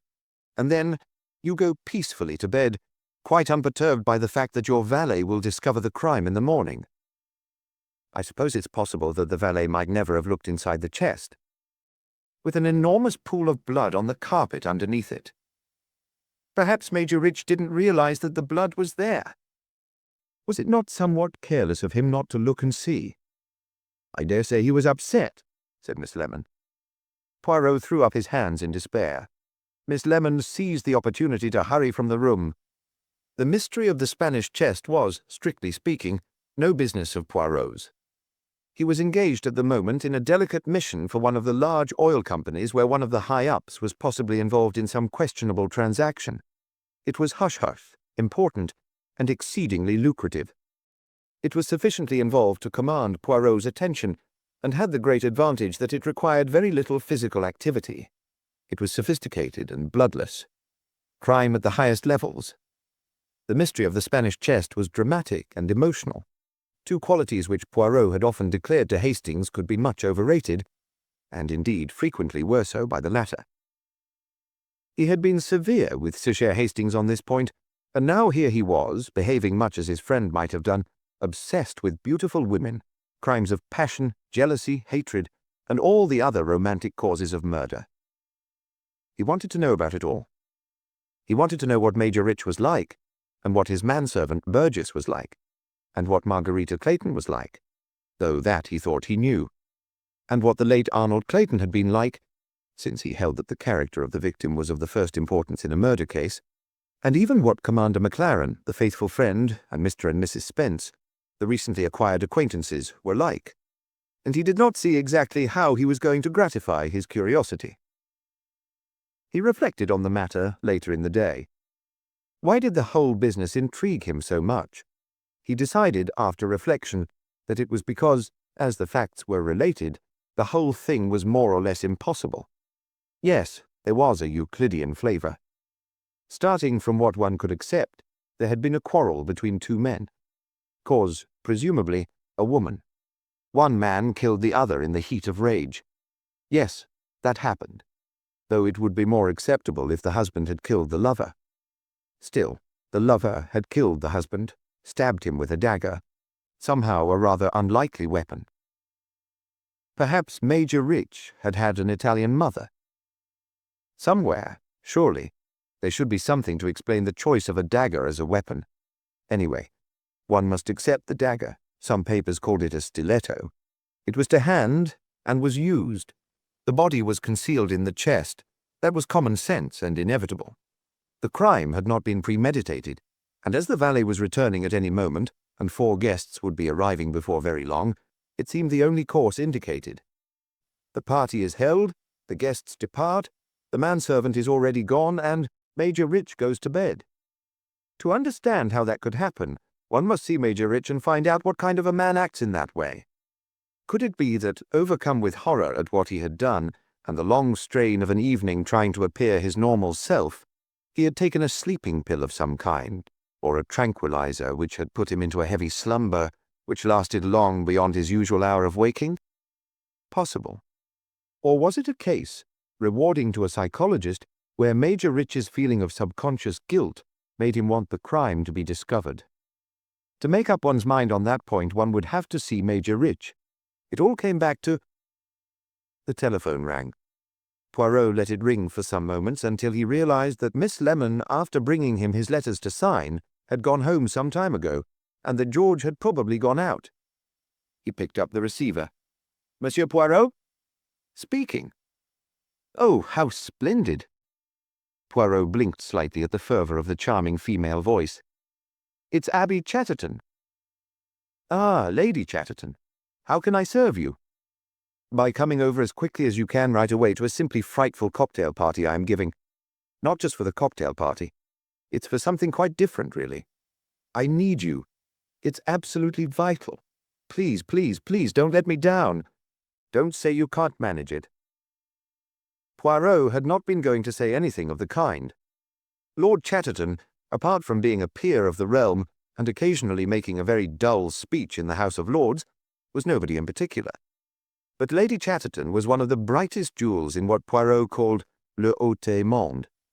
Everything she did or said was news. She had brains, beauty, originality, and enough vitality to activate a rocket to the moon. She said again, "I need you. Just give that wonderful moustache of yours a lovely twirl, and come." It was not quite so quick as that. Poirot had first to make a meticulous toilet. The twirl to the moustaches was added, and he then set off. The door of Lady Chatterton's delightful house in Cheriton Street was ajar, and a noise as of animals mutinying at the zoo sounded from within. Lady Chatterton, who was holding 2 ambassadors, an international rugger player, and an American evangelist in play, neatly jettisoned them with the rapidity of sleight of hand, and was at Poirot's side. "Monsieur Poirot, how wonderful to see you. No, don't have that nasty martini. I've got something special for you, a kind of sirop that the sheikhs drink in Morocco. It's in my own little room upstairs." She led the way upstairs, and Poirot followed her. She paused to say over her shoulder, "I didn't put these people off, because it's absolutely essential that no one should know there's anything special going on here. And I've promised the servants enormous bonuses if not a word leaks out. After all, one doesn't want one's house besieged by reporters. And, poor darling, she's been through so much already."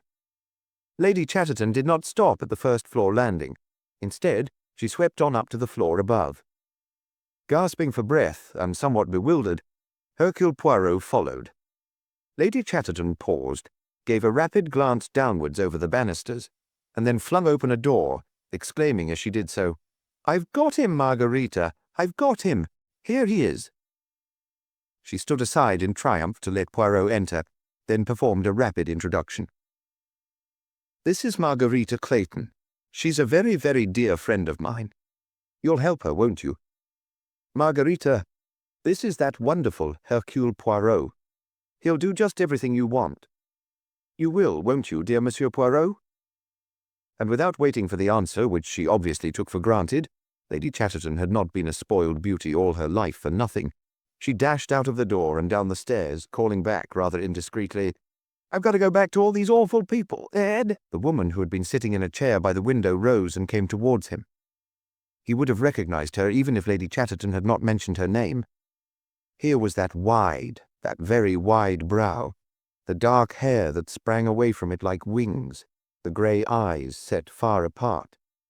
She wore a close-fitting, high-necked gown of dull black that showed up the beauty of her body and the magnolia whiteness of her skin. It was an unusual face rather than a beautiful one of those oddly proportioned faces that one sometimes sees in an Italian primitive. There was about her a kind of medieval simplicity, a strange innocence that could be, Poirot thought, more devastating than any voluptuous sophistication. When she spoke, it was with a kind of childlike candor. "Abby says you will help me." She looked at him gravely and inquiringly. For a moment he stood quite still, scrutinizing her closely. There was nothing ill-bred in his manner of doing it. It was more the kind but searching look that a famous consultant gives a new patient. "Are you sure, madam," he said at last, "that I can help you?" A little flush rose to her cheeks. "I don't know what you mean." "What is it, madame, that you want me to do?" "Oh," she seemed surprised. "I thought you knew who I was?" "I know who you are. Your husband was killed, stabbed, and a Major Rich has been arrested and charged with his murder." The flush heightened. "Major Rich did not kill my husband." Quick as a flash, Poirot said, "Why not?" She stared, puzzled. I beg your pardon? I have confused you, because I have not asked the question that everybody asks. The police, the lawyers. Why should Major Rich kill Arnold Clayton? But I ask the opposite. I ask you, madame, why you are sure that Major Rich did not kill him. Because, she paused a moment, because I know Major Rich so well. You know Major Rich so well, repeated Poirot tonelessly. He paused, and then said sharply, How well? Whether she understood his meaning, he could not guess. He thought to himself, Here is either a woman of great simplicity or of great subtlety. Many people, he thought, must have wondered that about Margarita Clayton. How well? She was looking at him doubtfully. 5 years. No, nearly 6. That was not precisely what I meant. You must understand, madame, that I shall have to ask you the impertinent questions. Perhaps you will speak the truth. Perhaps you will lie. It is very necessary for a woman to lie sometimes. Women must defend themselves, and the lie, it can be a good weapon. But there are 3 people, madame, to whom a woman should speak the truth. To her father confessor, to her hairdresser, and to her private detective, if she trusts him. Do you trust me, madam? Margarita Clayton drew a deep breath. Yes, she said, I do, and added, I must. Very well, then. What is it you want me to do? Find out who killed your husband? I suppose so, yes. But it is not essential. You want me, then, to clear Major Rich from suspicion? She nodded quickly, gratefully. That? And that only? It was, he saw, an unnecessary question. Margarita Clayton was a woman who saw only one thing at a time. And now, he said, for the impertinence. You and Major Rich, you are lovers, yes? Do you mean, were we having an affair together? No. But he was in love with you? Yes. And you were in love with him? I think so. You do not seem quite sure. I am sure now. You did not then love your husband? No. You reply with an admirable simplicity, Most women would wish to explain at great length just exactly what their feelings were. How long had you been married? 11 years. Can you tell me a little about your husband? What kind of a man he was? She frowned. It's difficult. I don't really know what kind of a man Arnold was. He was very quiet, very reserved. One didn't know what he was thinking. He was clever, of course. Everyone said he was brilliant. In his work, I mean. He didn't, how can I put it? He never explained himself at all. Was he in love with you? Oh, yes. He must have been, or he wouldn't have minded so much. She came to a sudden stop. About other men? That is what you were going to say.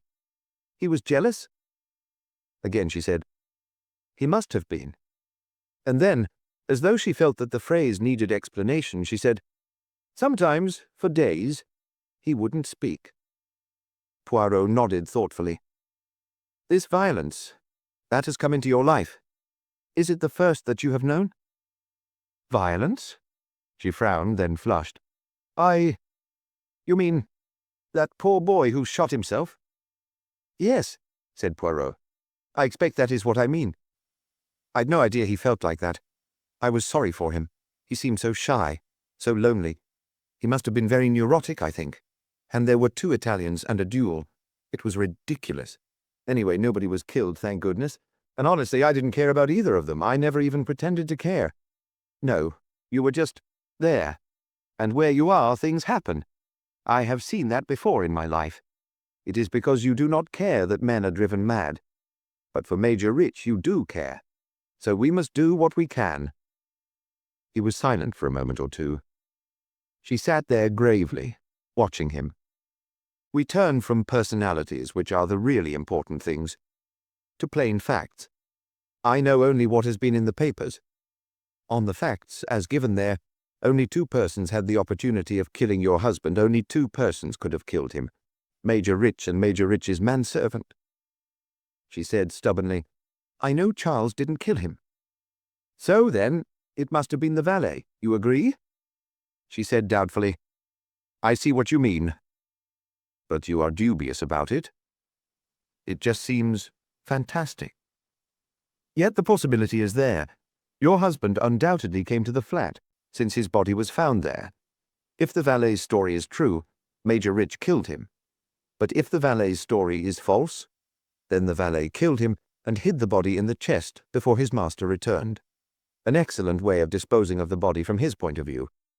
He has only got to notice the blood stain the next morning and discover it. Suspicion will immediately fall on Rich. But why should he want to kill Arnold? Why? The motive cannot be an obvious one, or the police would have investigated it. It is possible that your husband knew something to the valet's discredit, and was about to acquaint Major Rich with the facts. Did your husband ever say anything to you about this man Burgess? She shook her head. Do you think he would have done so, if that had indeed been the case? She frowned. It's difficult to say, possibly not. Arnold never talked much about people. I told you he was reserved. He was never a chatty man. He was a man who kept his own counsel. Yes. Now what is your opinion of Burgess? He's not the kind of man you notice very much. A fairly good servant. Adequate, but not polished. What age? About 37 or 8, I should think. He'd been an orderly in the army during the war, but he wasn't a regular soldier. How long had he been with Major Rich? Not very long, about 1.5 years, I think. And you never noticed anything odd about his manner towards your husband? We weren't there so very often. No, I noticed nothing at all. Tell me now about the events of that evening. What time were you invited? 8:15 for past. And just what kind of a party was it to be? Well, there would be drinks, and a kind of buffet supper, usually a very good one. Foie gras and hot toast, smoked salmon. Sometimes there was a hot rice dish. Charles had a special recipe he got in the Near East, but that was more for winter. Then we used to have music. Charles had got a very good stereophonic gramophone. Both my husband and Jock McLaren were very fond of classical records. And we had dance music. The Spences were very keen dancers. It was that sort of thing, a quiet, informal evening. Charles was a very good host. And this particular evening, It was like other evenings there. You noticed nothing unusual? Nothing out of place? Out of place? She frowned for a moment. When you said that No, it's gone. There was something... She shook her head again. No. To answer your question, there was nothing unusual at all about that evening. We enjoyed ourselves. Everybody seemed relaxed and happy. She shivered. And to think that all the time. Poirot held up a quick hand. Do not think. This business that took your husband to Scotland. How much do you know about that? Not very much. There was some dispute over the restrictions on selling a piece of land which belonged to my husband. The sale had apparently gone through, and then some sudden snag turned up. What did your husband tell you exactly? He came in with a telegram in his hand. As far as I remember, he said, "This is most annoying. I shall have to take the night mail to Edinburgh and see Johnston first thing tomorrow morning. Too bad, when one thought the thing was going through smoothly at last." Then he said, "Shall I ring up Jock and get him to call for you?" And I said, "Nonsense, I'll just take a taxi." And he said that Jock or the Spences would see me home. I said did he want anything packed, and he said he'd just throw a few things into a bag and have a quick snack at the club before catching the train. Then he went off, and that's the last time I saw him. Her voice broke a little on the last words.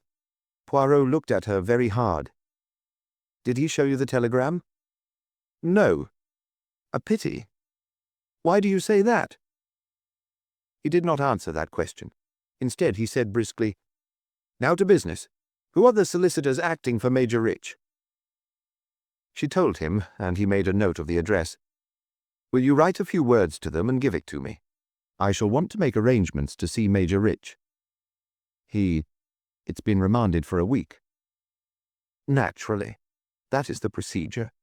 Will you also write a note to Commander McLaren and to your friends the Spences? I shall want to see all of them, and it is essential that they do not at once show me the door." When she rose from the writing desk, he said, "One thing more. I shall register my own impressions, but I also want yours, of Commander McLaren, and of Mr. and Mrs. Spence. Jock is one of our oldest friends. I've known him ever since I was a child. He appears to be quite a dour person, but he's really a dear, always the same, always to be relied upon. He's not gay and amusing, but he's a tower of strength. Both Arnold and I relied on his judgment a lot." "And he also is doubtless in love with you." Poirot's eyes twinkled slightly. "Oh, yes," said Margarita happily. "He's always been in love with me, but by now it's become a kind of habit." "And the Spences?" "They're amusing, and very good company. Linda Spence is really rather a clever girl. Arnold enjoyed talking with her. She's attractive, too." "You are friends?" "She and I? In a way. I don't know that I really like her. She's too malicious." "And her husband?" "Oh, Jeremy is delightful. Very musical. Knows a good deal about pictures, too. He and I go to picture shows a good deal together." "Ah, well, I shall see for myself." He took her hand in his. "I hope, madame, you will not regret asking for my help." "Why should I regret it?" Her eyes opened wide. "One never knows," said Poirot cryptically. "And I do not know," he said to himself as he went down the stairs. The cocktail party was still in full spate, but he avoided being captured and reached the street.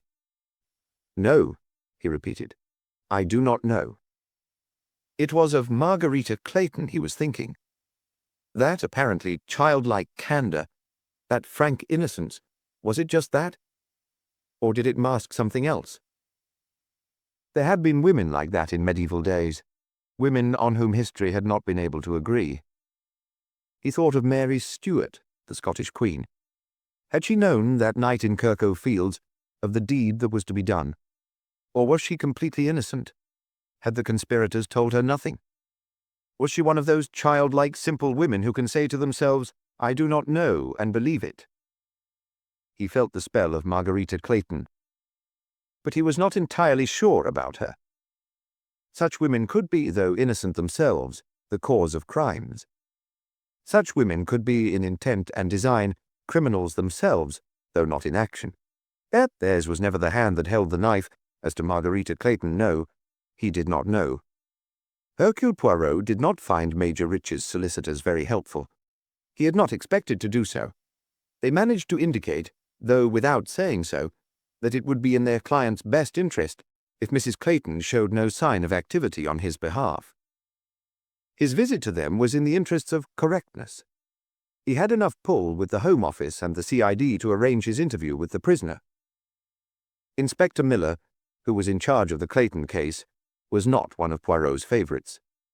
He was not, however, hostile on this occasion, merely contemptuous. "Can't waste much time over the old dodderer," he had said to his assisting sergeant before Poirot was shown in.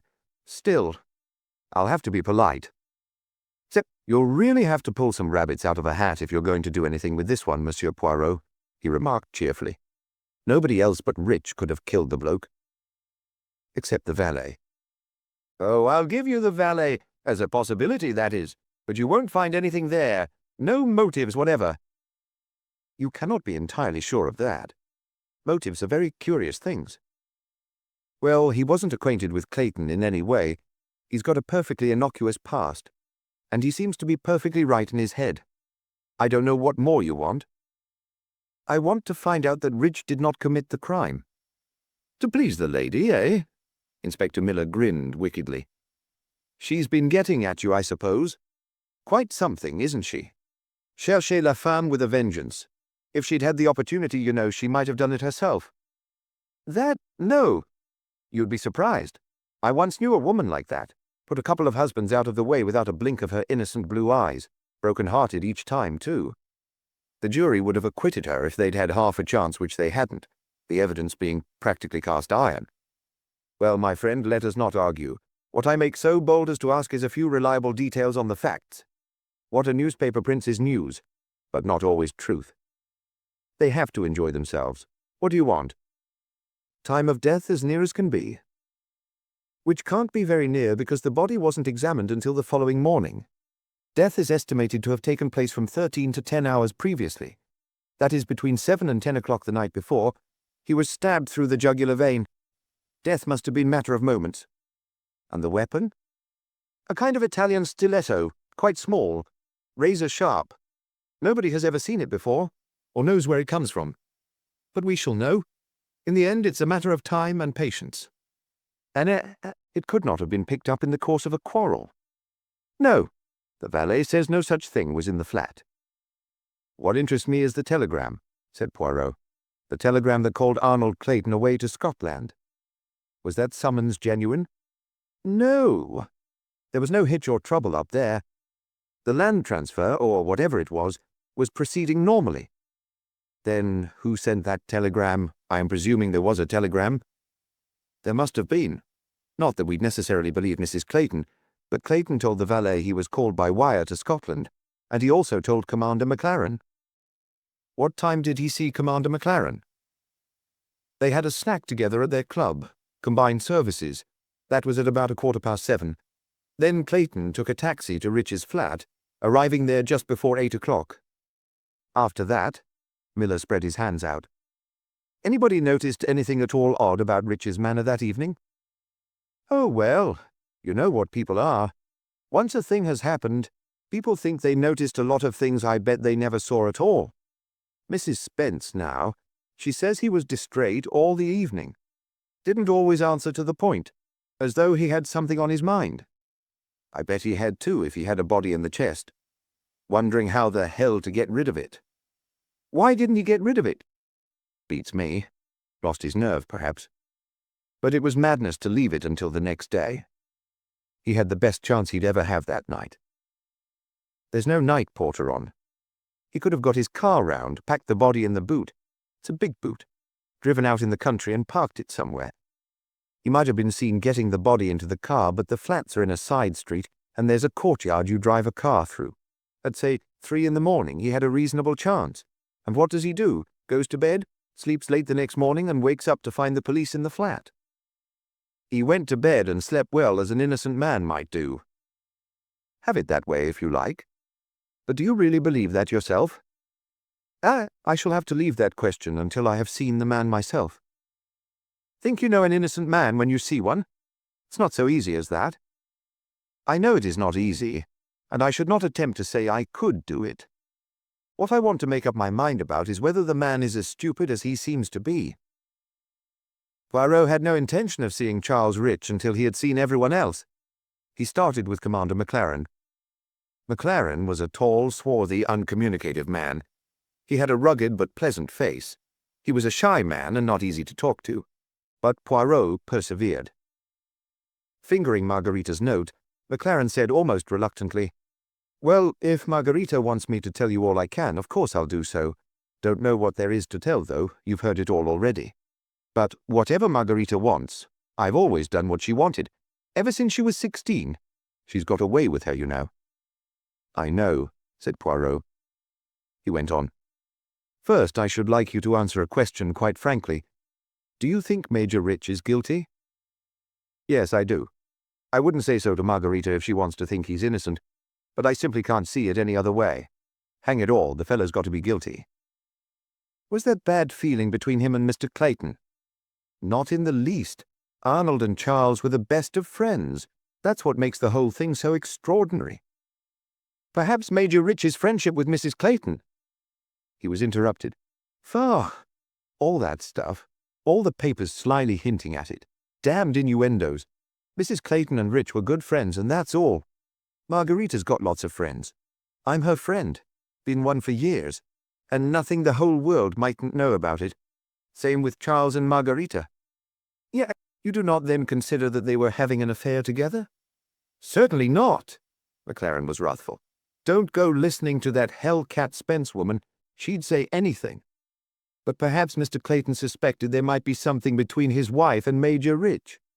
You can take it from me he did nothing of the sort. I'd have known if so. Arnold and I were very close." "What sort of man was he? You, if anyone, should know." "Well, Arnold was a quiet sort of chap, but he was clever, quite brilliant, I believe.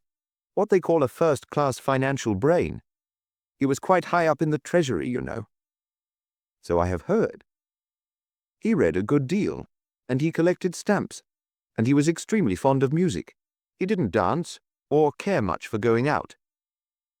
"Was it, do you think, a happy marriage?" Commander McLaren's answer did not come quickly. He seemed to be puzzling it out. "That sort of thing's very hard to say. Yes, I think they were happy. He was devoted to her in his quiet way. I'm sure she was fond of him.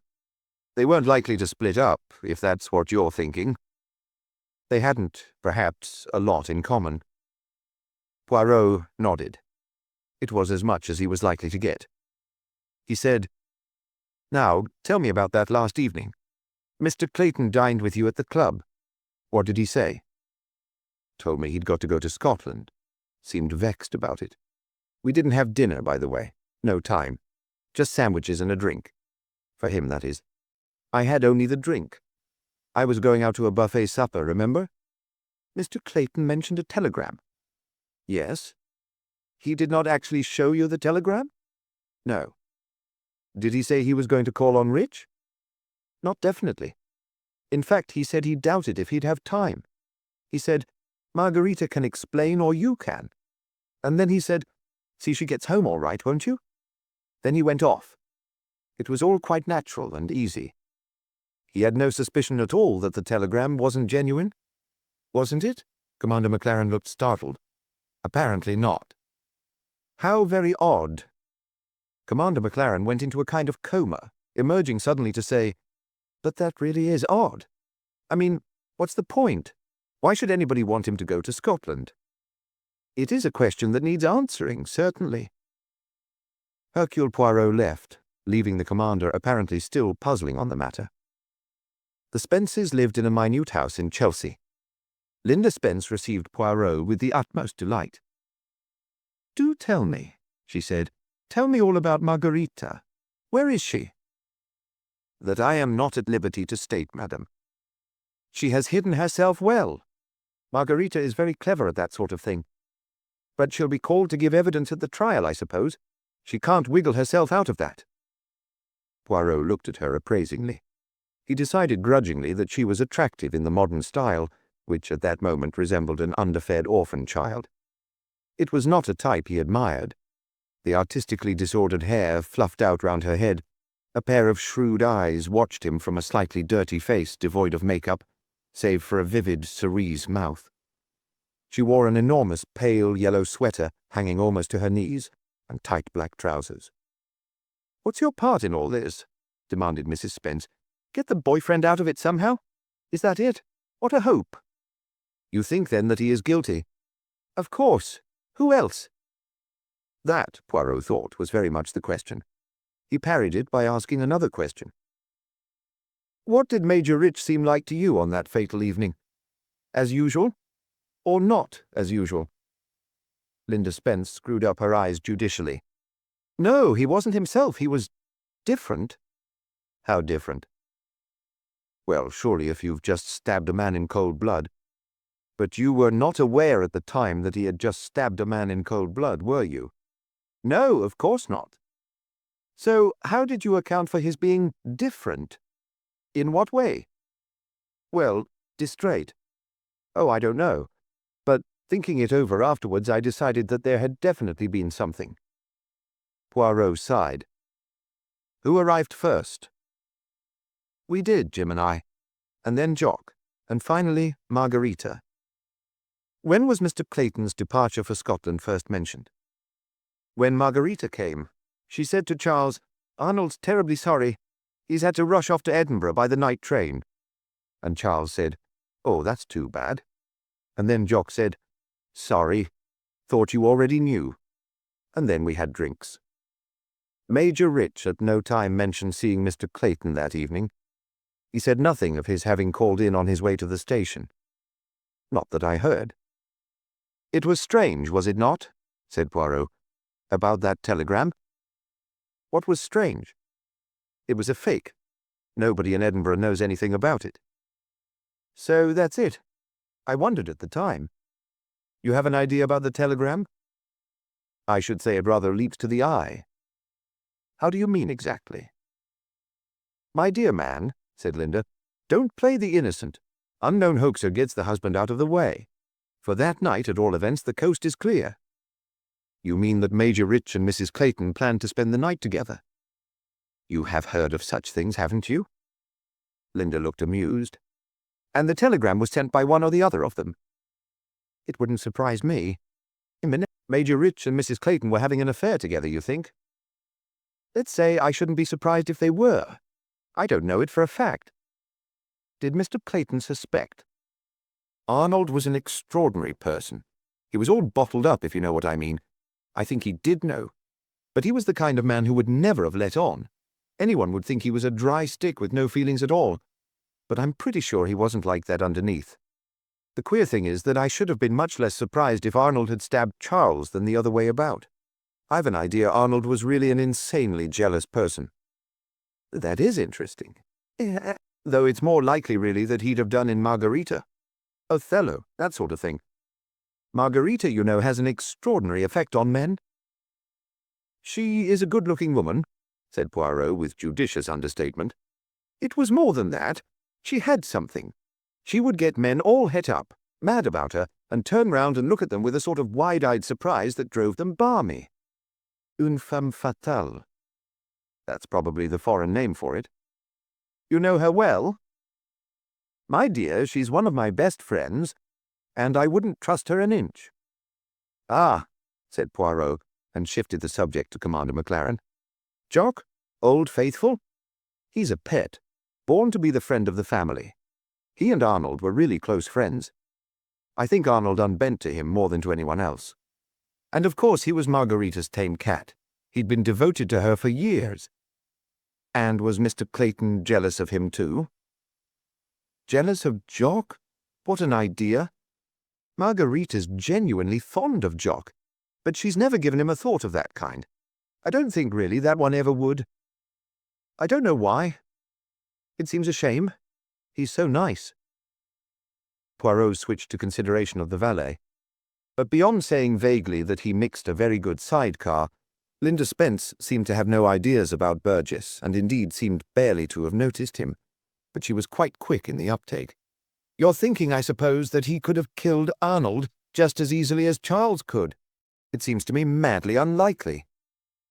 "That remark depresses me, madame. But then, it seems to me, though you will probably not agree, that it is madly unlikely, not that Major Rich should kill Arnold Clayton, but that he should kill him in just the way he did. Stiletto stuff? Yes, definitely not in character. More likely the blunt instrument. Or he might have strangled him, perhaps." Poirot sighed. "We are back at Othello." "Yes, Othello.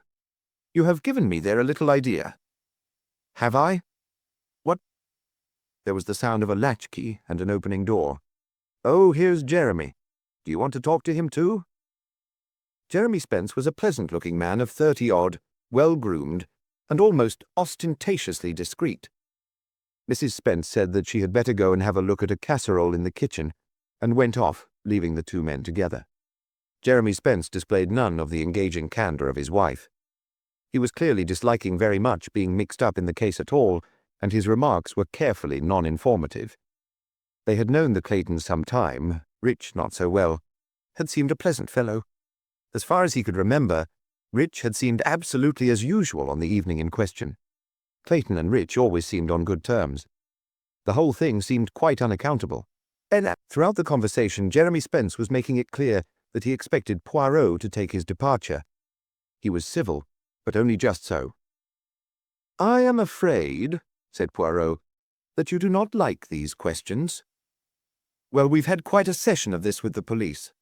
I rather feel that's enough. We've told all we know or saw. Now, I'd like to forget it." "You have my sympathy. It is most unpleasant to be mixed up in this. To be asked not only what you know or what you saw, but perhaps even what you think. Best not to think. But can one avoid it? Do you think, for instance, that Mrs. Clayton was in it too? Did she plan the death of her husband with Rich?" "Good Lord, no." Spence sounded shocked and dismayed. "I'd no idea that there was any question of such a thing." "Has your wife not suggested such a possibility?" "Oh, Linda, you know what women are. Always got their knife into each other. Margarita never gets much of a show from her own sex. A darned sight too attractive. But surely this theory about Rich and Margarita planning murder, that's fantastic. Such things have been known. The weapon, for instance. It is the kind of weapon a woman might possess rather than a man." "Do you mean the police have traced it to her?" "They can't have. I mean, I know nothing," said Poirot truthfully, and escaped hastily. From the consternation on Spence's face, he judged that he had left that gentleman something to think about. "You will forgive my saying, Monsieur Poirot, that I cannot see how you can be of assistance to me in any way." Poirot did not answer. He was looking thoughtfully at the man who had been charged with the murder of his friend Arnold Clayton. He was looking at the firm jaw, the narrow head. A lean brown man, athletic and sinewy. Something of the greyhound about him, a man whose face gave nothing away, and who was receiving his visitor with a marked lack of cordiality. "I quite understand that Mrs. Clayton sent you to see me with the best intentions, but quite frankly I think she was unwise. Unwise both for her own sake and mine." "You mean?" Rich gave a nervous glance over his shoulder, but the attendant warder was the regulation distance away. Rich lowered his voice. "They've got to find a motive for this ridiculous accusation. They'll try to bring that there was an association between Mrs. Clayton and myself. That, as I know Mrs. Clayton will have told you, is quite untrue. We are friends, nothing more. But surely it is advisable that she should make no move on my behalf." Hercule Poirot ignored the point. Instead, he picked out a word. "You said this ridiculous accusation, but it is not that, you know. I did not kill Arnold Clayton. Call it then a false accusation. Say the accusation is not true, but it is not ridiculous. On the contrary, it is highly plausible. You must know that very well. I can only tell you that to me it seems fantastic. Saying that will be of very little use to you. We must think of something more useful than that. I am represented by solicitors. They have briefed, I understand, eminent counsel to appear for my defense.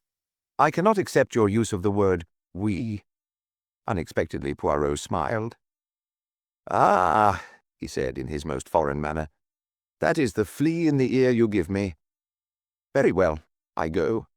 I wanted to see you. I have seen you. Already I have looked up your career. You passed high up into Sandhurst. You passed into the Staff College. And so on and so on.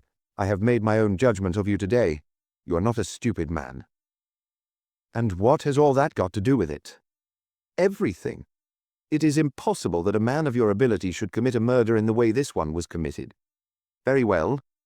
You are innocent. Tell me now about your manservant Burgess. Burgess? Yes. If you didn't kill Clayton, Burgess must have done so. The conclusion seems inescapable. But why? There must be a why. You are the only person who knows Burgess well enough to make a guess at it. Why, Major Rich, why? I can't imagine. I simply can't see it. Oh, I've followed the same line of reasoning as you have. Yes, Burgess had opportunity. The only person who had except myself. The trouble is, I just can't believe it. Burgess is not the sort of man you can imagine murdering anybody. What do your legal advisers think? Rich's lips set in a grim line. My legal advisers spend their time asking me in a persuasive way if it isn't true that I have suffered all my life from blackouts when I don't really know what I am doing. As bad as that, said Poirot. Well, perhaps we shall find it is Burgess who is subject to blackouts. It is always an idea. The weapon now. They showed it to you and asked you if it was yours? It was not mine. I had never seen it before. It was not yours, no. But are you quite sure you had never seen it before? No. Was there a faint hesitation? It's a kind of ornamental toy, really. One sees things like that lying about in people's houses. In a woman's drawing room, perhaps. Perhaps in Mrs. Clayton's drawing room. Certainly not. The last word came out loudly, and the warder looked up. Très bien. Certainly not, and there is no need to shout. But somewhere, at some time, you have seen something very like it, eh? I am right. I do not think so. In some curio shop, perhaps? Ah, very likely. Poirot rose. I take my leave. And now, said Hercule Poirot, for Burgess. Yes, at long last, for Burgess. He had learned something about the people in the case, from themselves and from each other. But nobody had given him any knowledge of Burgess, no clue, no hint of what kind of a man he was. When he saw Burgess, he realized why.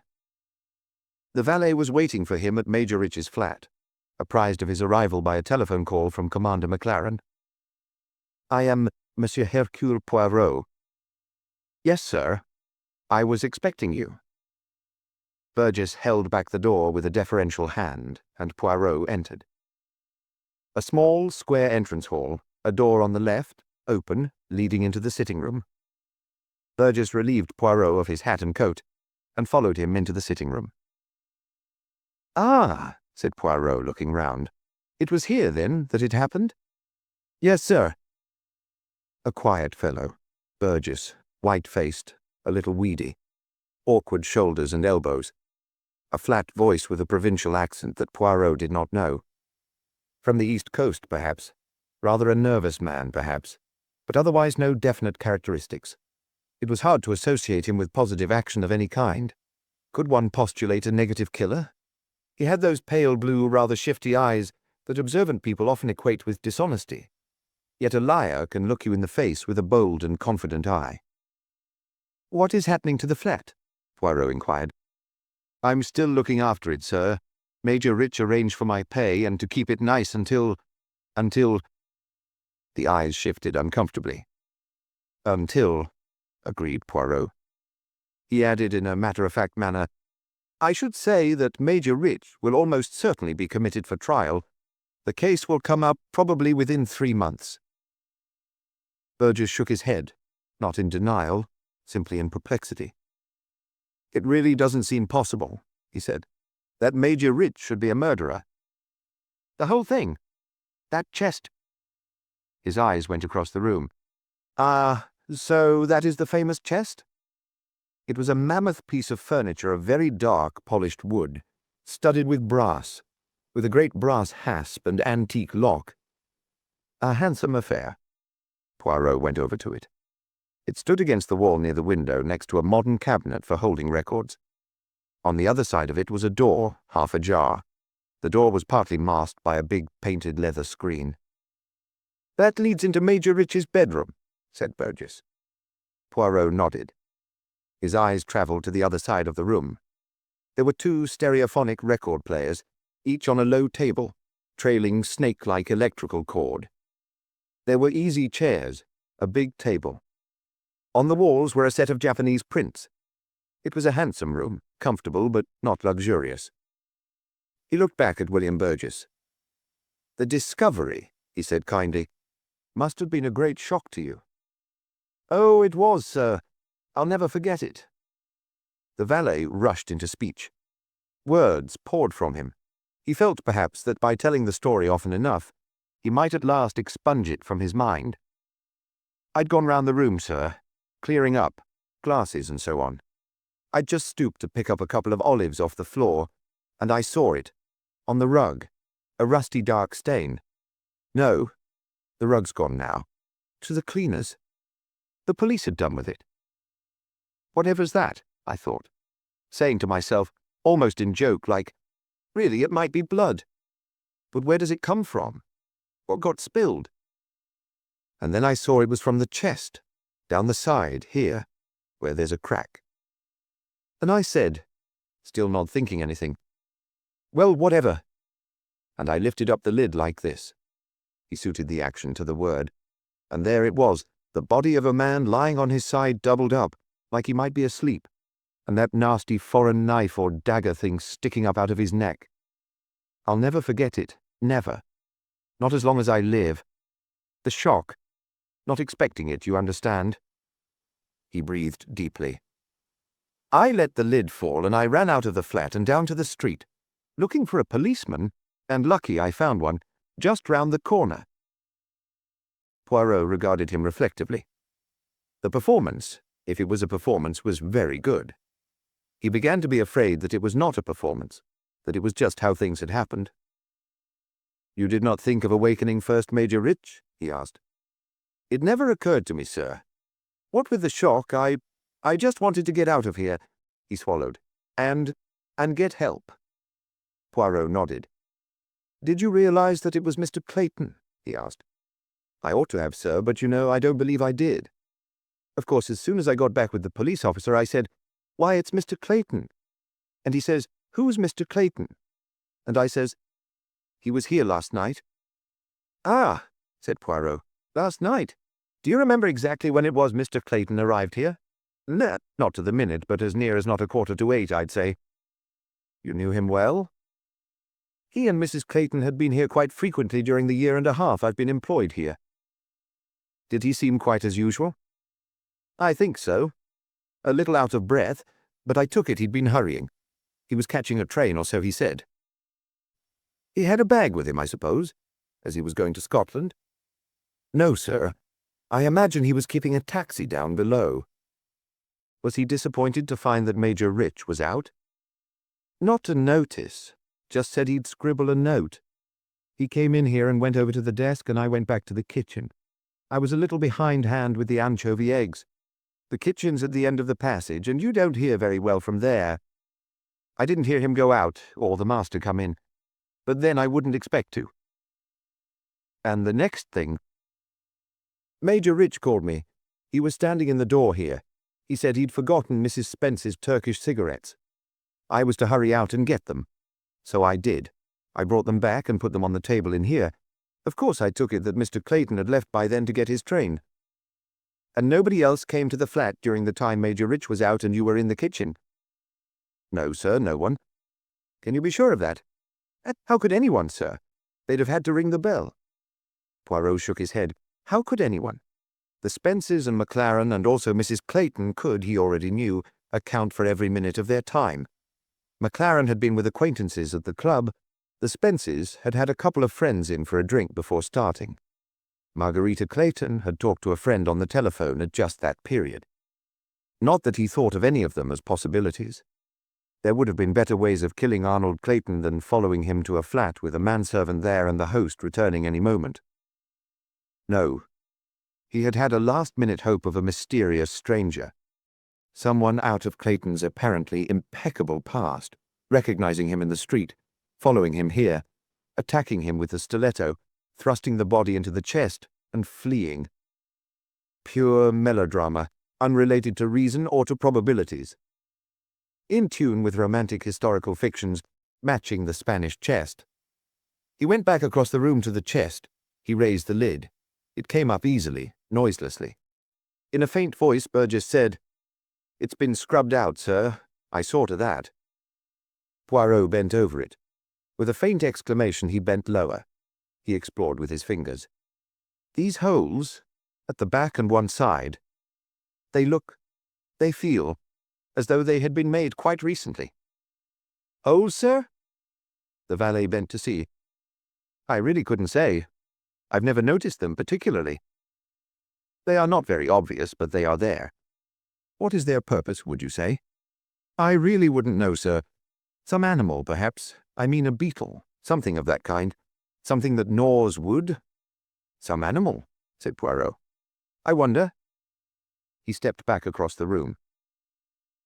"When you came in here with the cigarettes, was there anything at all about this room that looked different? Anything at all? Chairs moved, table, something of that kind?" "It's odd you're saying that, sir. Now you come to mention it, there was. That screen there that cuts off the draught from the bedroom door, it was moved over a bit more to the left." "Like this?" Poirot moved swiftly. "A little more still. That's right." The screen had already masked about half of the chest. The way it was now arranged, it almost hid the chest altogether. "Why did you think it had been moved?" "I didn't think, sir." Another Miss Lemon. Burgess added doubtfully, "I suppose it leaves the way into the bedroom clearer, if the ladies wanted to leave their wraps." "Perhaps, but there might be another reason." Burgess looked inquiring. "The screen hides the chest now, and it hides the rug below the chest. If Major Rich stabbed Mr. Clayton, blood would presently start dripping through the cracks at the base of the chest. Someone might notice, as you noticed the next morning. So, the screen was moved." "I never thought of that, sir." "What are the lights like here, strong or dim?" "I'll show you, sir." Quickly the valet drew the curtains and switched on a couple of lamps. They gave a soft, mellow light, hardly strong enough even to read by. Poirot glanced up at a ceiling light. "That wasn't on, sir. It's very little used." Poirot looked round in the soft glow. The valet said, "I don't believe you'd see any bloodstains, sir. It's too dim." "I think you are right." "So then, why was the screen moved?" Burgess shivered. "It's awful to think of. A nice gentleman like Major Rich doing a thing like that." "You've no doubt that he did do it." "Why did he do it, Burgess?" "Well, he'd been through the war, of course. He might have had a head wound, mightn't he? They do say as sometimes it all flares up years afterwards. They suddenly go all queer and don't know what they're doing. And they say as often as not it's their nearest and dearest as they goes for. Do you think it could have been like that?" Poirot gazed at him. He sighed. He turned away. "No," he said. "It was not like that."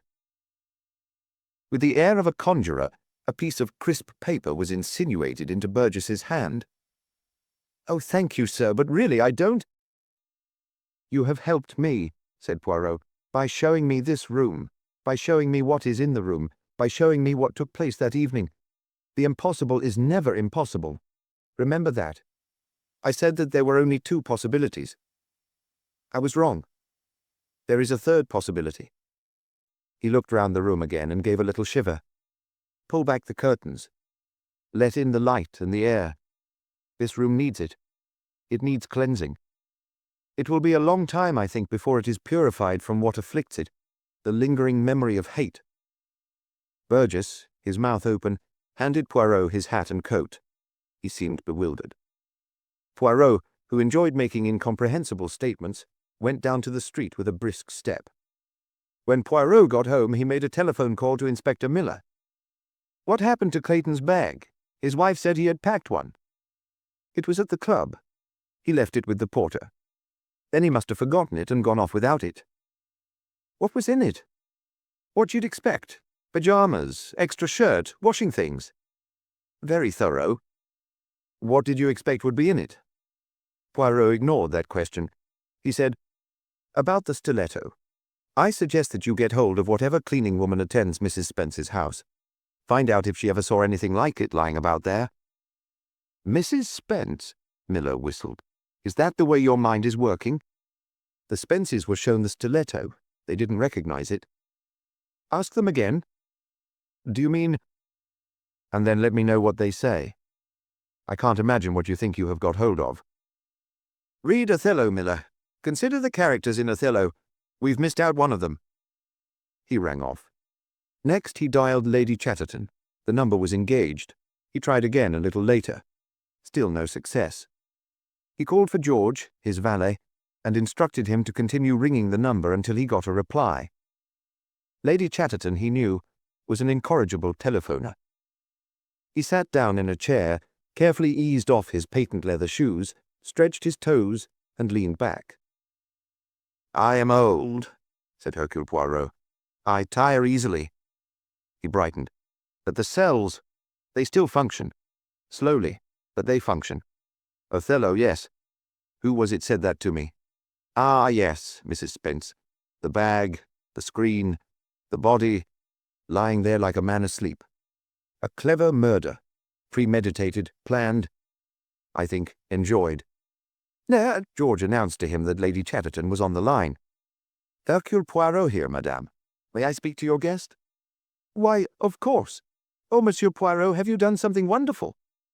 Not yet, said Poirot, but possibly it marches. Presently Margarita's voice, quiet, gentle. Madame, when I asked you if you noticed anything out of place that evening at the party, you frowned, as though you remembered something, and then it escaped you. Would it have been the position of the screen that night? The screen? Why, of course, yes. It was not quite in its usual place. Did you dance that night? Part of the time. Who did you dance with mostly? Jeremy Spence. He's a wonderful dancer. Charles is good, but not spectacular. He and Linda danced, and now and then we changed. Jock McLaren doesn't dance. He got out the records and sorted them and arranged what we'd have. You had serious music later? Yes. There was a pause. Then Margarita said, Monsieur Poirot, what is all this? Is there hope? Do you ever know, madame, what the people around you are feeling? Her voice, faintly surprised, said, I suppose so. I suppose not. I think you have no idea. I think that is the tragedy of your life. But the tragedy is for other people, not for you. Someone today mentioned to me Othello. I asked you if your husband was jealous, and you said you thought he must be. But you said it quite lightly. You said it as Desdemona might have said it, not realizing danger. She, too, recognized jealousy, but she did not understand it, because she herself never had, and never could, experience jealousy. She was, I think, quite unaware of the force of acute physical passion. She loved her husband, with the romantic fervor of hero worship. She loved her friend Cassio, quite innocently, as a close companion. I think that because of her immunity to passion, she herself drove men mad. Am I making sense to you, madame? There was a pause, and then Margarita's voice answered, cool, sweet, a little bewildered. I don't really understand what you are saying. Poirot sighed. He spoke in matter-of-fact tones. This evening, he said, I pay you a visit. Inspector Miller was not an easy man to persuade, but equally, Hercule Poirot was not an easy man to shake off until he had got his way. Inspector Miller grumbled, but capitulated. Though what Lady Chatterton's got to do with this? Nothing, really. She has provided asylum for a friend, that is all. About those Spences, how did you know? That stiletto came from there? It was a mere guess. Something Jeremy Spence said gave me the idea. I suggested that the stiletto belonged to Margarita Clayton. He showed that he knew positively that it did not. He paused. What did they say? He asked with some curiosity. Admitted that it was very like a toy dagger they'd once had, but it had been mislaid some weeks ago, and they had really forgotten about it. I suppose Rich pinched it from there. A man who likes to play safe, Mr. Jeremy Spence, said Hercule Poirot. He muttered to himself, Some weeks ago? Oh, yes. The planning began a long time ago. Hey, what's that? We arrive, said Poirot. The taxi drew up at Lady Chatterton's house in Cheriton Street. Poirot paid the fare. Margarita Clayton was waiting for them in the room upstairs. Her face hardened when she saw Miller. I didn't know. You did not know who the friend was I proposed to bring? Inspector Miller is not a friend of mine. And that rather depends on whether you want to see justice done or not, Mrs. Clayton. Your husband was murdered. And now we have to talk of who killed him, said Poirot quickly. May we sit down, madame? Slowly, Margarita sat down in a high-backed chair facing the two men. I ask, said Poirot, addressing both his hearers, to listen to me patiently. I think I now know what happened on that fatal evening at Major Rich's flat. We started, all of us, by an assumption that was not true, the assumption that there were only two persons who had the opportunity of putting the body in the chest, that is to say, Major Rich or William Burgess. But we were wrong.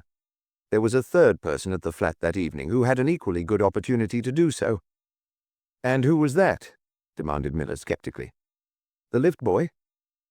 No. Arnold Clayton. What, concealed his own dead body? You're crazy. Naturally not a dead body. A live one. In simple terms, he hid himself in the chest.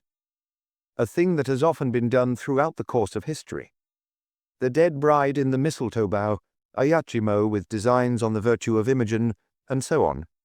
I thought of it as soon as I saw that there had been holes bored in the chest quite recently. Why? They were made so that there might be a sufficiency of air in the chest. Why was the screen moved from its usual position that evening? So as to hide the chest from the people in the room, so that the hidden man could lift the lid from time to time and relieve his cramp, and hear better what went on. But why? Demanded Margarita, wide-eyed with astonishment. Why should Arnold want to hide in the chest? Is it you who ask that, madam? Your husband was a jealous man. He was also an inarticulate man. Bottled up, as your friend Mrs. Spence put it. His jealousy mounted. It tortured him. Were you or were you not Rich's mistress? He did not know. He had to know. So, a telegram from Scotland, the telegram that was never sent and that no one ever saw. The overnight bag is packed and conveniently forgotten at the club. He goes to the flat at a time when he has probably ascertained Rich will be out. He tells the valet he will write a note. As soon as he is left alone, he bores the holes in the chest, moves the screen, and climbs inside the chest. Tonight, he will know the truth. Perhaps his wife will stay behind the others. Perhaps she will go, but come back again.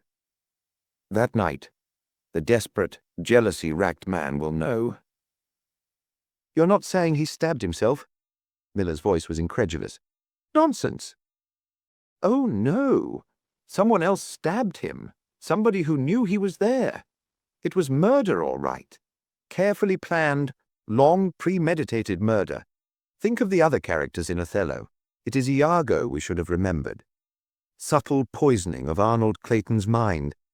Hints, suspicions. Honest Iago, the faithful friend, the man you always believe. Arnold Clayton believed him. Arnold Clayton let his jealousy be played upon, be roused to fever pitch. Was the plan of hiding in the chest Arnold's own idea?